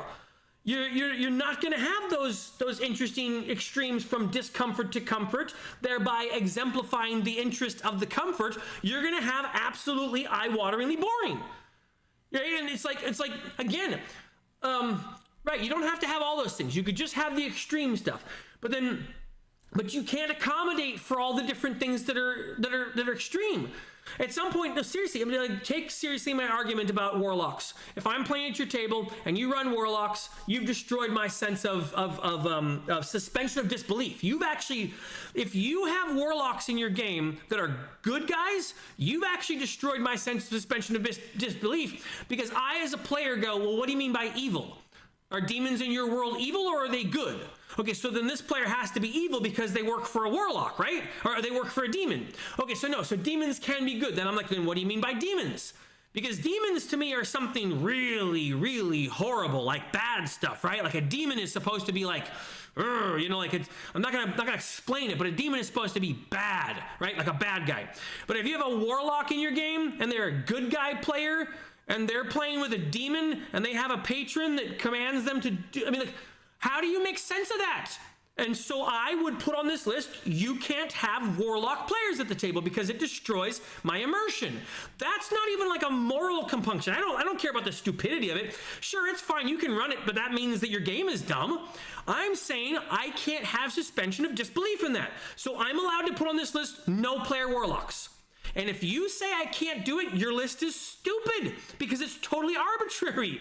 So you can't have this list in the first place. And so what I have to do is go, warlocks are allowed at the table. I'm going to try and have a good faith intention of enjoying the game and not being taken out. I'm not going to have your world building destroyed because demons are incongruent characters. And that's something that I am going to be doing as a player in good faith at the relationship at the table. In a good faith relationship, I'm going to say, warlocks can be good guys because demons are, I don't know, but there's something, right?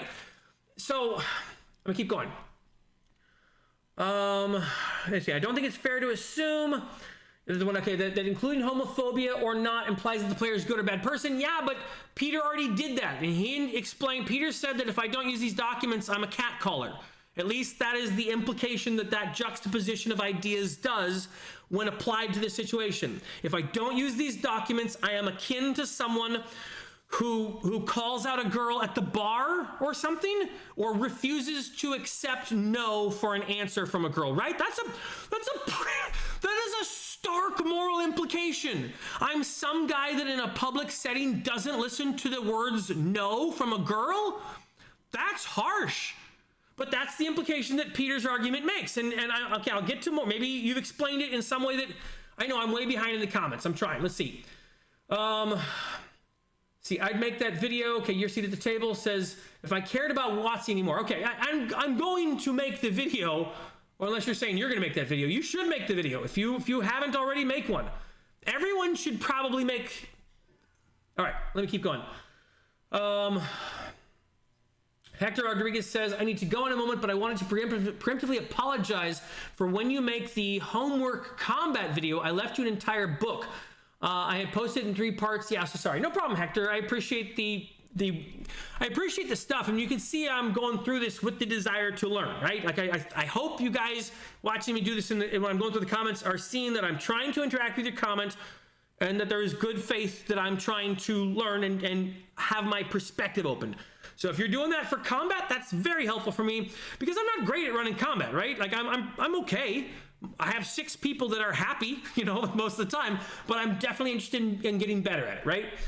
Okay, so including that homophobia, I got that one. Okay, TSL Frontman, I do agree that there is way more sensitivity in that document that is practical or even sensible. Okay, thank you. I appreciate that, TSL. Your seat at the table. I could never GM a game using this form. Okay. I could see giving them to a new player who's never played before, so I can't go, you know, hold on. Oh, wait. Oh, okay. I could see giving them to a new player who's never played before, so that I can go, you know, I'm not sure if they're Barney RPG, and please don't tell me there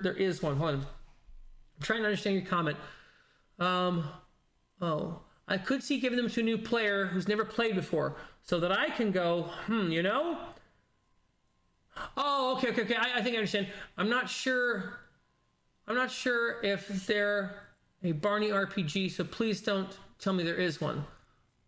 Okay, I'm not quite sure what your comment means, that part. Like, I don't know which way you're going on that one. Like, you're saying you could see, it sounds like you're saying you could understand handing it to a new player and letting them know, oh, I see, some of this stuff could be in the game? Is that what you're saying? Like, that's what I'm taking from that.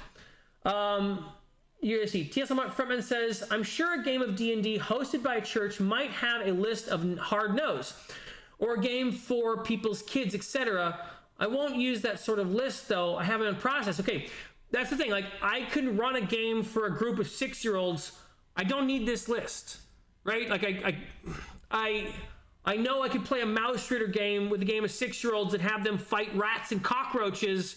You know, like, that'd be the thing. If I was approaching a bunch of kids at church, you know, I wouldn't even, like, first I'd be like, okay, first I would be adjudicating based on setting, right?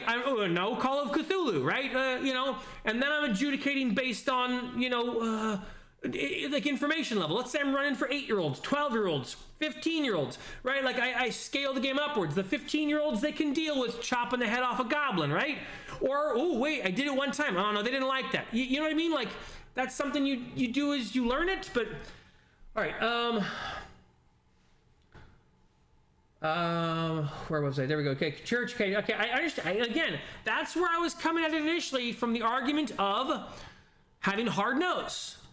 But how is that different than I show up to church and I just know not to curse around the people, right? Like, I just go, I'm not going to say curse words because I'm at church, right? It's like, you know, when you used to hang out with your grandma, you don't say any of this stuff to your grandma, right? When you don't talk to your mom with that mouth, right? Hold on, I lost my monitor. Wake up. Wake up. All right, I'll keep going. Okay, they would and have done those sessions. Okay, Peter Bastero. Okay. I want someone in my game who's scared of. Okay, I want someone to be in my game, but they are scared of spiders. Okay, they want to play with the group as well. Why would you be dead set on including spiders in your game and double down on it? I mean, okay, that is a great one. Spiders are an irrational fear.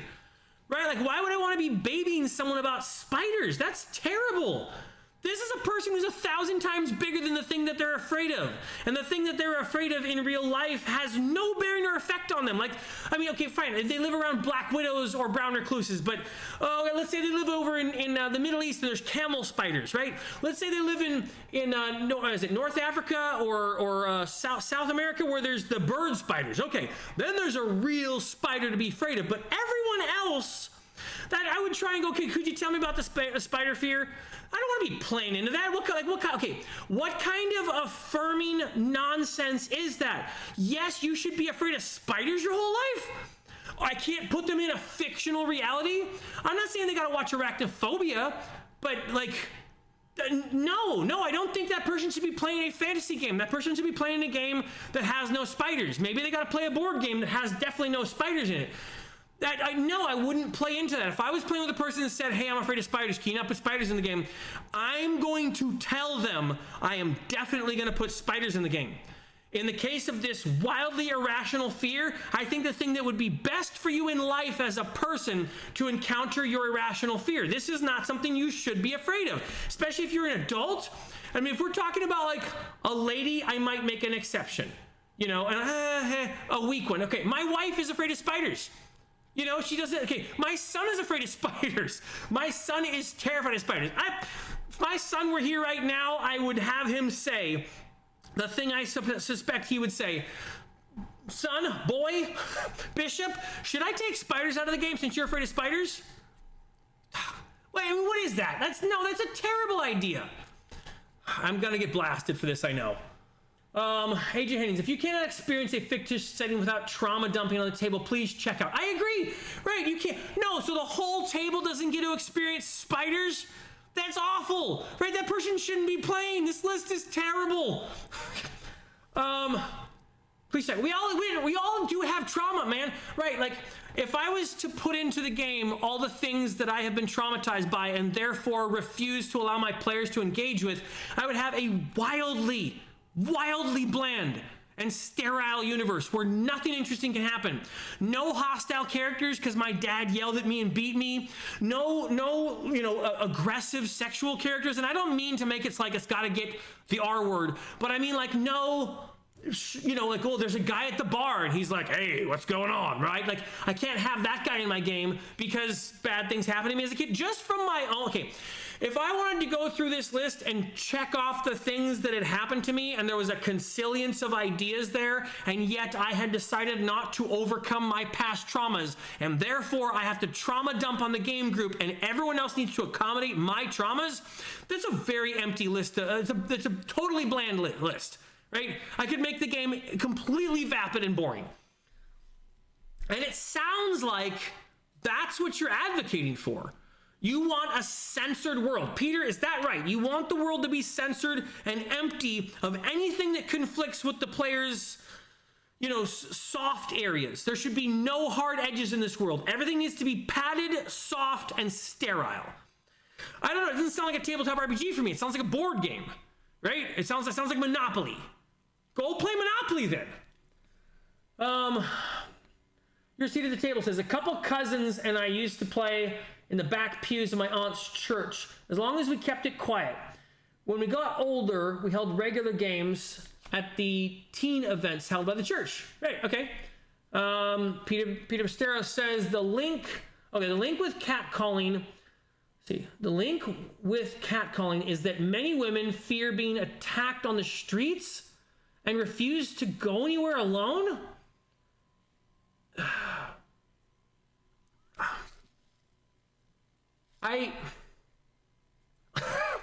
Is that true? Okay, you've just stated this as a fact. The link with catcalling is that many women fear being attacked on... Okay, Peter, what country do you live in? Do you know I live in California, right? Like, I even live near a city. Like, I live near LA. There's LA that way, there's Orange County that way, there's San Bernardino. They're generally pretty rough places. Like, my wife goes to downtown LA to take our son for doctor's appointments, and she's not afraid of... I don't even think she's been catcalled, I don't... Okay, fear of going anywhere alone, but I don't... Okay, why would someone want to have their phobia flung in their face? Why would someone want to have their fear of spiders go on forever? That sounds like hell. You're telling me that someone wants to be afraid of spiders for the rest of their life? Okay, look, here, I'll be honest with you. I'm afraid of putting my hand in the garbage disposal. That is a legitimate fear that I have, right? And so that's something I have to try and overcome. I don't like putting my hand inside the garbage disposal. It triggers me. It gets at something in me, right? But there's a thing that it is a stupid fear, and I know it's a stupid fear. The garbage disposal is not going to turn on if I don't hit the switch. It's never done it once in the entire time I've lived in this house. I've lived here for 5 years, and not a single time has the garbage disposal turned on, right? I almost feel like I should make a video of me putting my hand in the garbage bowl. It's like this one thing that I'm afraid of. And I give myself some room and safety on that. Like, it's okay, I don't have to do it. But as soon as there's something in there, I gotta start sticking spatulas in. Sometimes I'm a total coward and I go, hey, wife, will you put your hand in the garbage disposal? But I should be shamed out of that. Do I seriously want to live my whole life? Okay, let's structure that out. Let's say that in reality, that is some opportunity for me to lean into my cowardice and my insecurities to the point where I should never put my hand in there. Well, the reason I don't want to put my hand in there is because I'm afraid it's going to turn on. So that means I'm asking my son or my wife to do it for me and have that happen to them. What kind of a terrible person do I want to be out of this? Of course I should be stressed by that. Of course I should lean into that and stick my hand in the garbage disposal and get better at it so that I'm not asking someone else to do the thing I'm afraid of. That's a crazy argument to make, Peter. But I'm still willing to listen, okay? In 50 years, I can say that I've never had anyone bring up the drowning spouse in a character at any table I've ever been to. In this case, it was someone giving an anecdotal experience where they were playing the game session and a lady at the table, had a husband in real life who drowned. And the dungeon master kept playing into the drowned fantasy thing happening, if I remember correctly. And they did it a couple times, and they really upset this lady. And so that's the example that's being referred back to me. But what about that situation? Again, I don't think you're going to be able to solve that guy. That guy's dumb, right? That guy's a dumb person who doesn't that guy's a dumb person that doesn't understand someone has a traumatic history. If someone mentioned, here's the thing. If someone mentioned to me, I got a fear of spiders, again, that one's probably one I'm going to go, hey, are you sure? Can we try and get over it? How about I throw one spider at you guys, see how it goes, right? Is that okay? One horde of spiders, a tiny horde of spiders, 4 spiders. You kill 4 spiders? I would actually have the conversation just like this. If someone came to me and was like, my dad really hurt me when I was a kid, okay? My dad really hurt me when I was a kid, and I was wondering if maybe you could leave out dad hurting kid stuff. I'm working through it in my own time, but maybe I want the game to be fun. Dude, there's gonna be no dad hurting kid stuff. I'm not gonna have any dad hurting kid stuff, but I think it requires that interaction, right? Yeah, okay. Can't say that out of game though. Okay, right, and I mean that's. I get you. Your seat at the table. All right, Bastion's issue is funny. I suppose this is from Peter. The Bastion issue is funny. I suppose organizing in that way reduces the need for paperwork. Not everyone wants to use it as part of the store. Use it as part of the store. Attacking the Bastion. What do you mean that is part of the store? I don't literally understand that word in the sentence. Not everyone wants to use it as part of the store. You mean shop by store, or do you mean storage? Attacking the Bastion. Okay, yes, it resolves those exact issues, okay? We can agree on that. I assume you're saying we can agree on that is that the Bastions are stupid? Because I was saying the Bastions are stupid. All right, okay, Wiggly says we're back for 20 minutes. I'm trying to catch up with the comments, but right now, wickedly, I'm in a back and forth trying to make sense of these sensitivity documents, these contracts. I cannot make them make sense in my mind, and Peter is trying to help me see their perspective. All right, don't forget to like the stream. Oh, okay, I appreciate that, thank you. Peter Basterdo says, I don't think your game sound checked by AI. Okay. Would ever actually, okay. I don't think your game being sound checked by AI would ever be legally allowed.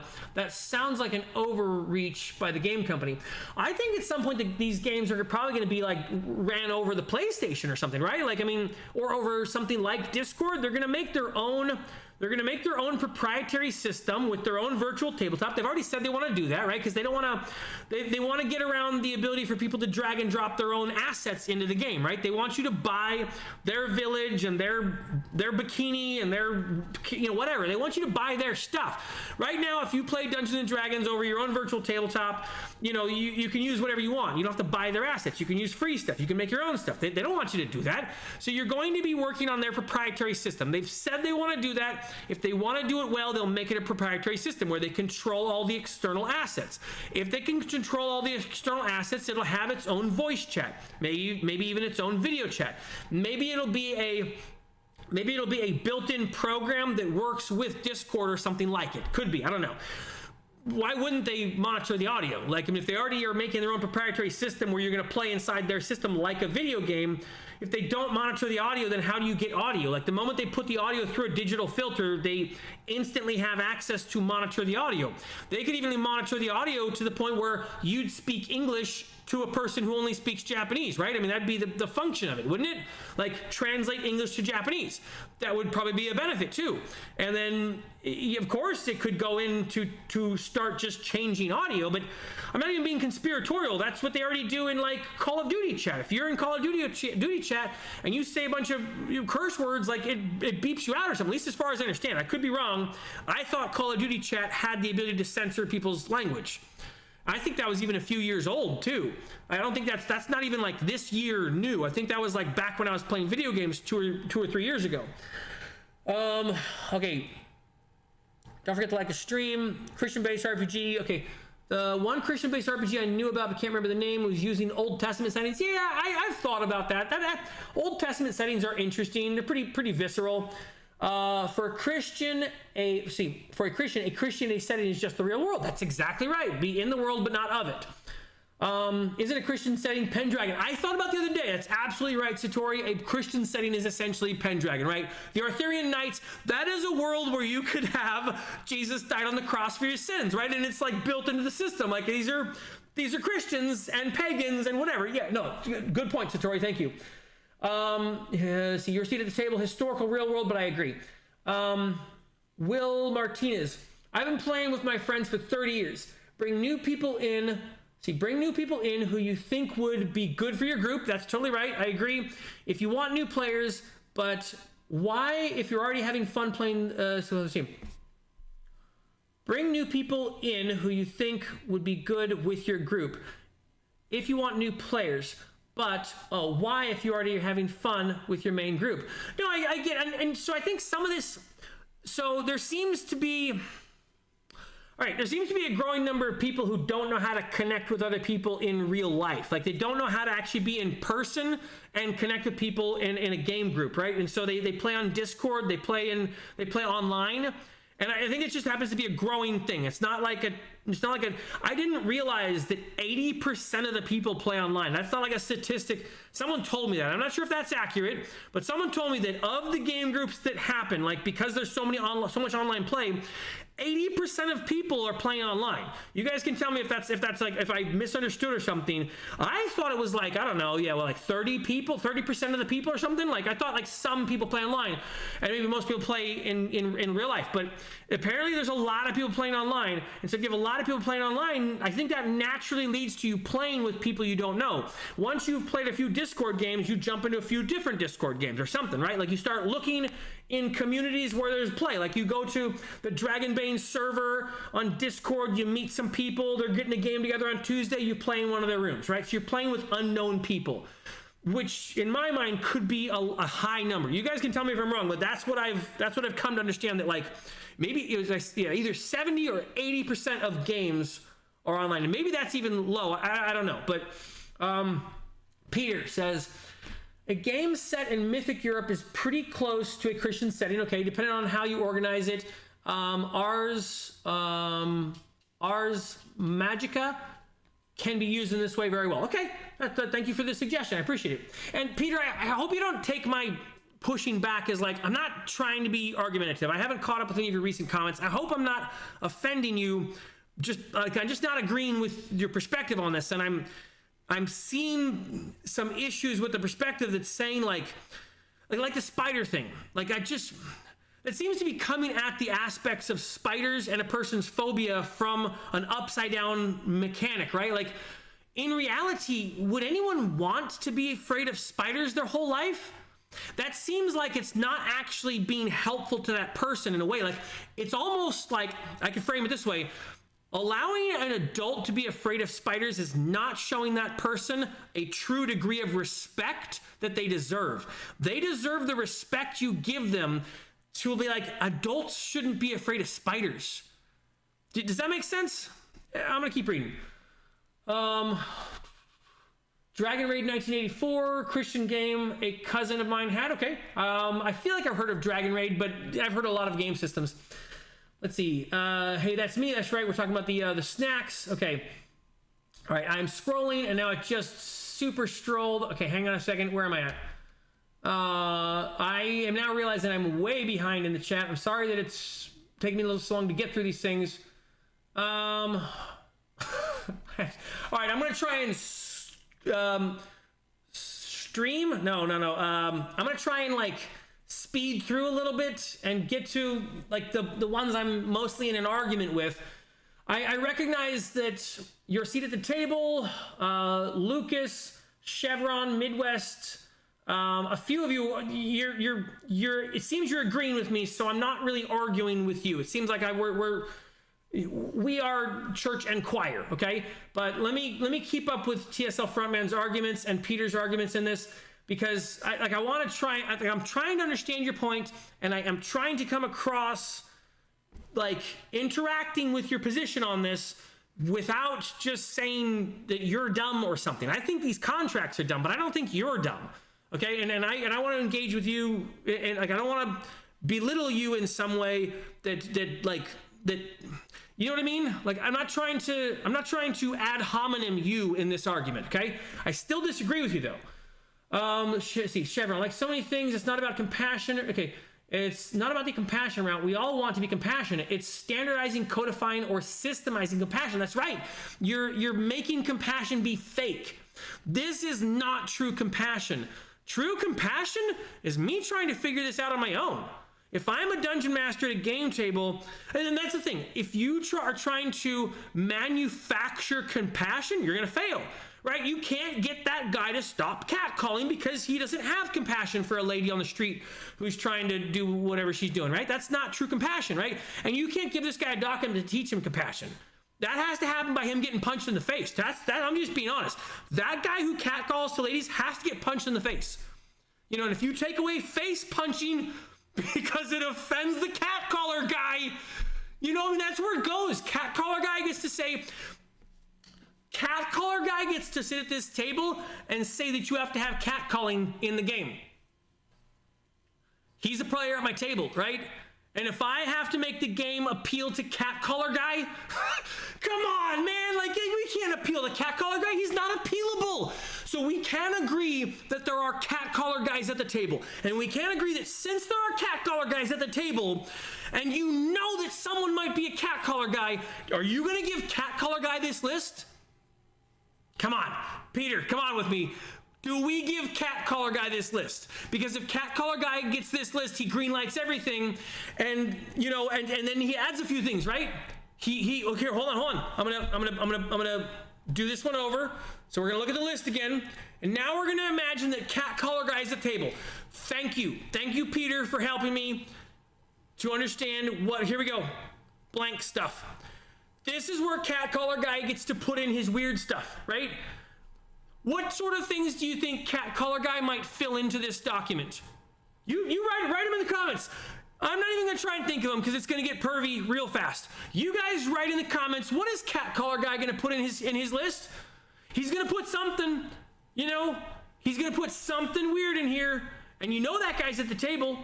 So it doesn't, okay, so yes, you won't be able to have eyeballs and gore and whatever else everyone else thinks of that triggers them, but now you have catcaller guy who is sitting at the table with you, and what does that mean as a table, right? That means the entire time he knows exactly what list to subvert. You have told him at the table all the things that you're afraid of. So we know that catcaller guy could be a player at your table, and we now know that you have just informed catcaller guy on every single thing that you're worried about in life. Is that smart? I'm gonna keep reading. At any point, if you see my argument, let me know.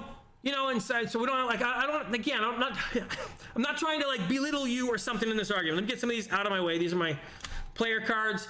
All right, I'm gonna keep going down. Where are we at? Satori. Okay. Thank you, Chevron. That was a really, really well made point. You cannot standardize that. Okay, 100%. Raise people's heckles. I'm gonna skim through these things. Okay. Mandatory fun says, are we saying a safety contract is not needed? It's a good question. I'm gonna. Also, is a safety contract different than just stating triggering themes? Okay, so I think a safety contract happens automatically. Right? A safety contract just happens when we're in the same room with each other. Like, I know I don't get to shoot a spit wad at your face, right? And like all the rest of the stuff is being structured out autonomically. Like I'm getting this sense or that sense. Like I know I'm not allowed to touch your neck, right? But maybe at the end of a session, I can give you a one shoulder hug. Like that's all being worked out through basic human interaction. You can't standardize this safety contract. You can't put this safety contract out there like this. Okay. This safety contract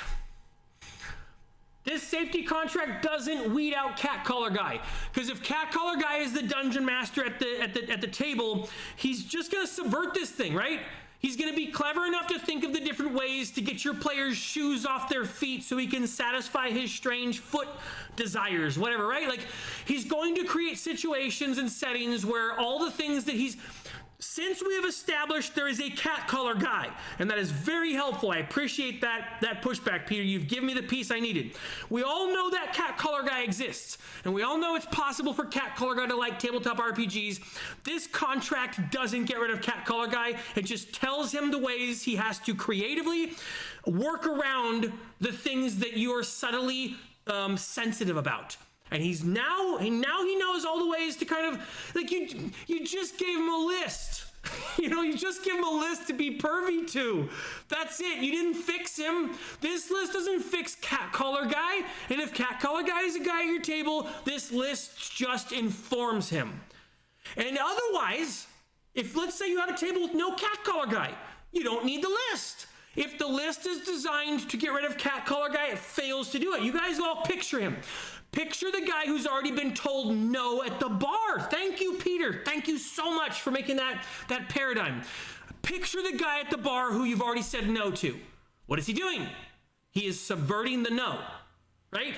Now you've given him a list of all the different ways that you're going to structure a no out. Thematically, systematically. He knows all your triggers.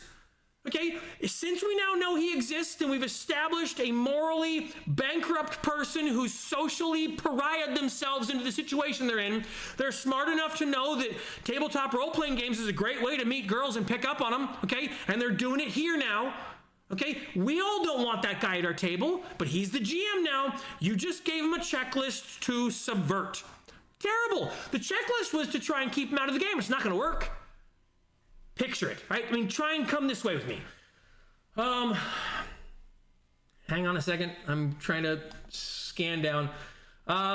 Terrified of heights, scanning through, not sure. Okay, see the table. Did it go to the bottom again? No, I don't think it went to the bottom. I'm trying to find where I was at. There we go, compassionate. Okay, mandatory. Yes, and mandatory, I'm saying the initial assessment that I made about these documents are, if you want to be a good player at your table, you cannot use these documents. If you use these documents at your table, you deny your players the ability to be good players, because what I've assessed from what you need to do to be a good player is become a good person. And to become a good person, you need to be encountering the spiders in your life, right? If you're not encountering the spiders, you're actually not growing and changing and learning and developing. If you're not sticking your hand into the garbage disposal in life, you're being a coward, right? Just like I am every time I refuse to stick my hand in the garbage disposal. Every day that I go through and don't have to stick my hand through the garbage disposal is a day that I have cleverly kept spoons and knives and tablespoons out of falling in, right? So anyways, you get the point. All right, raises people's heckles, going 100%. Okay, I'm realizing Adrian, the ABA person, is showing up right now. I realize I've gone on for a while now, but the conversation went from one thing to another. So I said I was going to try and wrap up a while ago, and that didn't happen. I'm gonna now try and wrap up soon. Hold on. Okay, I'm skimming through. 100%. Got it.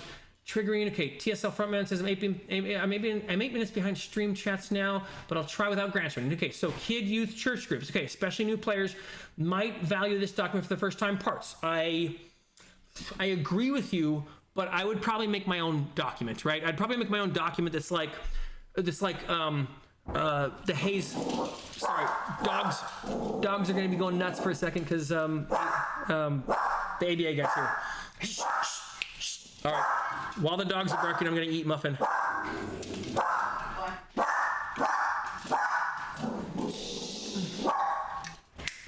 Hey, it's just Adrian. Calm down.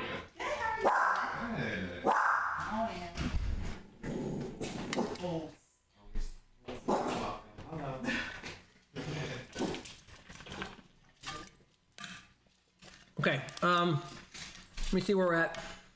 Okay. Yeah, I was with you for the church group thing, but I'd make my own document. It'd be like Hays Codes. It'd be basically just look, it's gotta be PG. Your story's gotta be PG. If it can't be in Little Mermaid, you can't put it in. That's just church youth group. That's period. Now, if I was doing older kids youth, 15, 16, like they're middle school, high school, I'd say it's gotta be PG-13. I would just go by the Hays Codes, I mean, like, I'd even probably go buy like the 1970s version of the Hays codes and just apply that system to my game.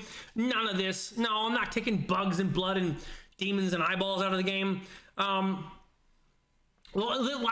don't we just play a board game? I mean, seriously, like, why are we even playing this game if that's the case? All right, hang on. There it is. Okay. Well, okay. Are you playing with strangers? If not, you're good. You're good to play the way you have. You always have. Okay. Improve your skills. Got it. Okay. Yes. At the end of the day, what's acceptable at your table? I agree. And that's the thing you got to learn with a new table. Wickedly says, but don't take it too seriously. If you do, you might have a bad time. That's my point. Be respectful to others' boundaries by talking to them. It's fine. It's like no politics at dinner. I agree. And yet, I have this list of how to be a better player. You have to challenge your players, right? And I'm not saying we're in disagreement, but some of that challenging your players is adjacent to talking politics at the dinner table.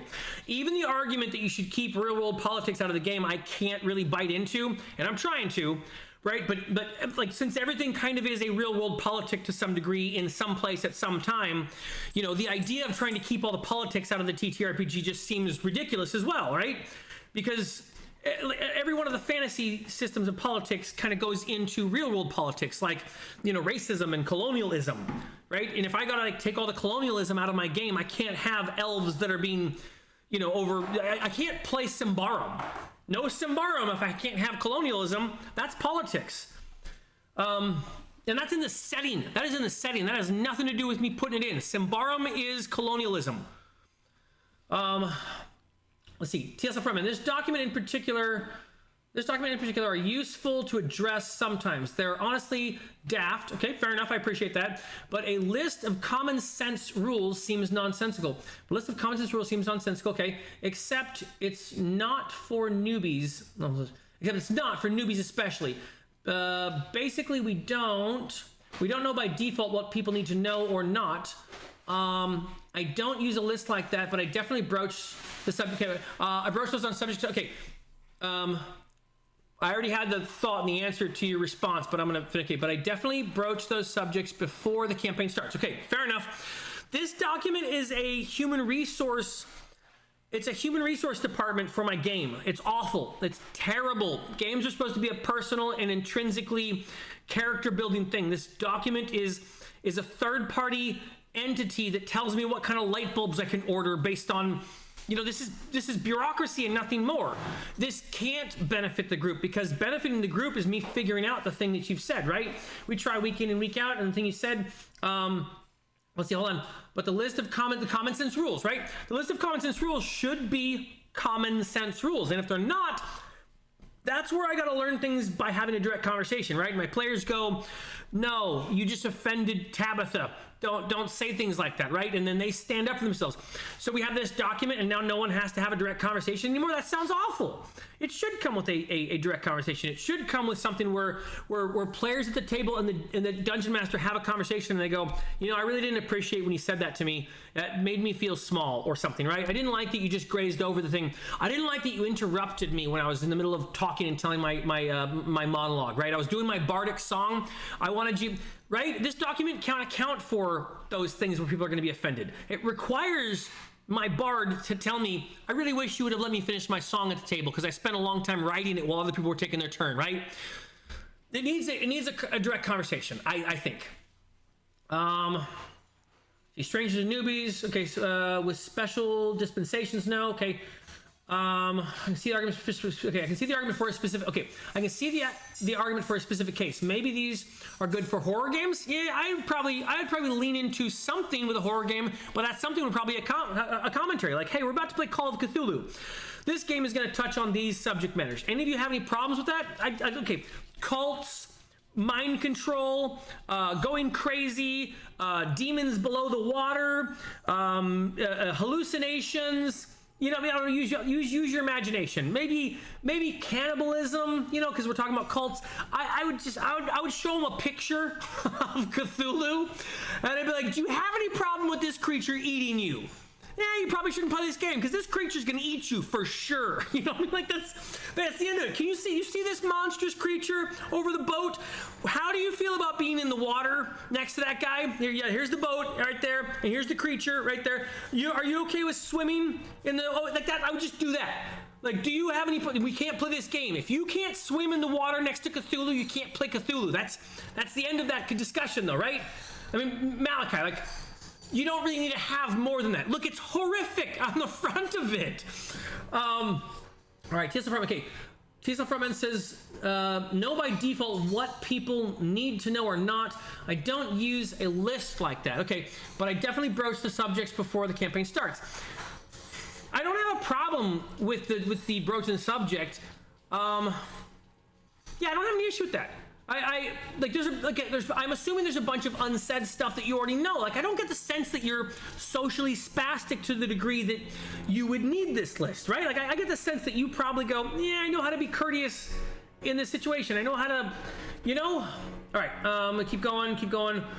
Might as well. Something about a player's handbook. Okay. Oh, someone subscribed. Thank you for subscribing. Appreciate it. Okay.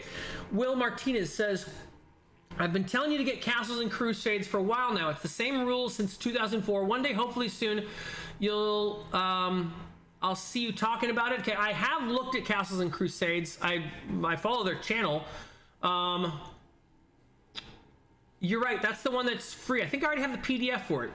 Yeah, I mean, okay, so I'm not opposed to it in any way, and I actually am interested in learning a low magic or no magic system. I'm in the middle of Dragonbane right now, and I'm also trying to make a bunch of miniatures. You can't really see them. Hold on. Just move this back. Go wide. Wrong one. That's the muffins. There we go. Trying to paint a bunch of miniatures right now. I have a few different projects I'm working on just for getting like our game session ready, but I'm also trying to I'm trying to cover other kinds of games. So, you know, Corvus Belly sent me this game, and okay, I want to put their miniatures together. I want to paint them properly. I want to learn the game, teach my son how to play the game so that we can start making videos about other games, right? Because I like war games, and I think war games are a great way to get a kid who has a very meticulous video game mind interested in gaming. And I think the war games might even be adjacent to tabletop games to some degree. I mean, obviously that's their origin, so there's some adjacency. Anyways, so I have a lot of projects I'm working on to answer your question, but you don't keep telling me about it. You're not, yeah, just keep telling me about it, and it'll put it in my mind. Keep reminding me. Going down. Okay, unless the players ask me, can we do a dark theme? Then I ask, how dark? Where's your line? Be honest with me. That's pretty helpful. Think about it before you answer. I also inform them of my no lines. That's good. Going down. Okay, I don't like the idea of asking how dark. I like to use movies instead. Oh, that's a good one. Like, okay, if you want The Road, those are good examples. I think that's actually helpful. I think it's essentially the same question, but it actually gives them some thematical ideas. Like, hey, we're doing zombie apocalypse. Do you want Last of Us or Zombieland? You know, oh, okay, yeah, Last of Us. I want that, right? It was breaks. Okay, breaks over. Okay, Wicked League. Thanks for hanging out. All right. Okay, you're okay. Okay, regarding warlocks, that's another thing, very personal, like you said. But the list is mostly for traumatic things to avoid, not personal interpretation of how evil class inherently is good. That's right. And I would expect you to say, come on, knock it off, right? You should tell me to knock it off because I'm obviously being ridiculous. And in that case, with the warlock thing, I'm not coming at the game in good faith because I'm trying to find a problem at the outset, right? We all come in here to suspend disbelief. You should tell me, Nate, stop being stupid about the warlock thing. Come on, that's right. My warlock is a good example of one that's stupid, of one that I should get over. If I'm gonna play Dungeons and Dragons and I'm the player at the table who's going, you mean it's an evil character? I suck. I shouldn't be doing that. See, I don't have trouble with bad faith people ruining my game with faux hold on. Okay, so you haven't had any trouble with bad faith people ruining your game with faux discomfort. Okay, fair enough. I have to assume whatever people do. They're in good faith.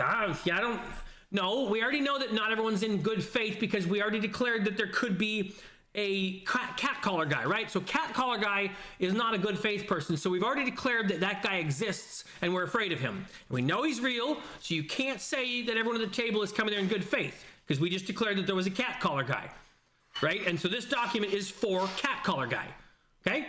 Let's see, that's John Constantine. Okay, hold on. These documents are just an opinion to, hang on a second.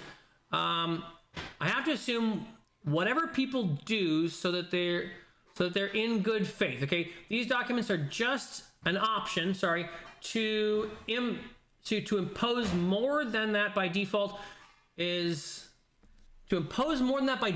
not a helpful argument either to me. That's a fair position. I understand your position better.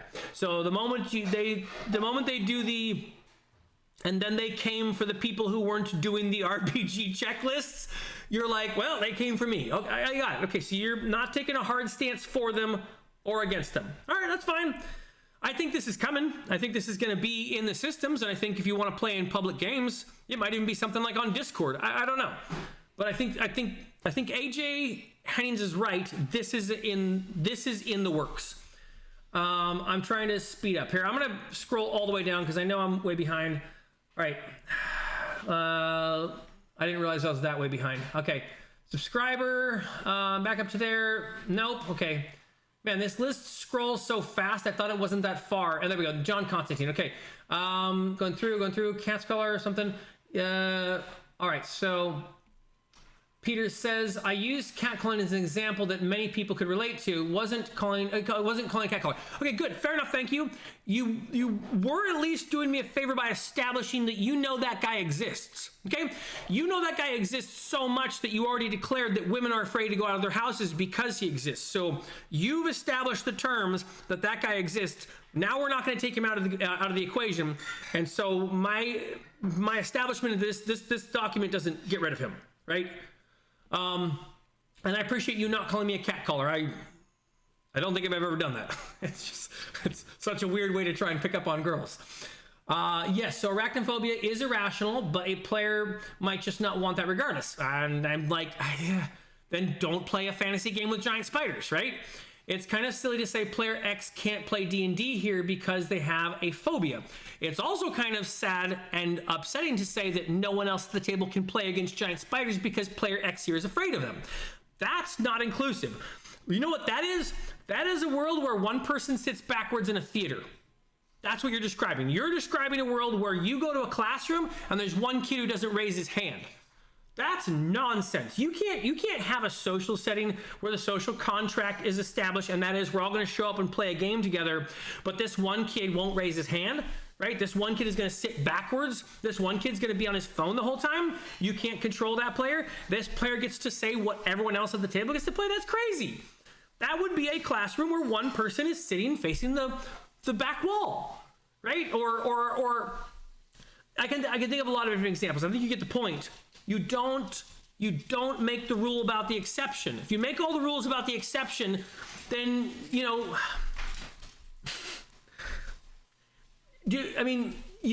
can you see the logical fallacy with making the rule about the exception? Like you do understand that gets into that corporate nonsense space where you have to put a hairdryer that says don't use in the shower, right? All right, couple adventures says safety tools are lame. Just be excellent to each other. I totally agree. And have some empathy and awareness. Formalizing the process creates a weird social dynamic that is only fun for one or two people. Great point. See, you're sitting at the table. Bravest human on earth who came to face mandibles with a spikes the size of the shield. That's right. For example, would be frozen in terror or pelting madly down the mountain. That's right. I mean, like, it's how is it a good thing to avoid things you're afraid of? Is that a benefit? Is that a human quality? Is it a human quality to run away from your fears? Is cowardice a human quality?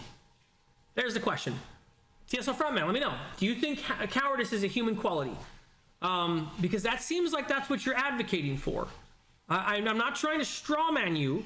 I'm trying to break down the structural component behind the arguments that you're making, and that is one player is afraid of arachnophobia, right?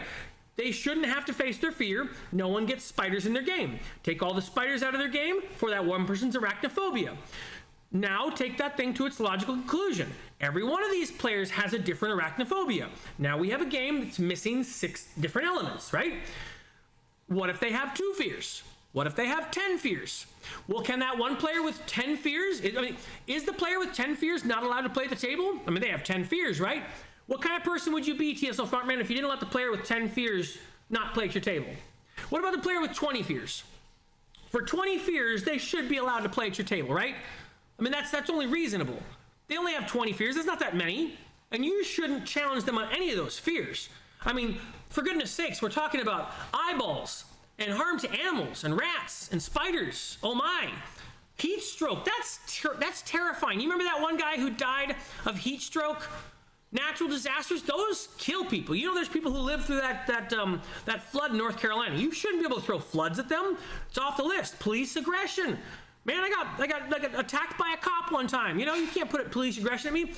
Pregnancy, I knew a person who was pregnant once and they had a miscarriage. Can't put that in my game. I mean, like do you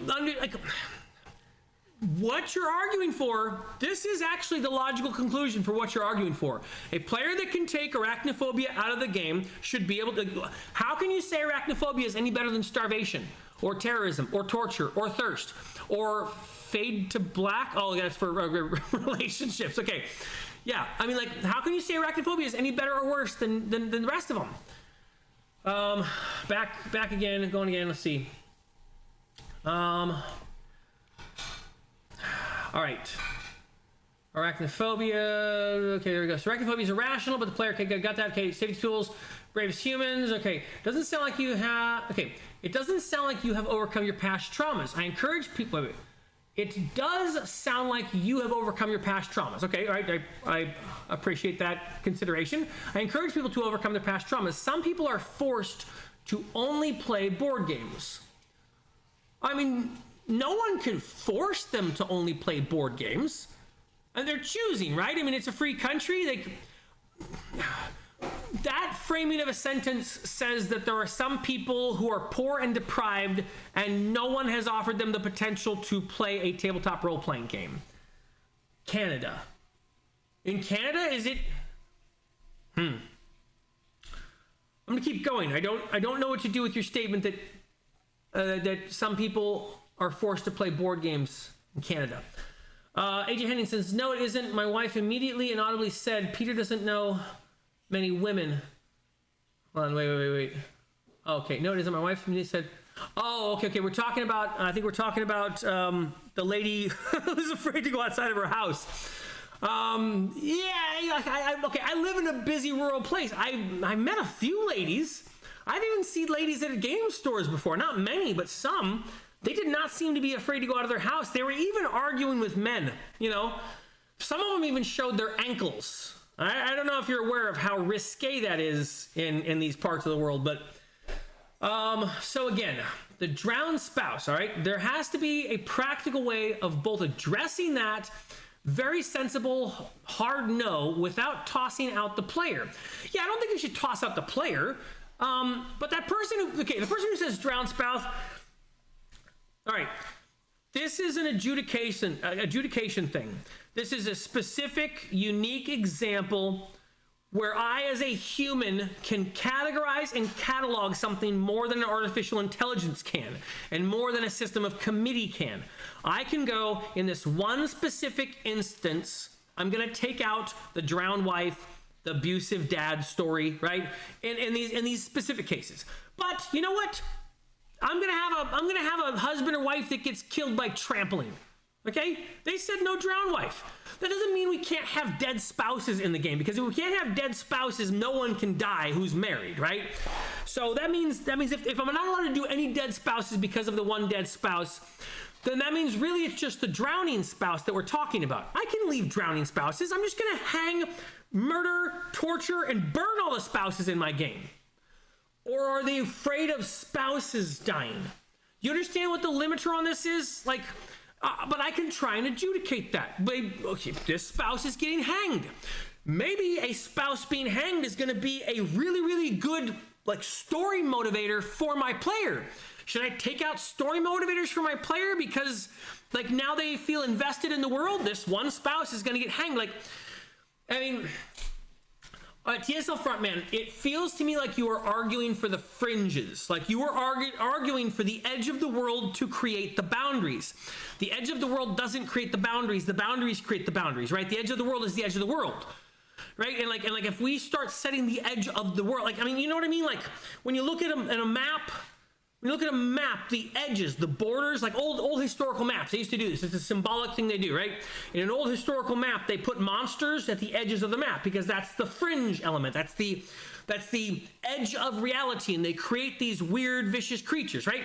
But the world is this centrific place here where all the land is that we know, and here's the water and the islands and stuff, right? So you don't define society for the gargoyles.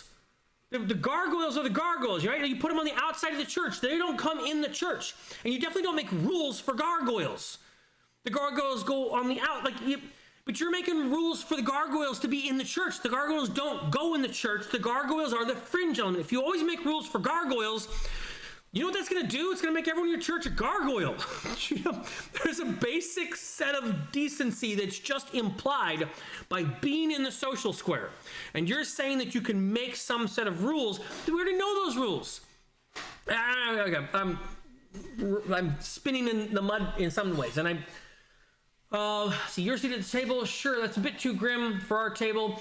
Please, thank you, have some drinks. That's right. That's exactly right. Right? Like that's right.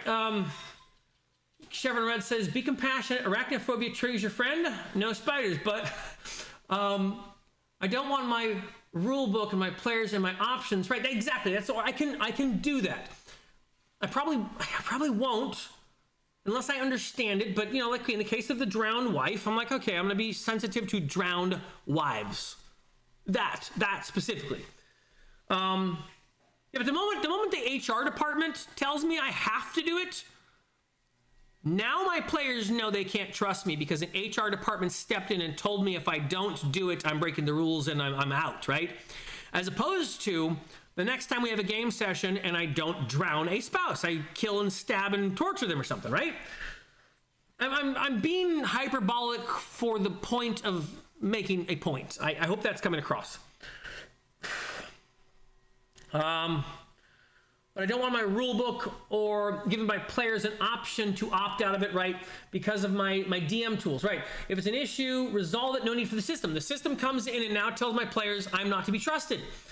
0 humans are glad they're afraid of spiders, whatever phobia, okay? But whatever or not it is, in a D&D game will not change if there's phobic or not.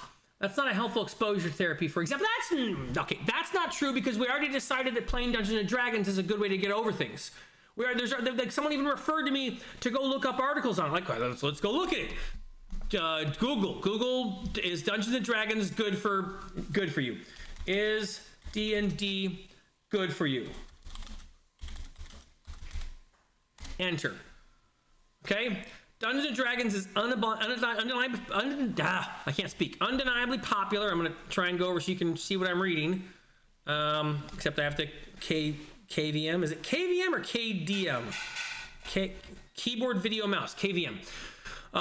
Usually it's undeniable. D&D is undeniably popular, but is more than just a fun game. In fact, research suggests there are numerous mental health benefits to playing D&D, and it's being used in a variety of helpful ways, including therapy. What? I'm being ridiculous because I'm not going to read Screen Rant. That's obviously ridiculous. Let me see if there's like a real article. I mean, Google is so useless. To be fair, Google is useless. I know that it's useless, but okay. 7 benefits to playing D&D. Making new friends, improving your listening skills, boost creative skills, practice problem solving. What if that problem solving was getting over spiders, right? I stabbed this spider in the head in the game. Whoa, man, what if I made a spider a pet? You're telling me I should deny my players being able to make spiders pets because my son's afraid of spiders? That's crazy, TSL Frontman. That's a ridiculous idea.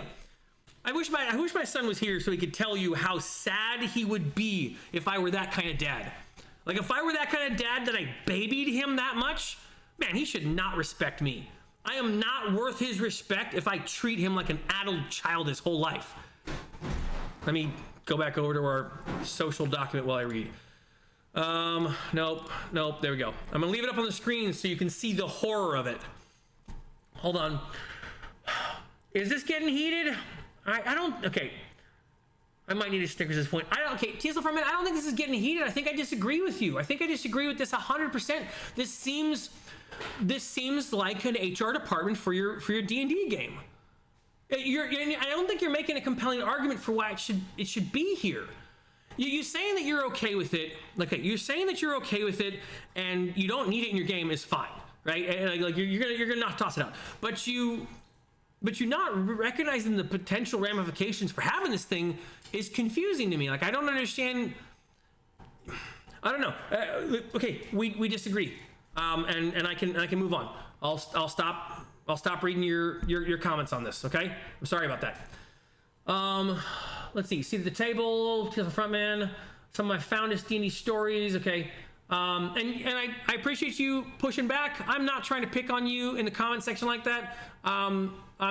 I'm sorry that I'm engaging in the argument that way. You're right. What would probably be better is that we had like a conversation over Discord and we could have this argument, and I don't know, I could record it or something, and then you could make your, you could actually have a fair position, like a verbal dialogue, which would be better than what I'm doing now with the thing. I fundamentally disagree with this, and you are okay with it or something, and so yeah, we're not that far adjacent. But I'm gonna stop reading your comments in a way where I'm kind of like calling you out. I'm sorry about that. Okay, that's not the way I'm trying to engage, and I have the advantage of being verbal with video and stuff, so I recognize that. Thank you. Let's see. I've had a few people tell me off in the side that the game experiences. So yeah, there's a lot of people going like, it works to just do it in an interpersonal way and just be talking to people. All right, let's see. AJ says, but my wife is terrified of the abstract idea of deep space. She loves playing No Man's Sky. It's a video game. It's not real. Separate the two. Yeah. I agree. Story. Okay. Let's see. Just want to drop a note that I've liked watching your journey as a DM with your family. Thank you so much, Anthony Peterson. I've been running a Pathfinder 2nd Edition RPG since 2020, and my players have been patient with my own learning curve. Okay, that's really nice. My group has various different kinds of Christians, from liberal to very conservative, and I'm happy to report that we all get along. That's wonderful. Thank you for sharing your story, Anthony Peterson. I appreciate it. And okay, everyone who's still here, please forgive my heated exchange here. I guess it is okay. It is a little bit frustrating explaining this thing and having people go like, "No, I don't get it. No, I don't get it," and then put the different ideas up, and it's like, I'm calm. Thank you. All right. AJ Hennings. It may be due to frequency, but 80% of the games that let's see, hold on. It may be due to frequency, but 80% of the games that life occur in person. I'm guessing in your person. Okay, hold on. Typo. Excuse me. Typo. 80% of games that stay together occur in person. Oh, okay. Interesting. I had not heard that statistic. Okay. There is a virtual reality game that lets you pet and interact with spiders to help you get over your phobia. That's interesting. Okay, I have to go back and catch up real quick. Okay, Andrew Thomas, thank you so much. Let's see. Peter says, I kick the cat caller out of my group. That's if you know the cat caller is in your group. Cat caller might be smart enough to know how to do proper cat calling without being called out. But Peter, you'd have to do that without the comfort of the checklist. That is true. Let's see.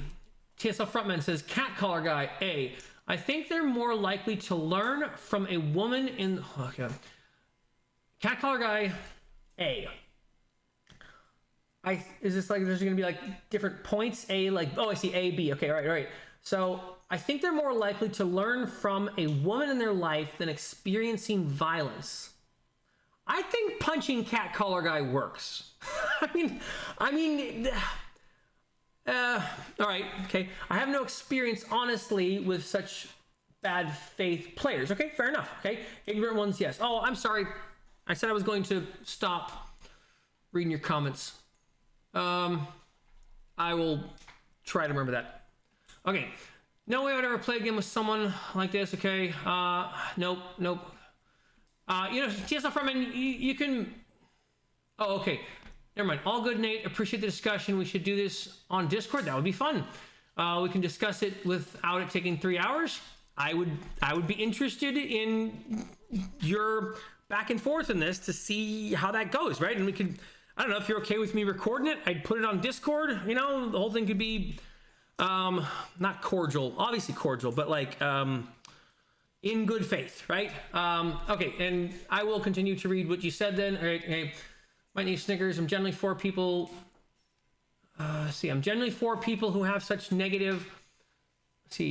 I'm generally so sorry for people who have such negative people in their circles.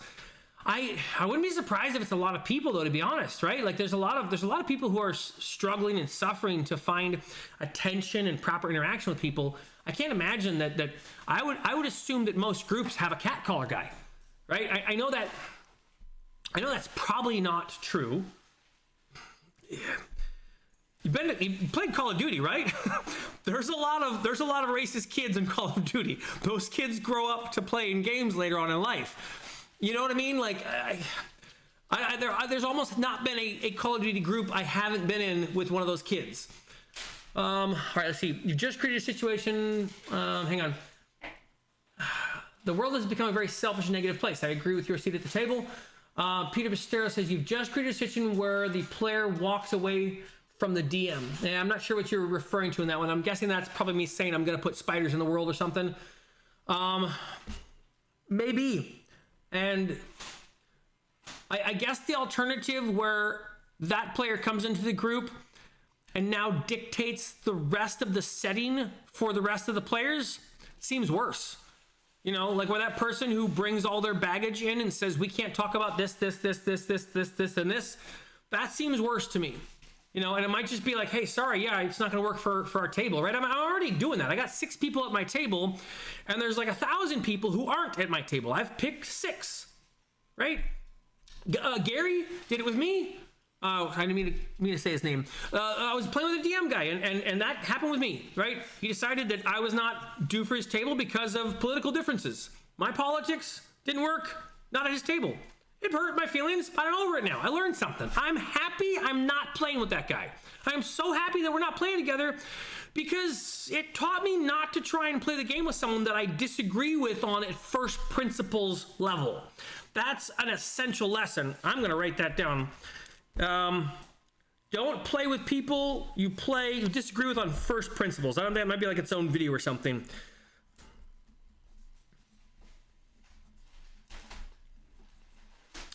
I don't know how I'd word that better, but don't play with a group who disagrees on first principles. I think it's essential. I don't think you can do it. Disagrees on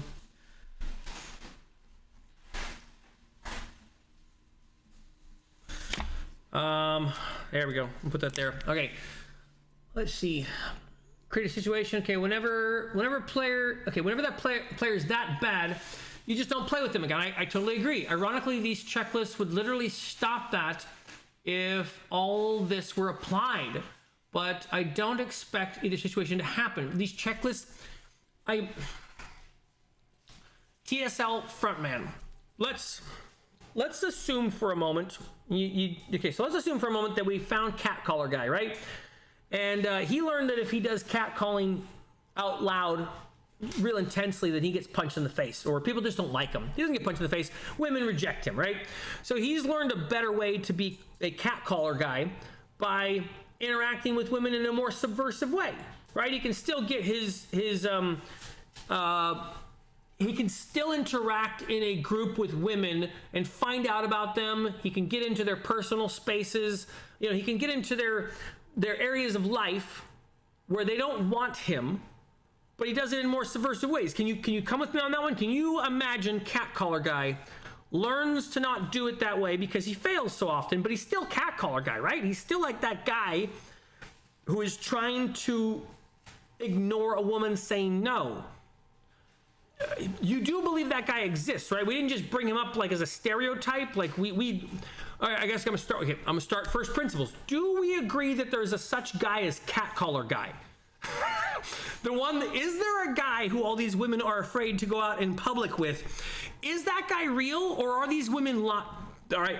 Are all the women who say they're afraid to go out in public lying, or are they telling the truth and there really is a catcaller guy? Okay, let's follow the flow chart. If catcaller guy exists, is it possible that he could learn a better way to catcall against women? Right? Like maybe he doesn't do it where he's like, woohoo, hey baby. Like maybe he doesn't do that one. Maybe he instead figures out a way to hang out with some girls at a Dungeons and Dragons table, right? Is that possible? Like maybe he learns it from playing Halo online with them. He's like, hey, it would be cool if we had like an ongoing thing because the chat room ends and I don't get to talk with the girls anymore, right? And ask them all the creepy questions I want to ask them. So instead he learns how to can you follow the chain of logic? I don't think you get to weed out the cat crawler guy with this list because the cat caller guy with this list is just learning all the ways that he gets to be subversive. You're setting the parameters with which he calls at cats. I'm gonna keep going.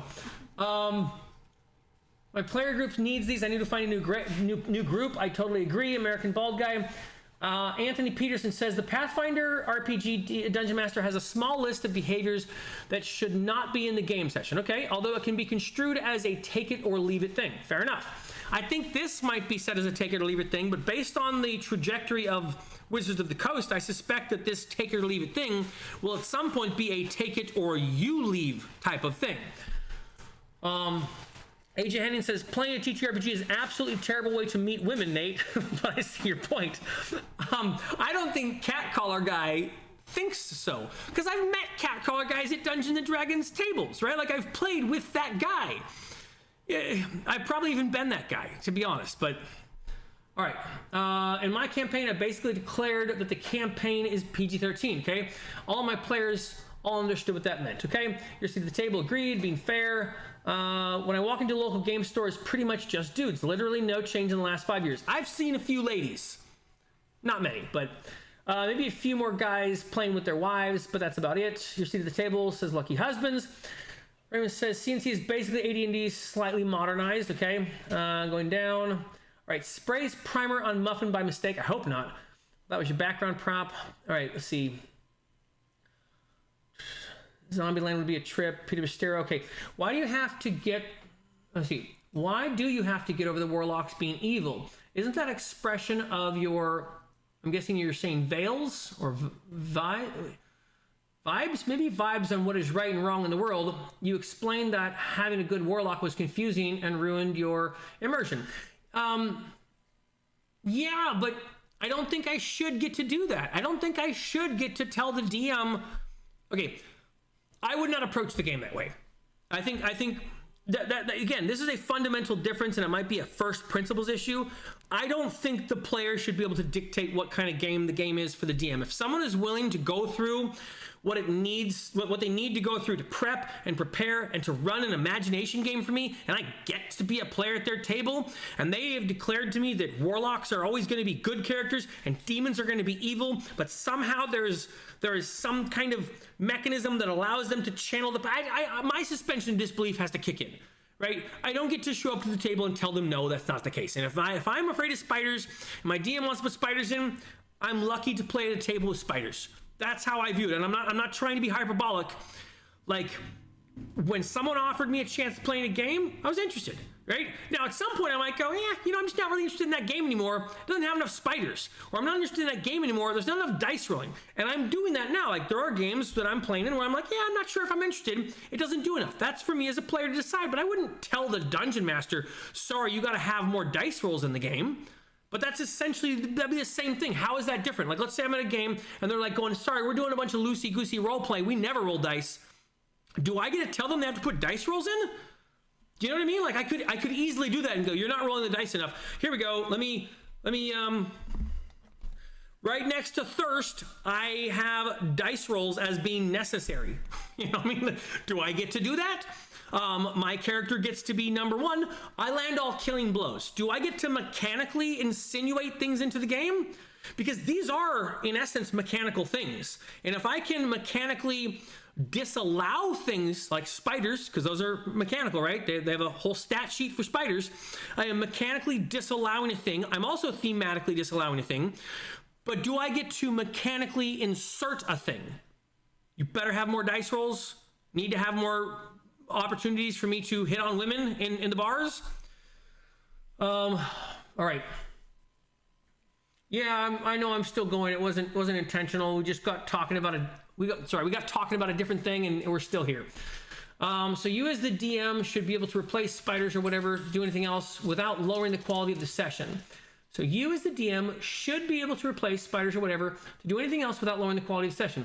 Yeah, no, I'm sure I can. I'm sure I can take dragons out and put in something similar to dragons. Manticores can sub, I could have, I don't know, scorpions instead of spiders, right? But that's where it starts to get like, I can put scorpions instead of spiders. Ha! Oh, I'm sorry, you said no spiders. Oh, okay, no bugs. All right, bug people, right? I mean, like, if you're going to make this kind of list and I have to follow the letter of the law, I'm going to find a way to subvert the letter of the law, because this isn't about compassion. This has nothing to do with compassion. If I sense that my players are getting irked at the spiders I've put in because they're scaring them, I'm going to stop putting spiders in. That's compassion. This list can't make me be compassionate. I think it was Chevron who wrote it perfectly. Did I write it? Hold on. I'm gonna scroll back up to read it again. Let me see. Where is it? Here it is. I might actually have to write this down if I didn't already write it down. Let's see. Standardized. Okay. Like so many things, it's not about the compassionate route. We all want to be compassionate. It's standardizing, codifying, and systemizing compassion according to that particular view. I'm going to take a picture of it if I can find my phone. It's a big sentence, and I don't feel like writing it all down right now. Ugh. Hang on. Phone. Photo. No, wrong way. All right, I'm taking a picture of that because that is a baller of a sentence. That is exactly the thing I am trying to summarize. Hopefully I remember that I took a picture of it. All right. Now I'm going to try and find my place again. Going down. Excuse me, typo. I read that already. Something. That was American Bald Guy. Have a good day, everyone. Have a good day, American Bald Guy. My player group needs these. Okay. In my campaign, I basically declared that the campaign. Okay, we got PG-13. Got that. Okay. CNC is basically that. All right. All right. That was well still going. Warlocks make for an interesting. All right. Cowardice is a human quality and a human condition that can happen to the bravest, most honorable people, no less than the most hardened human being. I don't know if I'd word it as quality, but I know what you mean. I think I meant it as, is it a virtue? That's what I meant. You're right. Quality is not what I meant. Is it a human virtue? There we go. I said the wrong word. Quality, you're right. I think cowardice is different from comfort. It is also a matter of practicality. I don't know anyone with 20 fears, but I should be able to DM without needing spiders or eye trauma, etc. You're probably right, you can. All right. If I had a player with 20 fears, I would take that as a challenge to write a better story. Yeah, this is a difference in first principles between us. And so TSL Frontman and Peter, like this, don't take this as any kind of insult, but like I don't think you and I could ever play a game together in a tabletop role-playing game. We disagree on a first principle basis, and that's not like disappointing to me at all. Like I'm considering now that if I have a first principle disagreement with someone, there's no way to really run the game with them, because you need to have some agreement about the cohesive elements in the game and aspects like this. Like, I think players should be challenged. I think real world challenges, in-game challenges, sensitivity. Like I wouldn't play with bastions in my world. Bastions, whichever one it is. I wouldn't play with that. I would not play in a game system with bastions. If a player had a bastion, I would want to attack it, right? To make it matter. And if I was playing with players that wanted bastions that couldn't be attacked, I probably wouldn't play with those players. So, and then we're going to disagree. And I'm okay with that. And I'm okay with you having a difference of opinion than me on this. I still have my opinion on it. And my opinion is that if you're using these documents, you're teaching your players to be bad players. And in my mind, there's no way to mechanically get around that. And, you know, the pretense that this is going to make me be compassionate, I can't see it. And the pretense that this is going to help me run my game better, I also can't see that. All right, let's see. Too much work. Okay. Vol here says, as someone that was in the army, we don't realize at the time, but fear and being scared often make us feel the most alive. Wow, that's really well said. Valier, I appreciate you contributing that. That's really good. Fear saves many purposes, including having allowed humans to come as far as we have, perhaps in spite of our nature. That's right. TSL Frontman says honestly can be enlightening to discuss phobias and how to do them positively while addressing these lists. You'll never broach them well without dissection and effort. All right. Entire sessions nosedive over this sort of thing. See, I can absolutely DM without spiders or whatever, but if everyone at the table loves spiders, then that player who does not want them dictates how I run them. Yeah, no, that's right. How is that fair to everyone else? I totally agree. That's right. Phoenix DM, thank you. Let's see, TSL Frontman, I'm kind of advocating for fringe incidents. Yes, specifically because naturally I know I don't need them, but when they come up as an exception, they need to be, but when they come up as an exception, they need an exceptional ruling, like 5% of the time. And I'd say make them in that case, right? Make them in that case. Don't make a whole spreadsheet for how to get through them. You don't need a flow charts to deal with the one person who had a drowned spouse or whatever.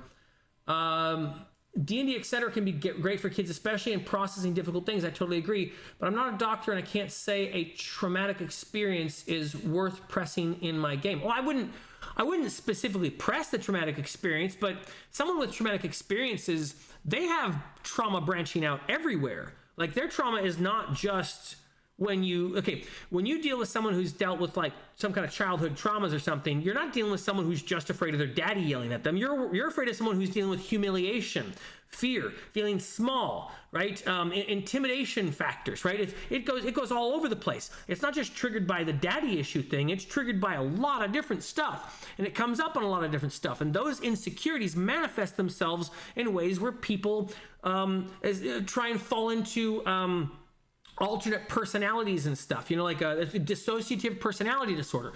That happens with people all the time, where they go, I don't know how to be me anymore, so I'm going to pretend to be someone else. I'm going to pretend to be Charlie, right? Or Susanna. Let's see. D&D pressing, okay. Yeah, and it's not about pressing into it. It's not about pressing into the fact that they got closed into a closet. It's about you can't accommodate for all the different ways they're going to be triggered. It's an infinite number of ways, and this list is sawing off the branch you're sitting on. All right, Nemo Divinity says some people seem to thrive off having every trendy condition. I know, right? Yeah.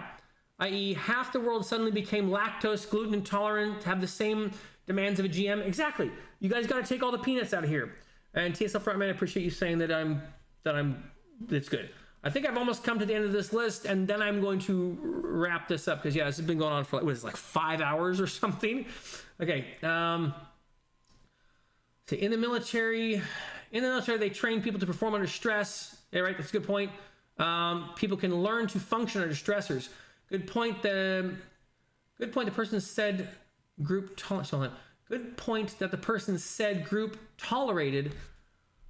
Said group tolerated that he was a new GM. Okay, when we start out as newbies, no YouTube, etc. That's right. And rotated GMs. We didn't assume anyone would be near professional. That's right. Now you have this new standard to kind of compare people to. And oh, sorry, you're not as good as Matt Mercer or something. Yeah. Cat collar guy. Yeah, gross guy exists. Totally agree. But if a guy makes women at the table uncomfortable, then you kick cat collar guy. I got it.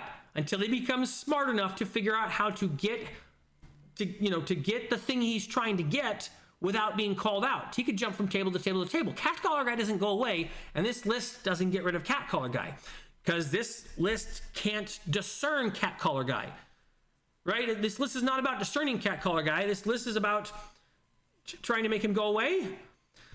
Do you agree that cat collar guy could tell a lie and pretend he's not a cat collar guy?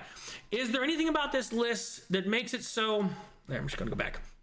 Does anything in this list make it easy for a dungeon master to find a cat collar guy? Can you make a list that highlights cat collar guy, right? I don't think you can do it. All right. I've covered all these things. Cat collar guy, without being weird and gross. He's going to get better at being weird and gross. He's probably going to do whatever he can to find himself in a woman's inner circle, right? Cat collar guy is going to get better at being a cat collar, and if you're not punching him in the face and you're not shaming him outright, then he's going to get good at putting himself inside women's circles. He will figure it out, because at his heart, he's still cat collar guy. You understand? All right.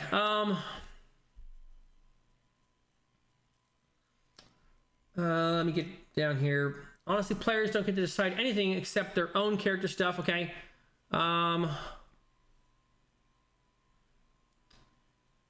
Your seat at the movement. So your seat at the table says there's a movement, I guess, where player agency has taken over GM responsibilities. I think you're right. Yeah, I guess if you can clarify, but I know what you're talking about. Let's see. Ticking Time Bob says he's used this list when pro DMing. I can kind of see it being a corporate thing. It feels like an HR document for playing in a game session. Wickedly says, I've tried and never been successful. Convo is better, plus it feels more natural. I use strongholds and followers. I don't think I will use bastions because I love MCDM products. They're Featherlight on top and already complex system. You'll have to tell me a little more about the MCDM. Hold on. What is the MCDM? That's not a Dungeon Master guide. I don't know what the MCDM is. Your seat at the table says there are people in the lobby these days advocating for more and more player inclusion at every stage of the game. Relieving if you will, the more and more of what the GM traditionally does. That's true. Okay, I would also love having an RPG game with you, and with your personality, there would be no restrictions in the game. Fun for all. Interesting. See, I did this. Here's the problem I had. I did this with someone, and I got a sense early on that we disagreed on first principles. But I thought, you know what? I think we can stay in the game, right? I think we can stay in the game, and it's not going to matter. And that's what I did. So I started playing with this guy on Discord. He was someone who was messaging me on Discord. He was messaging me on YouTube, and I really liked him, and we started to develop a friendship. And then one night after one of our games, we were just chatting, like I'm kind of chatting right now. Oh, MCD Matt Colville, thank you for clarifying. We're chatting just like we're chatting right now, and I mentioned that I was worried about what the world would look like after the election. You know, I didn't even say who I'm voting for or what I think about it. I was just like, yeah, I'm just worried. I think if Kamala wins, it's going to be crazy. I think if Trump wins, it's going to be crazy. I think it's going to be crazy no matter what. No, it was like one of those things. It just came up. You know, we were talking about life being crazy anyways, right? Because his job and this was a person who I was talking about with their job, right? Like I was asking him how his day was, what's going on. Like it was that kind of relationship, came up naturally. But because we disagree on first principles, we couldn't have this conversation. And that's when I'm like going, okay, tabletop gaming has the potential to lead to friendships. You can't be friends with people who you have first principle disagreements with. You know, and that's what it comes down to. And I'm here on a YouTube channel. I'm not discussing all my first principle stuff. Sometimes I allude to them, and people have said, "Hey, we know you're going to vote for Trump or whatever," right? Like they're sensing that's the way I lean. Fine, fair enough. Okay, I'm not out here going like MAGA hat and stuff, right? I'm not trying to make it, but I do have first principles. And if you play these games, you might make friends with people. And if you play these games with people you don't share first principles with, there's a way for it to go off course really quickly. And that's what I got the sense of. And I'm getting the sense that, you know, a few people I'm talking with here, first principle disagreement, right? So, I don't know. But yeah, well, hit me up on Discord if you saw the Discord link. If you don't, here, I'll bring it up again right now. And am I gonna bring it up? Hang on. There we go. Me. There you go. Family tabletop, anxiety-free games. Hit me up on Discord if you want to play a game. Maybe we'll just talk first. We're probably, I mean, I do think it's probably best to suss some of these things out before you start tabling with someone, because tables lead to friendships. And you know, I've had a friendship that was lost over this last week that this guy was playing with my kid and me, right? That's personal. If I let my kid play in a game with you, that's a personal relationship.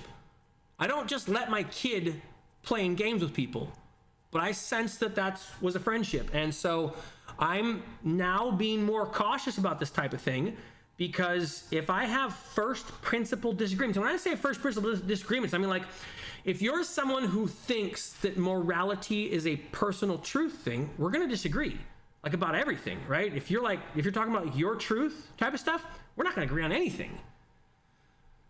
So, you know what I mean? And I didn't mean for this one to go politics. See how it just naturally comes up? Sorry. All right.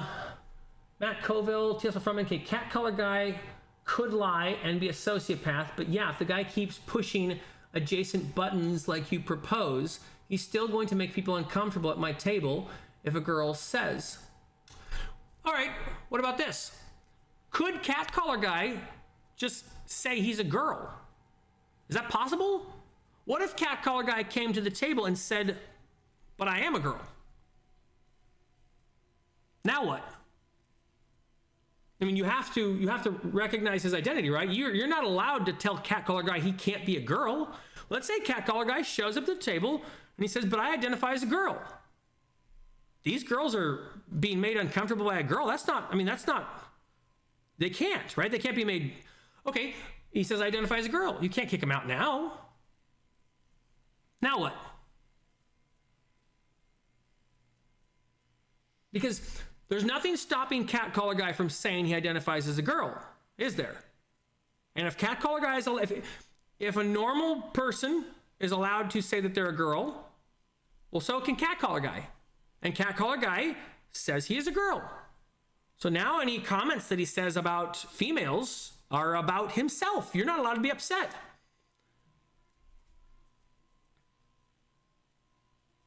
I mean, you can kick someone out for being creepy, but honestly, if someone is proposing they're trans, that's a big deal, and it would make him less creepy if he makes others uncomfortable. Why? He's still cat collar guy. I'm just okay. Trans are fake. What do you mean fake trans? What do you mean fake trans? How do you tell the difference between fake trans and real trans? Is there a way to distinguish? I mean, how do you distinguish between a fake trans and a real trans? Cat collar guy says he's trans. He's at your table. He's saying weird and uncomfortable things, but they're not weird and uncomfortable because he's a girl now. How do you determine the difference between cat collar guy saying he's trans? Because we have already established that cat collar guy's here. He wants to be around women. You try to kick him out from your table. What if he identifies as trans? He comes back, he's trans. You can't kick him out from your table now. Okay? How do you determine that cat collar guy is a fake trans? Is there a way? Is there a divining stick or a winnowing stick, for example? Let me know. Let's see. Well, I can completely kick out cat collar guy if he says he's a girl. First principles for sure. No, yes, obviously. But if you're someone who's saying that anyone can identify as whatever they want, then you can't kick out cat collar guy when cat collar guy gets wise to the fact that he's been kicked out 6 or 7 times from different games, and all he has to do is say he's trans now. What do you do with that? You can't kick him out. That's like discriminatory or something. Besides, he's a girl. He's allowed to say whatever he wants about girl parts. He's a girl. But you think you know that he's catcalled. So you're saying you think there's a fake type of trans? That's bold. I'm trying to steelman your argument and say that he's a real trans. what do you do? Fake or trans, there's no difference. That's your, in my opinion, Andrew. Let's see. And call them phobic if they don't want me to. Let's see. Nemo says, fake trans is like when I put on lipstick and try to pick up on lesbians at a gay bar. That's right. Daryl says, you can let him be what he wants to be, but he can't demand to shape your perception. To each their own. But don't dictate to me. That's fair. Fake or real trans, there's no difference. And call them phobic if they don't want me. Okay, sure. TSL Frontman says, how to parse or not is a genuine question, but you'd have to look at the whole picture. Saying I'm a woman doesn't change if other women are uncomfortable. It does put it into a different perspective, though. If those other women say that they're uncomfortable with catcaller guys saying that they're trans, or let's put it another way, let's say they're a little bit transphobic, you know? These other women are transphobic because catcaller guy is here at the table saying I'm a woman too. You have to accept catcaller guy. So they would have to out themselves as transphobic. Now you're making women out themselves as transphobic against catcaller guy. So if catcaller guy has managed to find his way, and we've already established he exists, we've already established that he wants to be in the places where women are, and he doesn't take no for an answer. We've already explicitly stated his character is a real person. He's at the table now, and these women now have to be transphobic to say he can't be here, right? Because this is all, you decide to run an all women's group. All women's group for only women. Well, catcaller guy's a real woman. You would be transphobic to say he wasn't. And any of the comments that he says are female comments, right? And any woman who says that they don't want him here is what? Go ahead, type up the word. Type up the word what those women are when they say they don't want catcaller guy here. What's that word? We hear it all the time.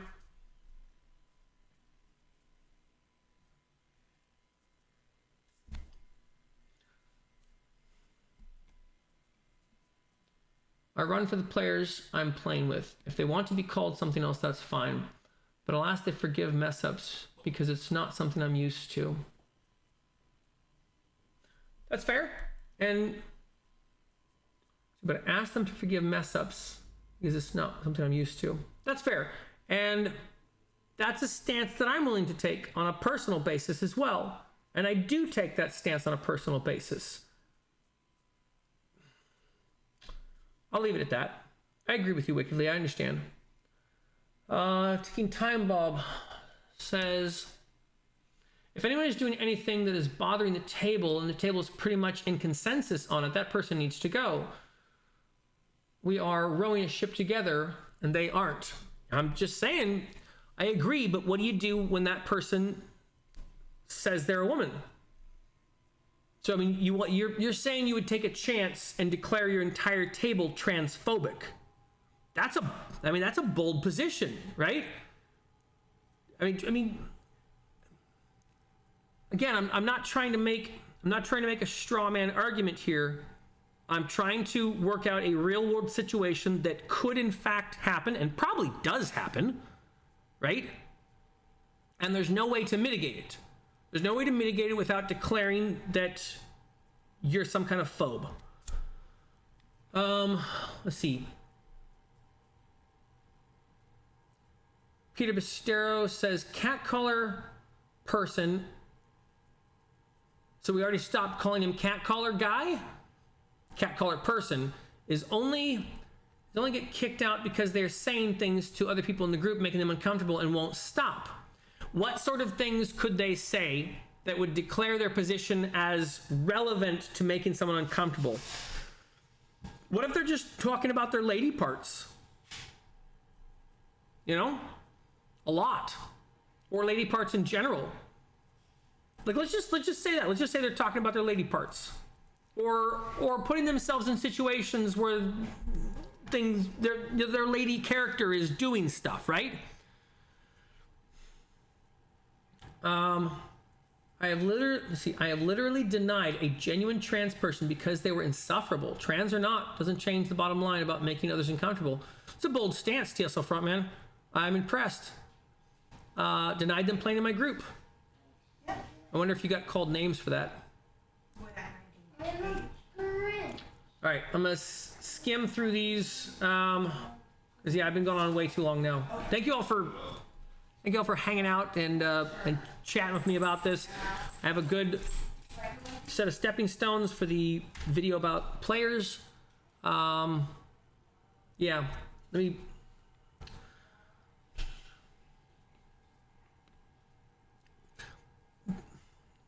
By the way, you all saying you removed them from the table, I'm obviously in agreement with. I'm asking these questions rhetorically because when you set up a situation to declare someone moral based on some system or outcome, you might start to stifle people's ability to speak freely.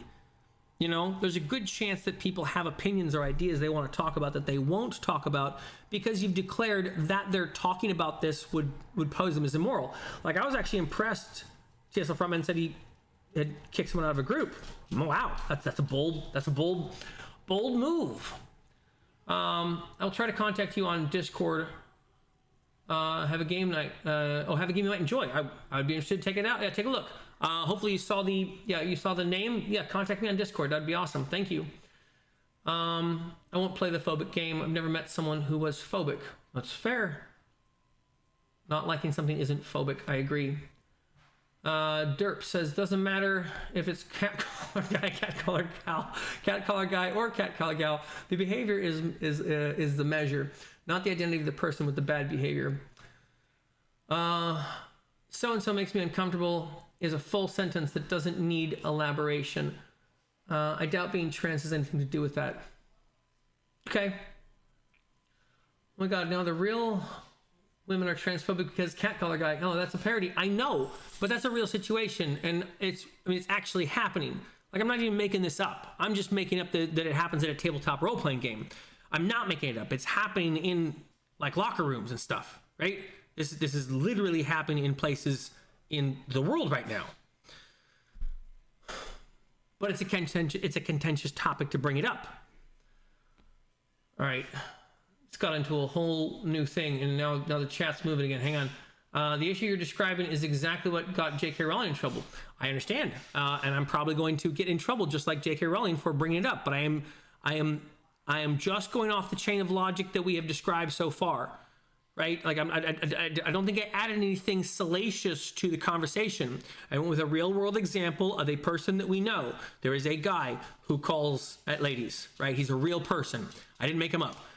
Peter, you even mentioned that there are women who are too afraid to go out of their house, right? And I just played out a story where this guy exists in the real world, and he's been rejected from bars, rejected from tables. People aren't playing with him. He can't play in Halo, right? He gets rejected, but there is an opportunity for him to say something, right? He says the words, well, I identify as a woman. I mean, there's nothing stopping him from saying that, right? Like, all we had to do was viscerally connect a real world person to a potential outcome. And that potential outcome is him saying, I identify as a woman. That changes the stakes on a lot of stuff. And that's all he has to do. He doesn't have to like shave or anything. If you open up the opportunity for someone to say that they identify as a woman and that fixes the problem that they were having, you know, again, this is a first principles thing. So I see future potential and dangerous ramifications from opening up self-identity. If you open up the options of self-identity to a whole group of people and you don't account for cat collar guy, that's crazy. That's crazy. You didn't account for cat crawler guy when you started telling people they can self-identify? How about this? I don't identify as cat collar guy. I choose to not identify as cat collar guy. You're not allowed to think of me that way.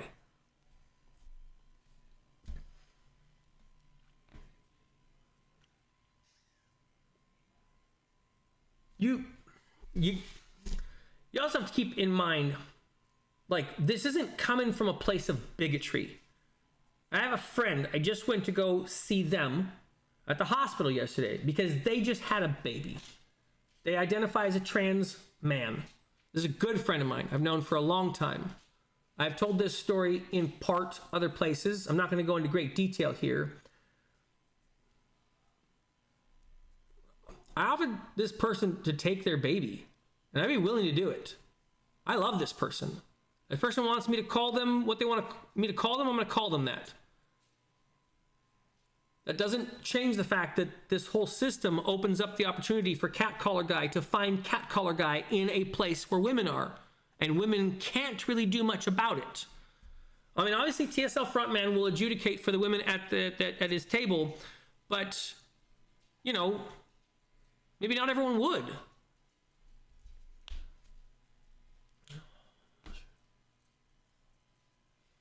Ticking Time Bomb says, why do you have to bring up sexual parts at a game table? You could tell them that's outside the scope of the game. They're comfortable with. I agree, but let's say I'm smarter than that Ticking Time Bomb, and I just had the ability to bring up sexual situations, or maybe take off my clothes more than I should. You use your imagination. You can probably figure some way that I could exacerbate or take advantage of the situation. Let's see, you're moving to the table regardless. AJ Henning says, all the people can be made uncomfortable. You don't get to wear your identity as a shield for bad behavior, but bad behavior is bad. Ticking Time Bomb says, also, what about those weird old guys that play a female character and make one-dimensional, over-sexualized characters? That is the case. I have encountered more than once. I talked about that recently. I actually had a female character I was playing in this person's game. And after about 2 sessions, I realized I don't like it. I don't want to play as a female player, as a female character. I don't know how to play a female character, you know, and I don't, like, I didn't like it. And if I had continued on the game, I would have told him, you know what, my character's male now. I'm not playing a male character.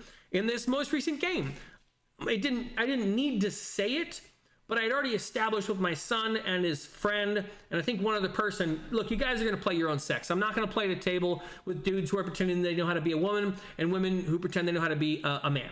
I'm just not going to do it. It's the first principles thing, and since I got to have this game recently, I was like, yep, nope, I'm not comfortable doing it, and I'm not going to oversimplify and over-sexualize things, and I probably just would from my own interest in women and stupidly I would treat it like a video game, right? Oh, I'm gonna wear this armor because it's the prettiest. It's like, it's not practical. That's not what you would wear if you were a lady. Right, so, TSL Frontman says, they just suck as a person, has nothing to do with their situation. I honestly hate talking with them. I understand. Yeah. Taking Time Bomb says non-trans. That has to do with, also, what about all those? Oh, no, we got that one. And right, that's not a trans thing. That has nothing to do with that. That has to do with you're just talking about a weird person, right? What's stopping that weird person from saying they're trans? I'm not trying to be contentious. I'm asking a question. Let's say I'm a weird person and I want to inject sex everywhere. Is there anything that's stopping me from saying I identify as a woman? Like anything at all? I can just do it, right? Like you're not allowed to tell me that I'm not, like, because that'd be, you know, phobic of you. I can just do it right now, and then I could be weird, and you're not allowed to stop me. Like nothing you can. I mean, you can secretly judge me. You can even in your mind go, he's not one of the real ones. Okay, who are the real ones?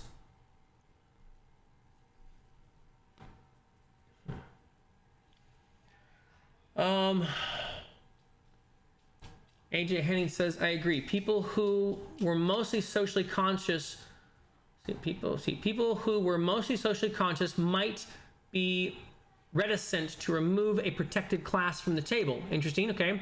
That is also true, and I've seen it display in other formats outside of tabletop RPGs. That's right. Right, if you establish that a certain type of minority at the table is a not like a religious symbol, but they stand at the top of the hierarchy. Like a certain minority has hierarchical status, then you'll probably get that hierarchical status pushing the goalpost in some ways. Peter Bastero says, one player's character trying to romance another player character without being welcome. One player character is trying to romance another player character without being welcome is cause for getting kicked out. Okay, sure. Generally, yes, but players can get weird. So, best be sure of their motivations. I gotcha. Okay. All right. Andrew Thomas says, they say I'm past my prime, so I joined an MMA club. But for kids, but it's for kids. So identify as 12. I hope you'll come out and show your support at my debut bout. I promise it'll be abusive. That's right. No, that's right. He's saying he identifies as a woman. He's saying he identifies as a woman does change the issue. Okay. His saying he identifies as a woman does change the issue at all. I'm guessing you mean doesn't change the issue at all. Now she is going out of their way to make other people at the table uncomfortable. I feel we're having a great conversation. These are good to have. I appreciate you thinking that me saying these things is us having a good conversation, because I understand that these topics can be quite contentious, and just the questions I'm asking might lead people to believe that I'm some sort of ist or phobe for asking these questions. If it's a bid for drama, then we'll talking about disruptive player. Anything else is mute. Okay. Let's see. Tessa Furman says there used to be a lot of complaints about people using the wrong bathroom, but that's already a crime. If someone says they're trans, that's a big deal either way.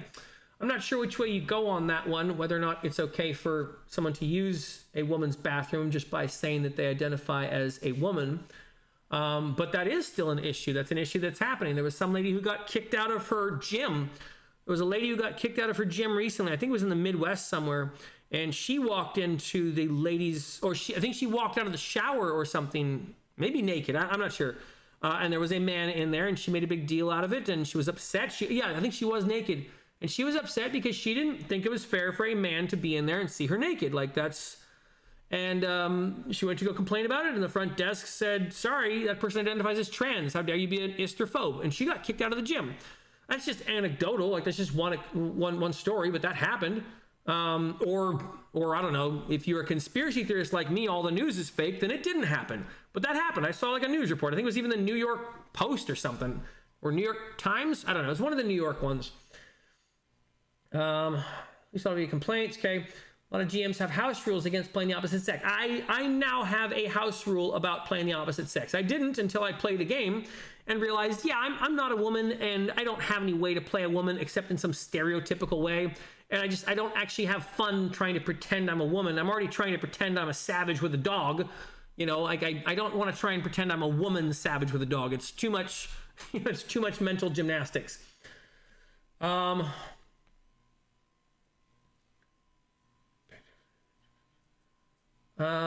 Okay, I like to play female characters as a GM. See, I don't have a problem playing a female character as a GM because I don't have to live in their headspace for too long.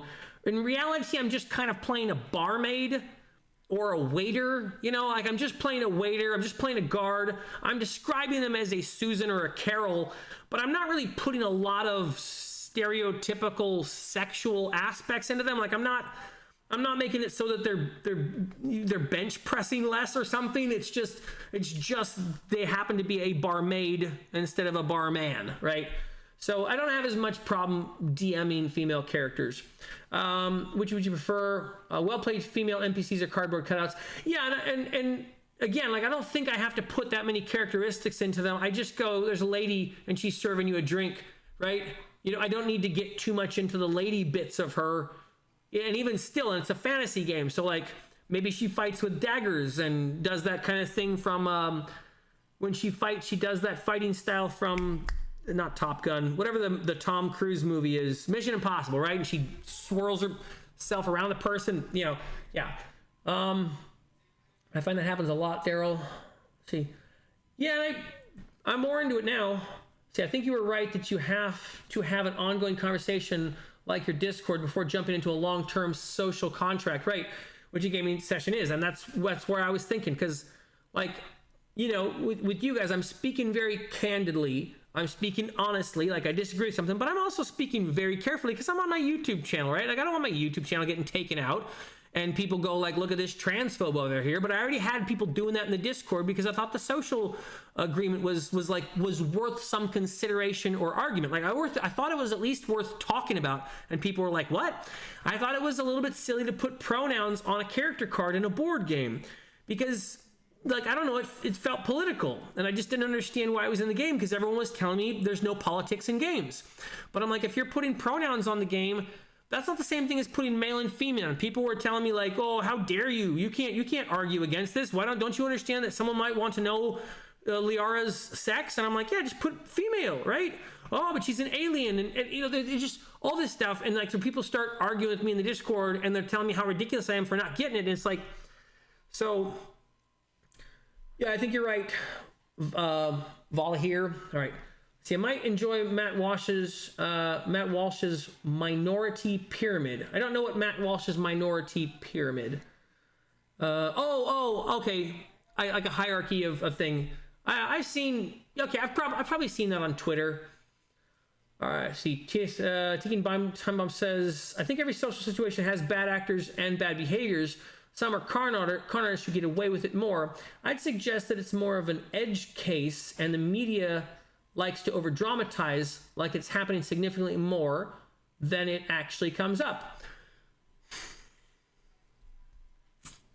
And I can think of a case that's a definite question for me. Like, look, it sounds like you're positing that we're talking about a real people group here. Fine, fair enough. How do you determine who they are? If you don't have a system to take out the bad actors, how do you determine who the real ones are, right? Like personal experience and stuff. Again, I'm saying I have a friend who's going through this thing. I don't think it's real what they are going through, but I am going to be respectful to them. I think they are really going through something, but I don't think it's the thing that they're saying they're going through. I think it's this is like a whole different conversation now, and that I had no idea it was going to go there. I'd be happy to have this conversation on Discord with anyone, and I will go through like we should open up a whole room there or whatever. But since I'm on YouTube and YouTube is going to punish me, I'm gonna cut this stream at this point. There you go. Yeah, Andrew Thomas wrote out exactly what I'm not going to read it because, you know, I know YouTube listens to me. Anyway, so yeah. Y'all hit me up on Discord. Thank you so much for this. Thank you for helping me figure out how to be a good player. I'm happy to have this conversation, and I'm happy to talk about my personal experience through this. You know, I'm probably going to go on my Discord and just post a video that I made on my other YouTube channel. I don't know. Maybe I'll even post it as a thing here. You can get my take on it. And it's a first principle thing, I guess. So, yeah, I appreciate TSL Frontman and Peter and anyone who's kind of coming at this like with a difference of opinion. Like I just hope you understand I'm not against you, you know. But I have a different perspective on it, and it's not coming from any type of moral grandstanding or something, or a desire to other people, or even, you know, or even like paint them in a negative light. You know, I have a friend who is very much wrapped into this thing, and I care about them a lot, you know, and now I care about their baby a lot. So yeah, I appreciate you guys going on with this for me. I'm gonna jump out here now. Oh yeah, God bless you. Have a good week. I hope your games go well.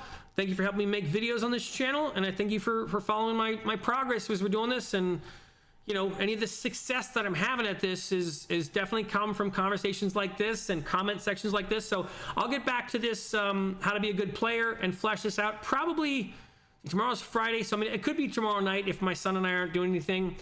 Maybe he wants to stream, or maybe he wants to paint some miniatures, but otherwise it'll probably be like Sunday or Monday or something, and then I'll get to putting the video together. Thank you very much. Yeah, God bless you. Have a good evening or afternoon. Like, it's like 5 o'clock now. Okay. All right.